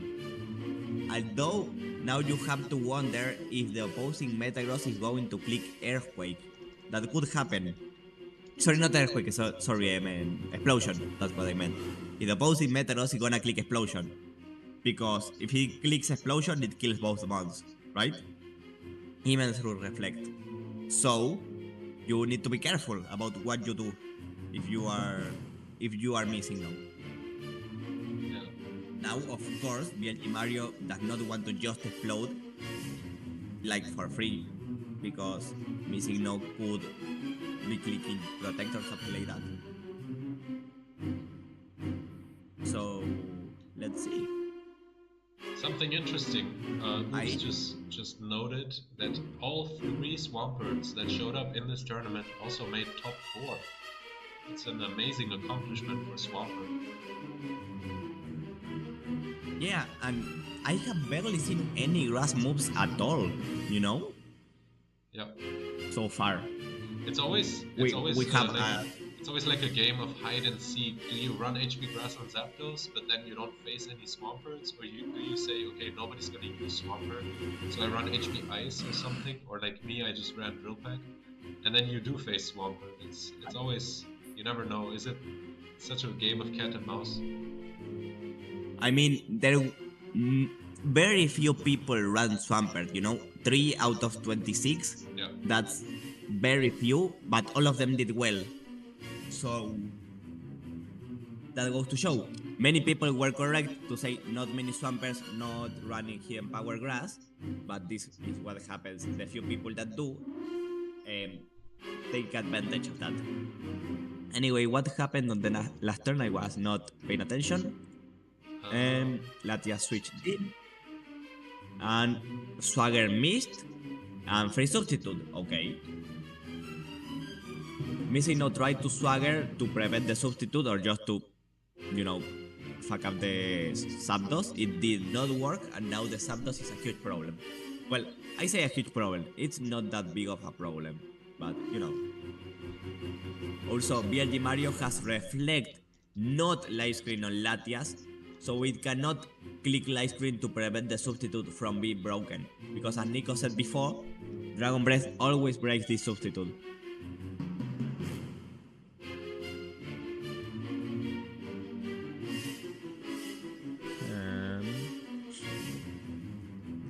Let's see. Also, let's not forget there is a dire Gengar in the back. Now, I don't know what this Gengar would do here. It's not that way to Metagross. Into Latias, I guess, but it doesn't work it away and it gets Thunder Waved. And it's not that way to Zapdos. Well, I guess it is if the light screen is up, which it is.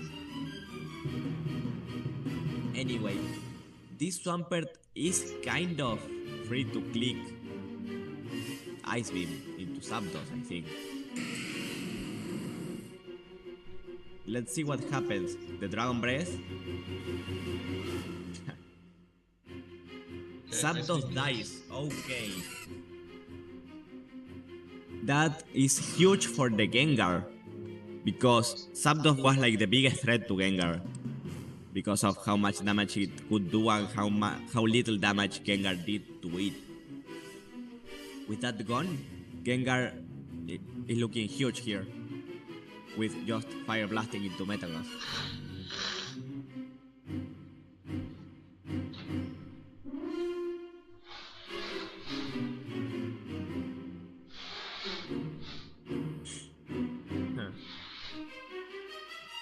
Ow. What is going to happen? Because this is looking very, very good, you know, for me, you know.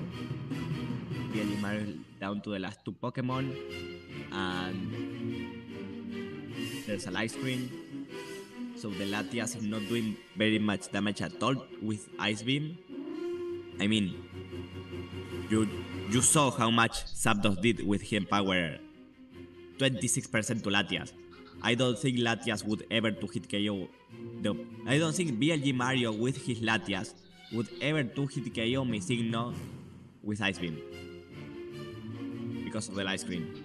Protect and protect. Okay, makes perfect sense because BLG Mario wants to run out the turns of the light screen, but in return, Missing sets up the reflect. And now, yes, the Latias is gonna be able to ignore the screen one turn sooner, but the reflect is gonna be on for more turns.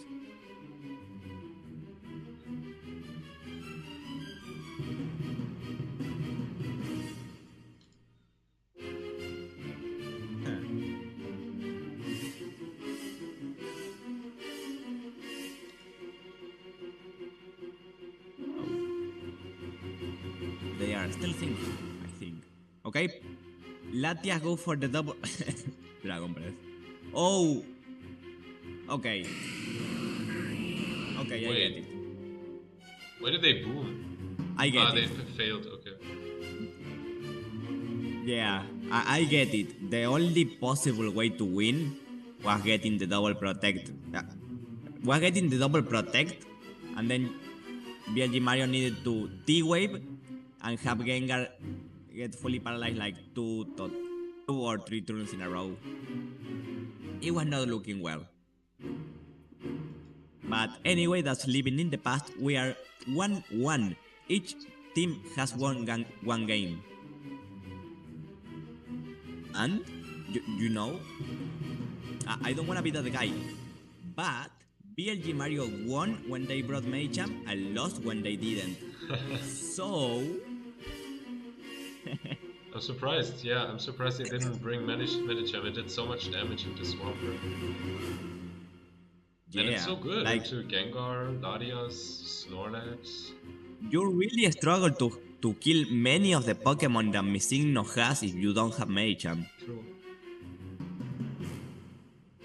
So like, yeah, I don't know if they bring it this next game. I would assume they do, but let's see.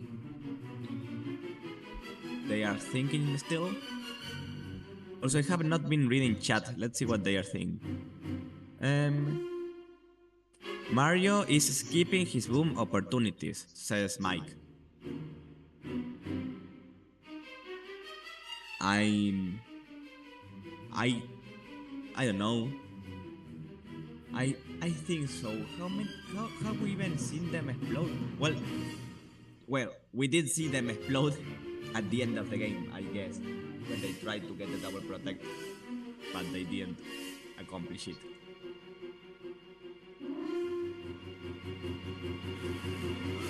Well, maybe if they had exploded on turn 5, they could have won, you know?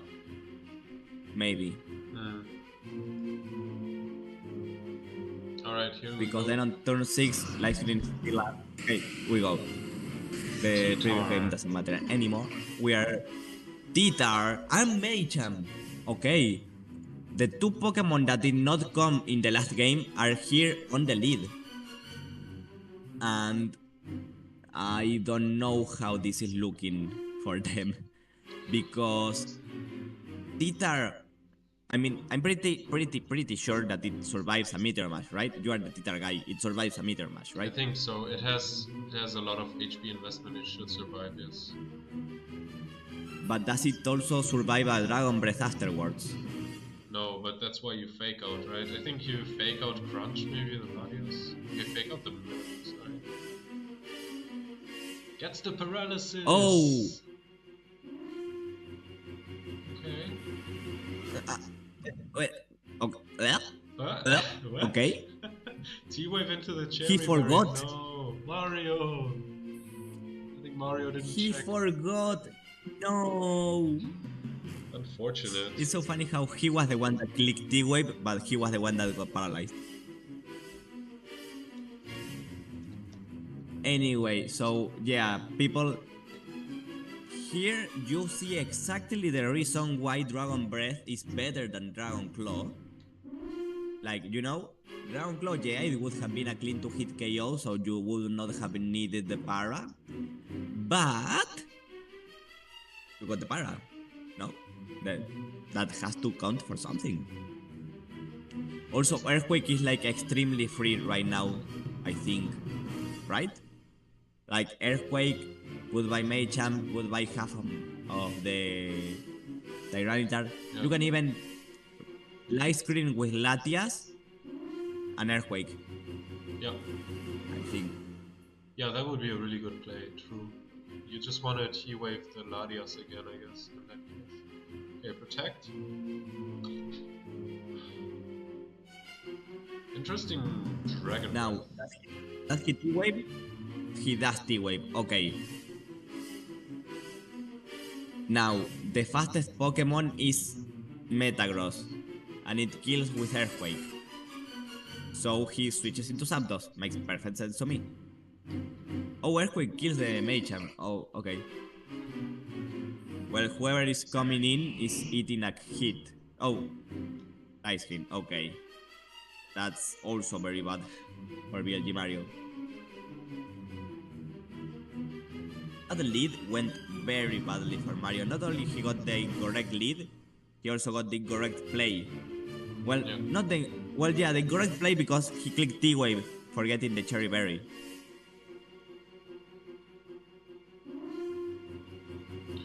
And now, I struggle to see any way. Like, well, not... I mean, I'm exaggerating, of course, but I really struggle to see BLG Mario coming back into this game. He needs to, like, click substitute with Zapdos, but that's the thing. He set up the sand, and he does not have lefties on the Zapdos, so he cannot sub for free.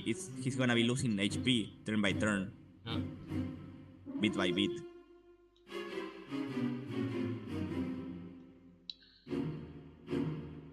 Well, he still has 3 balls. So Yeah, like Latias? in every single game, Yeah. Misigno has been winning.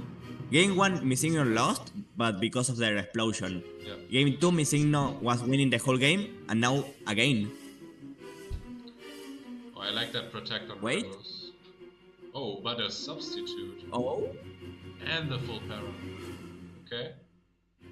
so that is a full para, but as I said, the Zapdos is losing HP each turn on the sand. True. So that's something you have to keep in mind. Yeah. It's actually It funny. took away 25%. It's actually funny because Sorry, what? Latias now being paralyzed is slower than Zapdos, which means if on the same turn Zapdos sets up a substitute, Latias can now immediately break the substitute, which is quite funny. But all in all, the paralysis is still pretty bad because you don't have a safe boom anymore. So if you want to protect, like you have to risk a full para on the protect. But Gengar comes Also, in. that's Earthquake. Oh, Yeah, this has to be a would boost. the Earthquake? Yeah. Yeah, would Earthquake have killed the? Wait, actually, of course, it's faster. Yeah, never mind. Well, if he got the double protect, that would have been very important, but he was not able to. Yeah. Now the Swampert is in. Swampert feasts on these two. I don't see a way to win this. Yeah. He needs like double crit. And even then. Well, if he double crits the Swampert. I actually I don't know if double crit even kills. Maybe double crit and a special defense drop. I don't know. Yeah. This does not look winnable. I think the problem is Gengar should just Giga Drain the Tyranitar. Yeah. I mean, yeah. Or Shadow Ball the Zapdos to make it die to sand. That's also a play. If missing no misplays and like doubles up into Zapdos protecting and then they get a crunch spit F drop maybe, but yeah, it doesn't seem like that's what they're going. Earthquake though, okay. And yeah. Now Shadow Ball puts Zapdos in range of sand. And even if they don't do that, the Ice Beam kills the Zapdos. And Dragon Breath also kills the Zapdos. It's so interesting that this Gengar is both physical and special attacking, but it's also bulky.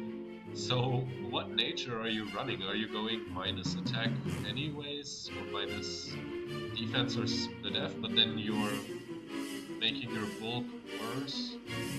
Is it just a neutral nature? I have so many questions about this Gengar set. I would never expect a Gengar to be neutral nature because you want the speed, right? Yeah, true. Don't you always want the speed? I guess. But I think if you go bulky Gengar, Maybe it's like a lot of people when they go bulky Gengar, they kind of accept that they have to be slower than 110.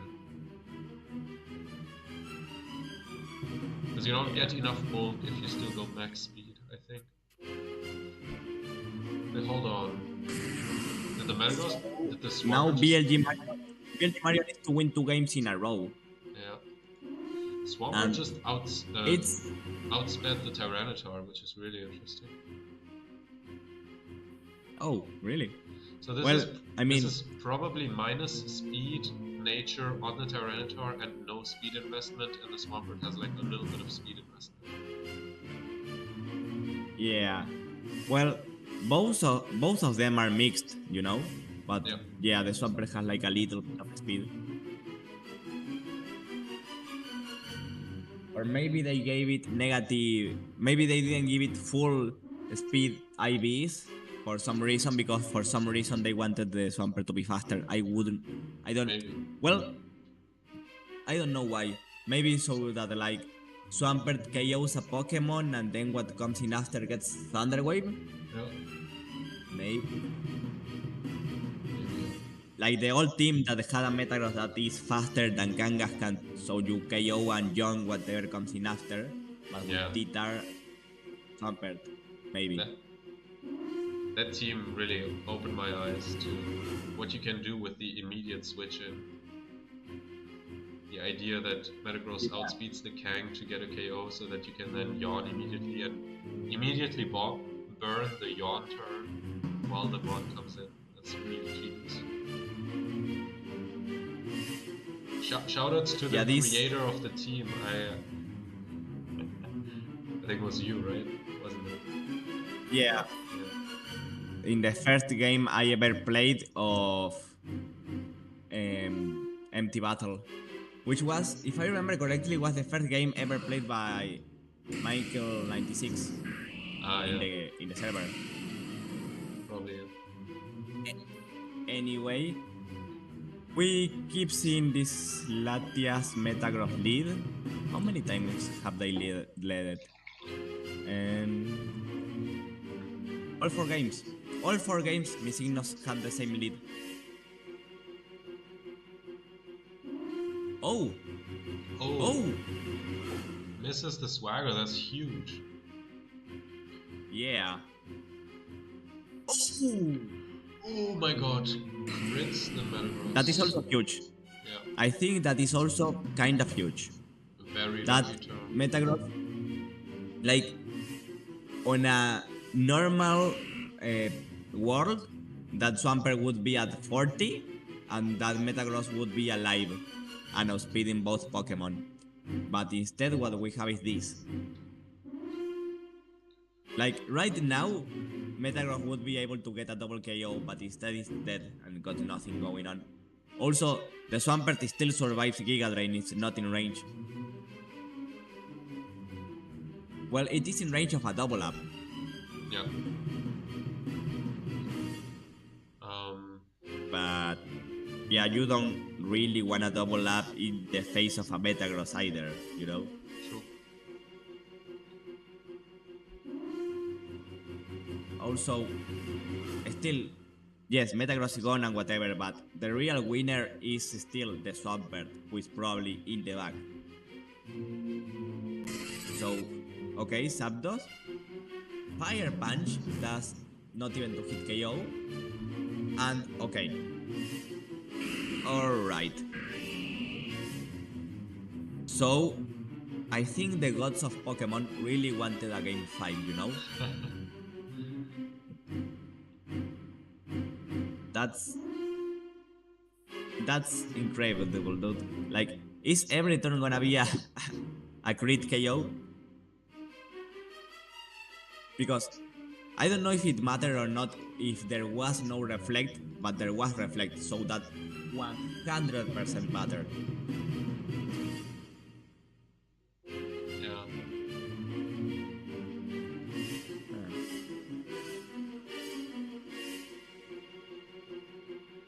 Now, is there any way for Misigno to come back to this game?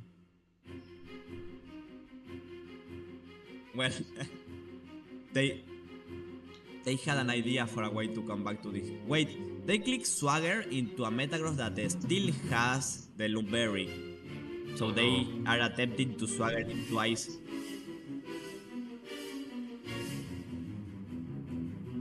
Right? Like maybe Misigno said, okay, Metagross is gonna click Earthquake to hit Swampert, so he can Swagger it twice, and then it hits itself in confusion when at +4, and that like kills itself. Maybe covering for a switch, but no, I don't know. That's a weird play. Yeah, I think he just tried to go for double Swagger. Well, he did get it on the switch eventually. Yeah. But still, even then, I still don't think he can win. Like, the Latias is getting chipped, and the Zapdos is behind the substitute, and the opposing Swampert has a +2 Earthquake incoming. Also, there's a fourth Pokemon in the back, but we don't know who it is. Maybe Machamp, maybe Tyranitar. I don't know. Okay.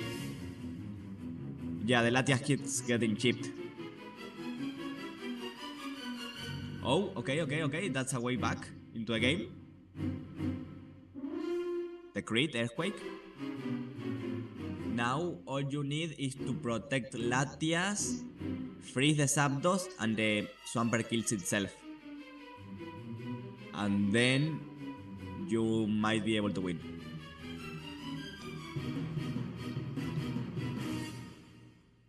Actually, maybe...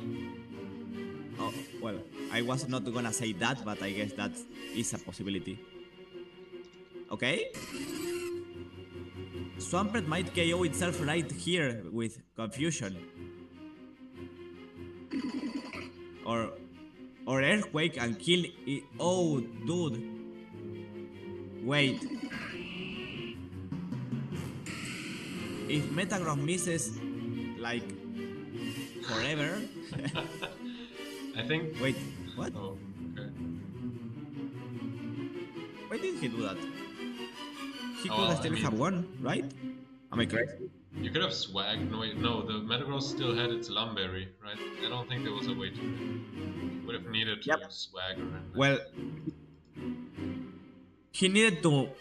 Maybe Meteor Mash missed a lot as you Dragon Breath, Para but activates Lumberry into Dragon Breath that activates Para again. Yeah.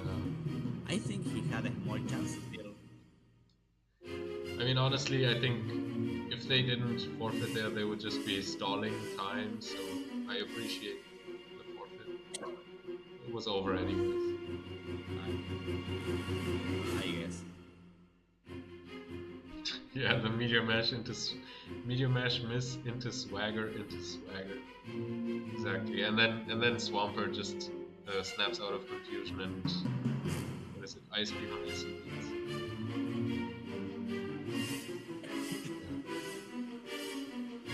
Anyway, on to game 5. Okay, game 5.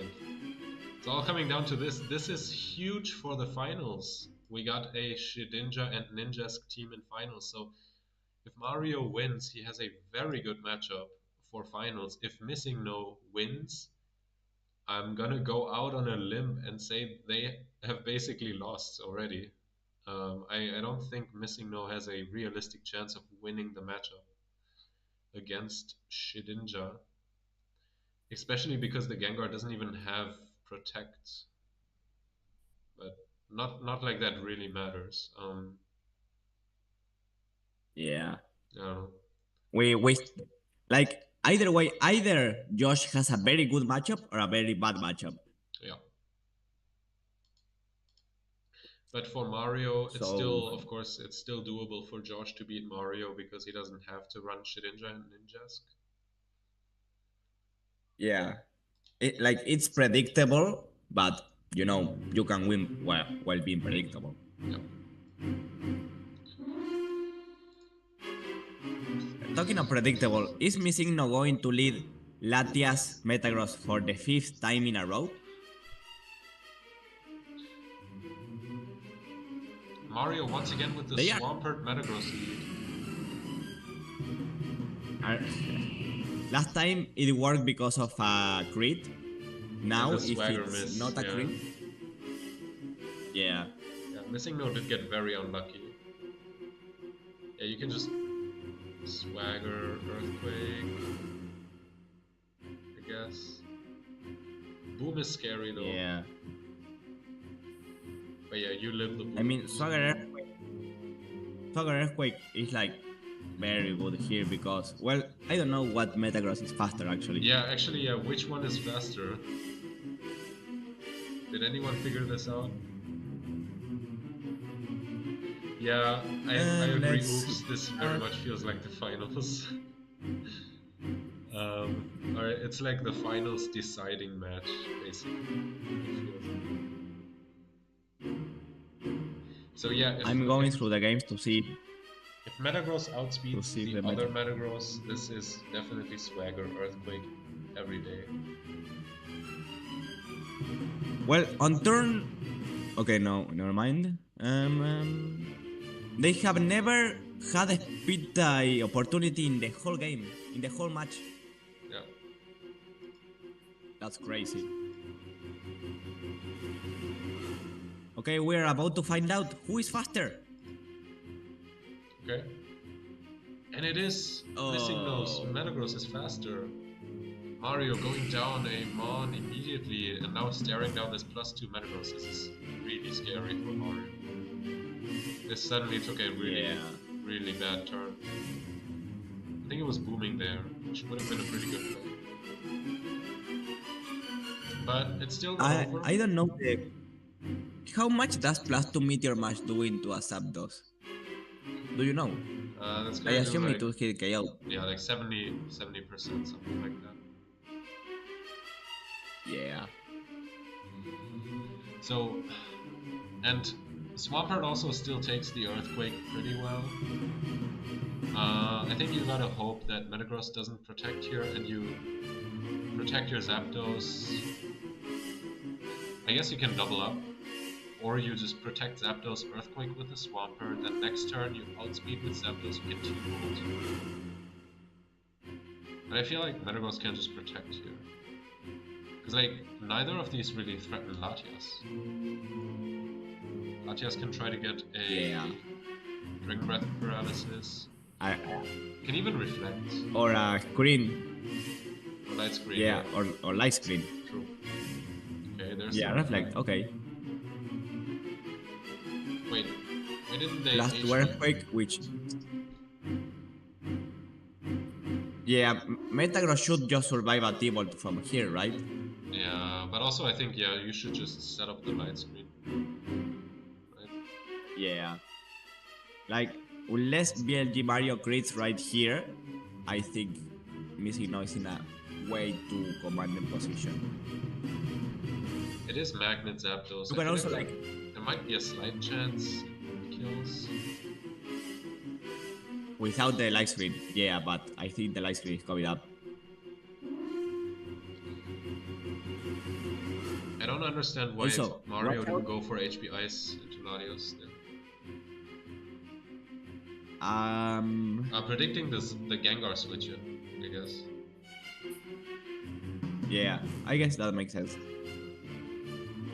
Okay, meta protects. Okay.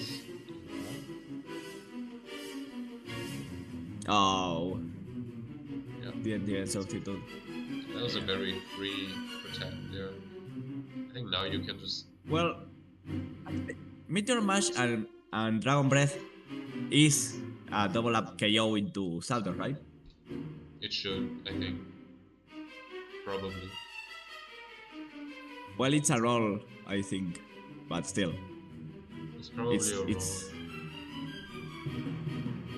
Dragon Breath has 100% accuracy, right? I'm not crazy? Yes. Like I have never seen it before. Okay. That would be so bad if it wasn't. Yes, it is. Yeah, like Missing Note would have no justification to run it if it was 95 or 90 or whatever. Yeah. But if it's 100, I can see it.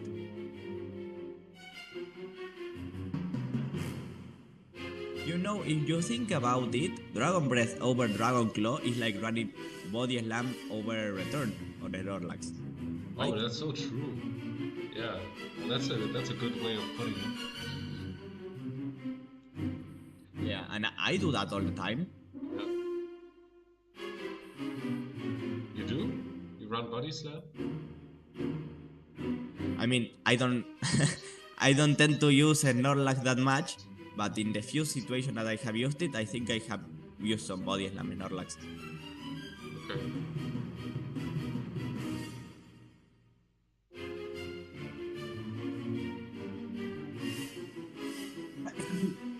Wait. Yeah. Anyway, they are still thinking. Mario is trying to figure out what they can do here. I think you're low-key hoping for a crit T-Bolt right now. Yeah. Or like... Maybe... No, there isn't Ice Beam on this one, but never mind. Yeah, I think maybe you're hoping for double crit or something like that. I mean, to be fair, the Latias is pretty passive. If you can get rid of the Metagross here with a double up, like you only lose one mod. Is it gonna be double up into Zapdos? Oh, the substitute. Okay. Ooh. Freeze. Okay. That is pretty important. Now, Dragon Breath into Meteor Mash kills the Zapdos for sure now. So... yeah, you have to watch out for that. Well, maybe... No, you cannot protect out of the screens. Like I was thinking maybe Zapdos protects, but there's 3 more turns of life screen. It was set up on the previous turn. Yeah. So yeah, nobody escapes from that. It cannot be escaped, the screens. If there's a Machamp in the back, maybe it can brick break, but how do you enter with that, you know? Well, maybe if you expect the Zapdos to be doubled up into, you switch Swampert out into Machamp, so that next turn Brick Break into T-Bolt. Okay, it didn't happen. And it didn't crit. Oh, but it didn't. Okay. Oh, but it kills. Okay. The last time it did 56. What a roll. Yeah, wow. The +2 really making those rolls really wide. Well, Machamp needs to somehow kill 4 Pokemon now. So, yeah. I don't think it's happened. Well, you can fake out the Latias and T-Bolt the Metagross, I guess.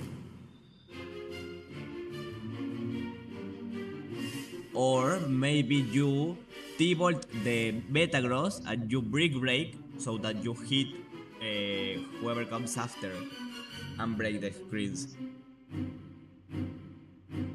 Maybe.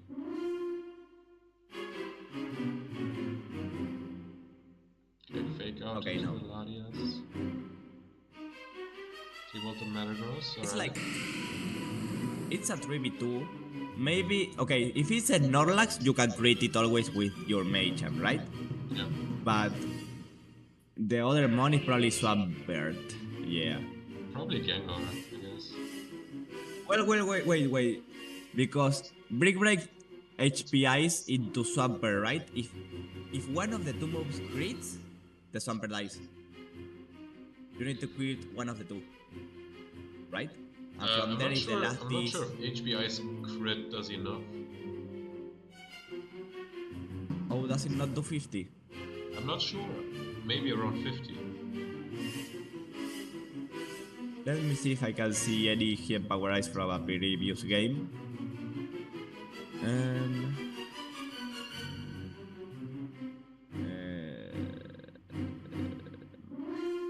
Looking around.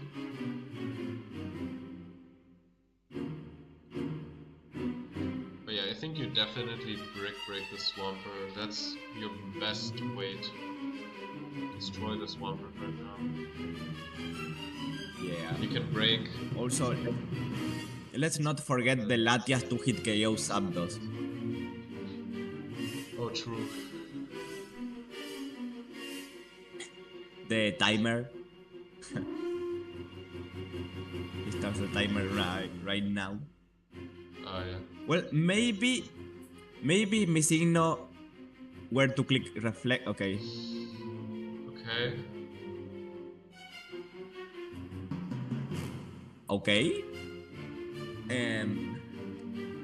I think he needs to like protect Zapdos and kill Latias with Shadow Ball.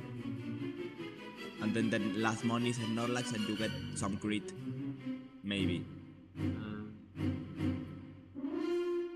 Okay? No. Okay. Yeah, there's no salvation anymore. I don't think. Yeah. Even if you double detect, like missing no would need to the game. Yeah. I think you needed to Shadow Ball the Latias. But then Gengar comes in. Gengar, I guess, outspeeds Zapdos. Yeah, he needs the last one to be Snorlax. If it's not Snorlax, the game is already over. I mean, anyway. I think at this point it's definitely over. Right? You just Dragon Breath Zapdos. I mean, I guess Brick Break crit, double protect.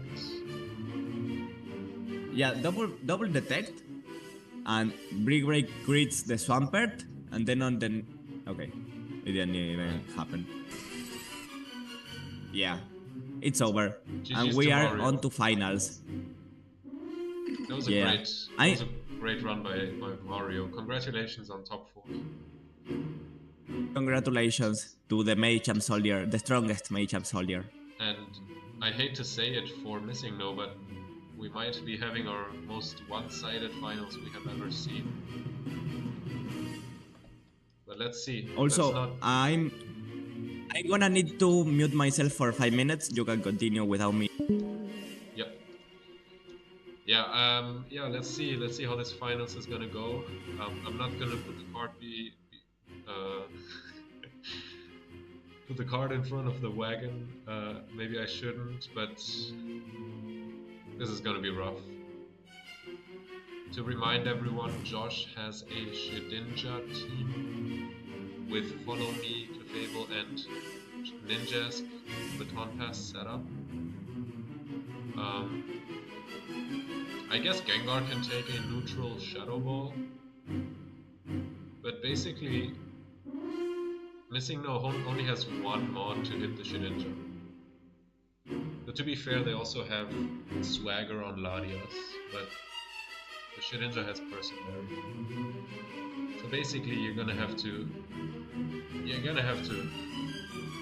make some magic happen here. Here we are. It's time for finals. Let me change this. It's grand final. Grand finals are here. It's very exciting. Increase my volume? You mean my mic is not loud enough? My audio?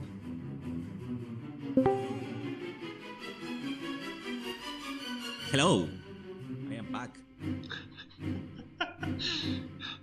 Missing No's win already. That nuclear war breaks out between France and the UK. Alright.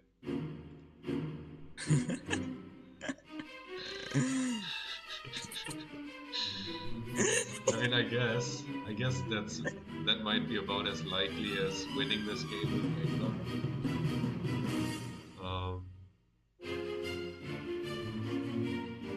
Yeah. No. The win con is. Oh, never mind. I was gonna say the win con is that Josh accidentally hits his own Shedinja, but he doesn't even have moves to hit Shedinja on anyone. Shedinja. Well, he has two ways to kill Shedinja, right? One is Swagger, which is stopped by Substitute, and the other is Gengar, who is horrible in this game. So, yeah, Shedinja is. I would say that Shedinja is probably winning. Yep. Now, some plan is trying to be formulated on Missingno's head right now. Like, you know, how. Because this is. Yeah. Okay. Maybe. Oh, there isn't even explosion on this Snorlax. Yeah. Man. I think they want to curse up, but it's just not gonna help. You don't have leftovers. I think if this was like rest on Snorlax or something, maybe you could PB stall, but because the Snorlax has no recovery, I don't think it has any way of beating Shedinja. Who knows? Yeah. The interesting thing is you do have that quick claw, so if you ever catch the Ninjask not behind the substitute, you could maybe break it before it can baton pass. But I guess there was not. Oh, okay. I mean, it makes sense to not follow me because the Shedinja was not getting hit anyway, you know. yeah. And now Shedinja just has 3 sword dances, and Shedinja already won this game, I think. Well, no, because it's not faster than Gengar. Wait, actually, Because it's all. turn limit, right? Am I right, everyone? What's the turn limit? There's a turn limit. What is the turn limit? There's 18 turns. If you play with timer after 18 18? turns, the player who has less mons loses. Wait, really? Yeah. Should we tell them? If you kill. I would not speak in the chat about that. Right. I think that's considered ghosting. True. I guess we don't. I hope Missing No knows about it. Well, Missing No has lost games to Timer before in this tournament, right? True. So maybe, like, you know, maybe like their mom says, Missing No, dinner is ready, and he goes like, no, and he wins. I think Missing No just. Wait, no, it would need to be the other way around, right? It would need to be Josh losing to Timer. Never mind. Yeah. Wait, does Shedinja, if it comes down to one Mon versus one other Mon, does Shedinja win because it's always at full HP? Because no way. Because then if you have the same amount of Mons, it's about how much percentage of your HP do you still have. That'd be funny. Okay, so you protect with both Pokemon? I'm surprised he didn't protect with both Pokemon on turn 6.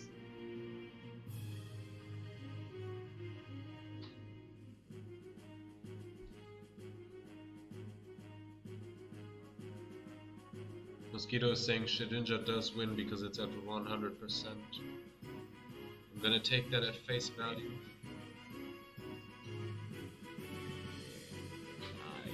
Josh is trying to push them into just forfeiting. Is Josh scared? I don't even think he can PP stall. Why isn't he protecting? I don't get it. Like, don't you want to PP stall it? Yeah, actually, yeah, wait. And also, like, Missing No keeps running out of time. I wonder if they have some internet connection issues or something. You know how they can win? A misclick. Right here, misclick, Shadow Ball the Zapdos. Do it. No, they didn't misclick. Wait. Swagger? No, because Persimberry. Yeah. They would need the Shedinja to not shadow. Okay, yeah. Yeah, Josh knows what he's doing. He's not throwing the game to Shedinja. You know what would have gone right here? What? Spikes. Spikes. Oh yeah, true. This is why we need Skarmory. Yeah. Skarmory, would come be to amazing. save us.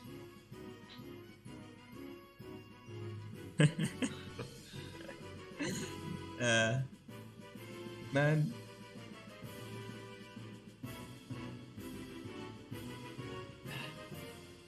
This is just sad.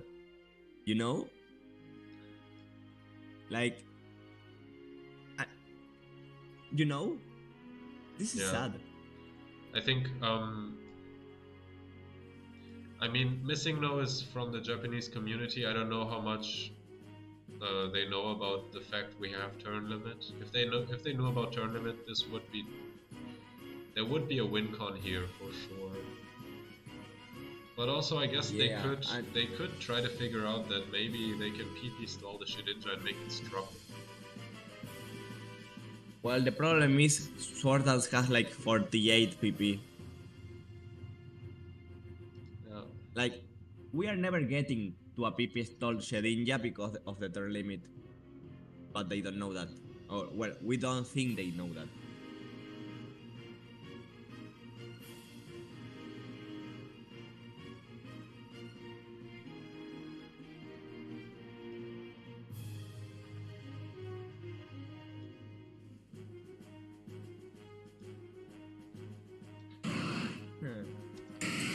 Okay, so the same old lead and Missing No. What is Missing No doing here? Is it a boom? No. Okay. Is it a boom now? It is a boom. Okay. Okay, wait. This is going somewhere. I can. Oh, never mind. Oh my god. Are you kidding me? Oh no. Oh my god. This is so cursed. I mean. Yeah. Because if that died, he could have clicked Fire Punch into a Ninjask. True. Although Latios would have come out.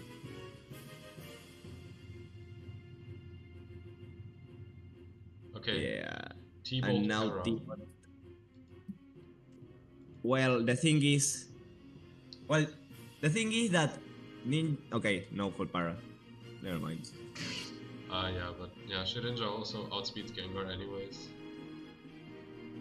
Yeah. I would assume it one hit chaos, right? Because it's probably like max attack. I mean, it's obviously max attack Shedinja. You don't need IVs in any other place. I meant Adamant. Yeah. This Orre Cup is gonna go down as the Ninja Orre Cup. Yeah. So especially because Missing No has not been playing towards the turn limit, you know? Yeah. Because I don't think they know. Also, as you have been saying, it's not just the turn limit, it's the turn limit while also having 2 Pokemon alive. Yeah. Also, that Shadow Ball through Reflect didn't do that much. But it's faster, so yeah.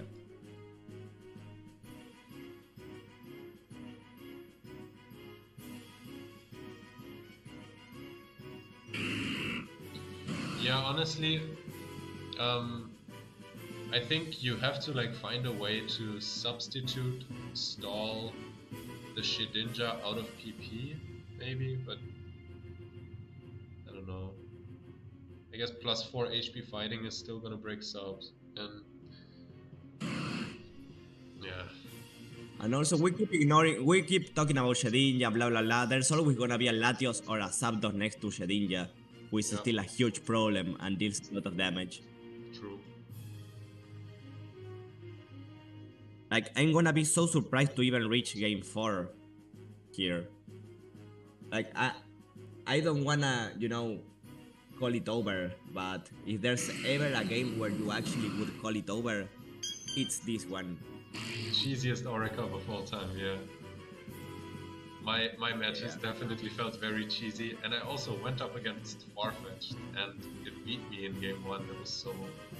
That was really epic, I gotta say.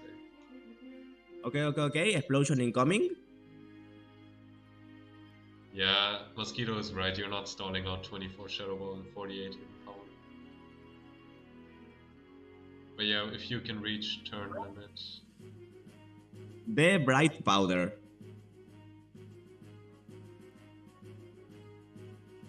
You just have to make Bright sure Powder you have showing it. 2 mods.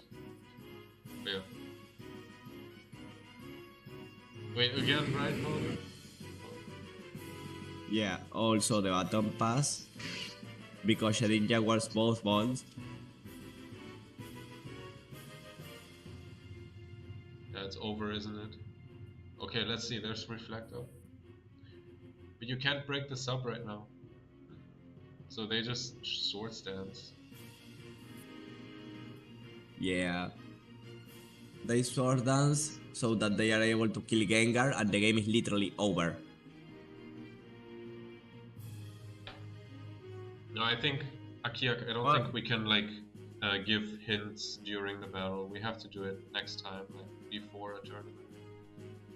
I mean, to be fair, it's written in the rules, right? So people can read the rules and they can see that there's tournament. So it's like everybody's supposed to read the rules anyways. But like, I feel kind of bad for missing No because I don't know how much they know about our rules because they are from the Japanese community. Not sure if there's like a language barrier, potentially. But yeah, we can tell them afterwards. Even then, I don't know if like you're gonna win. I don't know how feasible tournament. Yeah, they realized it was over. Yeah. And well, that was an anticlimactic finals, I would say. But at the same time, this finals was a perfect showcase of the team. A perfect showcase of how Clefable Ninja's Shedinja is supposed to be played. What was the price, by the way, for the winner? The winner gets $50. A sweet $50 for a... And was there a prize for second place? What do you get for $50 in this economy? You can get not in Argentina, I mean in the UK. You can get maybe a meal in a pizzeria in London. Wait, really? That's all? I don't know. I'm just memeing, but I heard that eating out in London is super expensive. I mean, I guess I can eat over 10 pizzas with that in here. No, maybe 10 is a lot. Maybe I should move between to Argentina. 5 and 10. Yeah. Bring my German money. I mean, we are one of the countries with the most German immigration in the world. Oh yeah. We are the country with the most Italian immigration in the world. Yeah.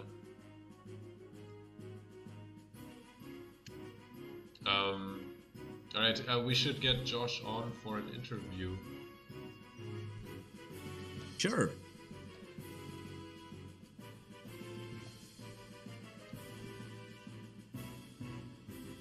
Yeah, I don't know how Argentinians feel about the Germans that went to Argentina. Do you know anything about that? As far as I know, I have not ever seen racism towards Germans in Argentina. Towards a lot of countries, but not Germany. Yeah, I'm asking more because don't a lot of Argentinians have like German grandparents who, for some reason, fled Germany around 1945? Yes, we Yeah, are you know what very I mean. aware that many of them escaped from Germany for certain reasons after the Second War. Yeah. We know. Well, let's just say for political reasons. Let's. uh, See what Mosquito just said in the chat. what? It feels weird having no prize for second place, so Oh I'm donating wow! $20 as prize. Oh, that's really nice. That's so nice of Mosquito. Yeah, very Perks of nice. being employed Thank you. again is that I can spend money frivolously. Flexing on us with that US American salary. I see.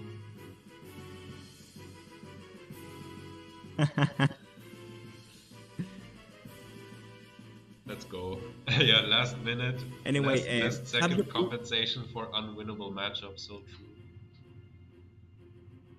true. pinged Josh, by the way, to tell them to get to the Yeah, I call? asked them. Josh said it's 1:30 a.m. for him. He doesn't want to give an interview. He can type answers. Oh, okay. Okay.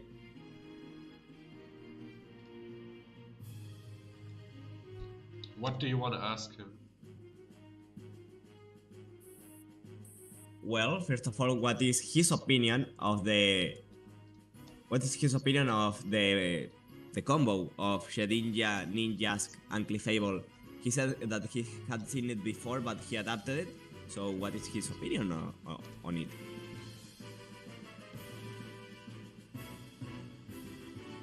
Okay, I ask, what is your opinion of Shedinja Ninjas and Clef? Is it just a gimmick? Let's see his answer. He says also before, he said it's kind of sad that finals was the easiest game of the tour. That's actually crazy. But yeah, that makes sense.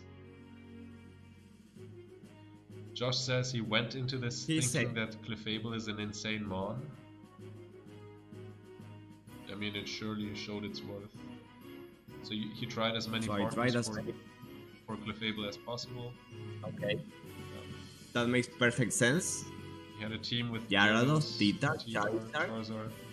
All of them were kind of shit.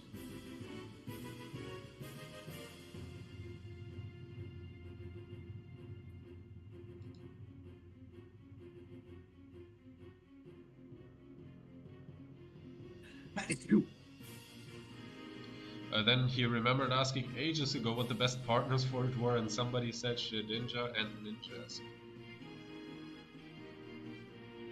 That like person, whoever it was a visionary.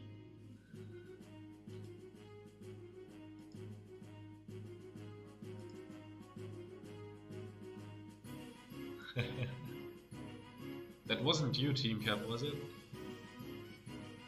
I don't know. I'm searching to know. Partner. It was Mosquito. Left. No. It was Mosquito? Okay, makes sense. So the creator of the team. Mosquito knows that he released this onto the world, and I guess he kind of feels bad for Missing No becoming a victim of it, which is why he donated some prize money for Missing No. Which, salute to Mosquito. Also, I'm just remembering, Josh had Clefable on the draft tour, right? Like that was their first picks. Yeah. Okay. Let me see what else he had. Rosters. Yeah, Josh had Clefable in the draft. Yeah. Josh, no if you want ninjas nor. Yeah, Josh. What? Sorry? Josh, if you want to say anything else, you know, if you want any shoutouts or anything, let us know. He's saying, the very first game of Orre I played was against Mikey with Metaladi Zap plus Clefable and Lainu, which carried. Yeah.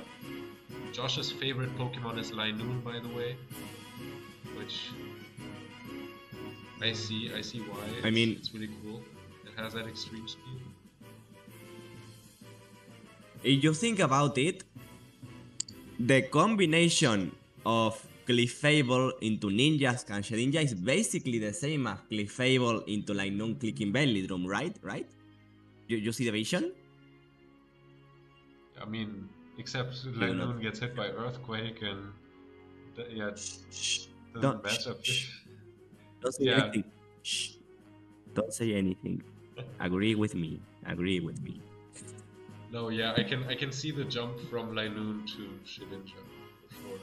They're both in Gen 3. They're both Hoenn Pokemon. They're both like the gimmicky Pokemon that everyone hates, and then they get swept by it and they hate even more. He's saying he didn't play any practice games with it. I thought he played some room tours. Maybe not with the team. He used the raw team. Oh, okay. Interesting. So he didn't even Anyway, practice with the team. Wow. It was a blast commentating for these 5 hours, but I have to go now. So I don't know if you will continue the interview without me or not, but goodbye, Nico, and goodbye, everyone. Yeah, goodbye, Teamcap. Thank you very much for commentating. It was a pleasure. See ya. Good night. It was very fun. Alright, and yeah, there we go. Yeah, if anyone has any last words, feel free to write them in the Orre Cup channel. Or in the channel in the chat. Europors versus Rich. I just hope you're not scared of calling an ambulance. Never ask Americans whether they can call an ambulance. Yeah, let's not think about that. You know, I was thinking, because people were saying before that Europe is, how do you say, notorious for running balance and not being very creative in BGC. And I was thinking maybe it's just like Americans really try to like go for risky things and really want to like go for an adventure and like be risky, but then Europeans, they just want to have like a safety net. They know, okay, I'm not gonna go crazy, but also I know that I can always fall back on this thing that will save me in the end. Yeah, that honestly, like, obviously we're just like taking stereotypes of like the continents, but it very much feels like an American thing. Like, risk is rewarded. Like those who are willing to go out there and put themselves out and put in the hard work can, like, you know, make it up. So I think we have more of a go-to like confidence, like, you know, get things done. Obviously, we're also a lot like, you know, worried about the state of the economy right now and housing and whatnot. But I think it's part of the American culture, just like work really hard and take risks. Yeah. And part of the European culture is, oh, I got a cold, I should not go to work. I heard in America it's kind of frowned upon not to go to work if you're sick. It's a give and take. It depends on where you work. The problem is that we don't have as many days off. So. Oh yeah. So some people are just like, oh, I gotta not take off because I don't have enough time off to do that, which I think is really silly and very dangerous. But oh well, people make their own decisions, and hopefully they'll keep others safe. Anyways, I'm glad you found a job, and thanks so much for donating some more for Missing No. Also, yeah, no problem. At the beginning, there were $20 already in the donation. Was that also from you? Yeah. That was the $20 I won from the Drizzle Cup, and I figured, well, I just won $20 from clicking buttons, so it doesn't feel like I'm losing the first $20 because, you know, it was very, very like a surprise that I even won it. So I figured I'd redonate it in the pot. So that's the first 30. I mean the first 20. Did you donate the 30? Yeah, I donated 30 because I got $40 from another tournament. So was All like, right, I'm yeah. always gonna, So always gonna push that number to a more beautiful number. yeah, no. So we'll figure it out with our two contestants. But yeah, so I'm putting in 40 into the pot. You're putting in 30. For sure. So it was pretty good. Teamcap. So much thanks to Teamcap for doing all the commentary. It was really fun just sort of sitting and watching after I lost. Like, all right, I'll just watch and let everybody else do all the work. Other people organize. Let you and Teamcap do the commentary. This was really great, and I guess everybody's tired now. What time is it in Central Europe? It's like 2:30. 1 o'clock in the morning. Yeah. Yeah, it was really fun to not play a Top Cut once in a while and just lean back. Yeah. So we got this. I guess everybody will rest, sleep up, and we'll catch up on stats and images and articles and all that tomorrow. But it was a fantastic team design and like usage too, because it requires also like a lot of like predicting, like. You can't just like click follow me sub. You have to switch in the shit into early. Sometimes you have to switch it later. Sometimes you have to identify the win cons. So good work to FBI, Josh, and also to all of our top cut players for like just the intense games. If this tournament has taught me anything, it's that I should keep using Aerodactyl. So I'm happy about it. Alright. Thanks so much for coming on, and I'll see you again. Thank you for. All right, cool. Thank you for streaming, and to Teamcap, Always a pleasure. Thanks everyone for watching, and I'll see you again next time when I stream a tournament or anything happening in the Orre Discord. Make sure to join the Discord. All the links are in the description. I hope you enjoyed this one, and I'll see you on the next one. Good night, everyone.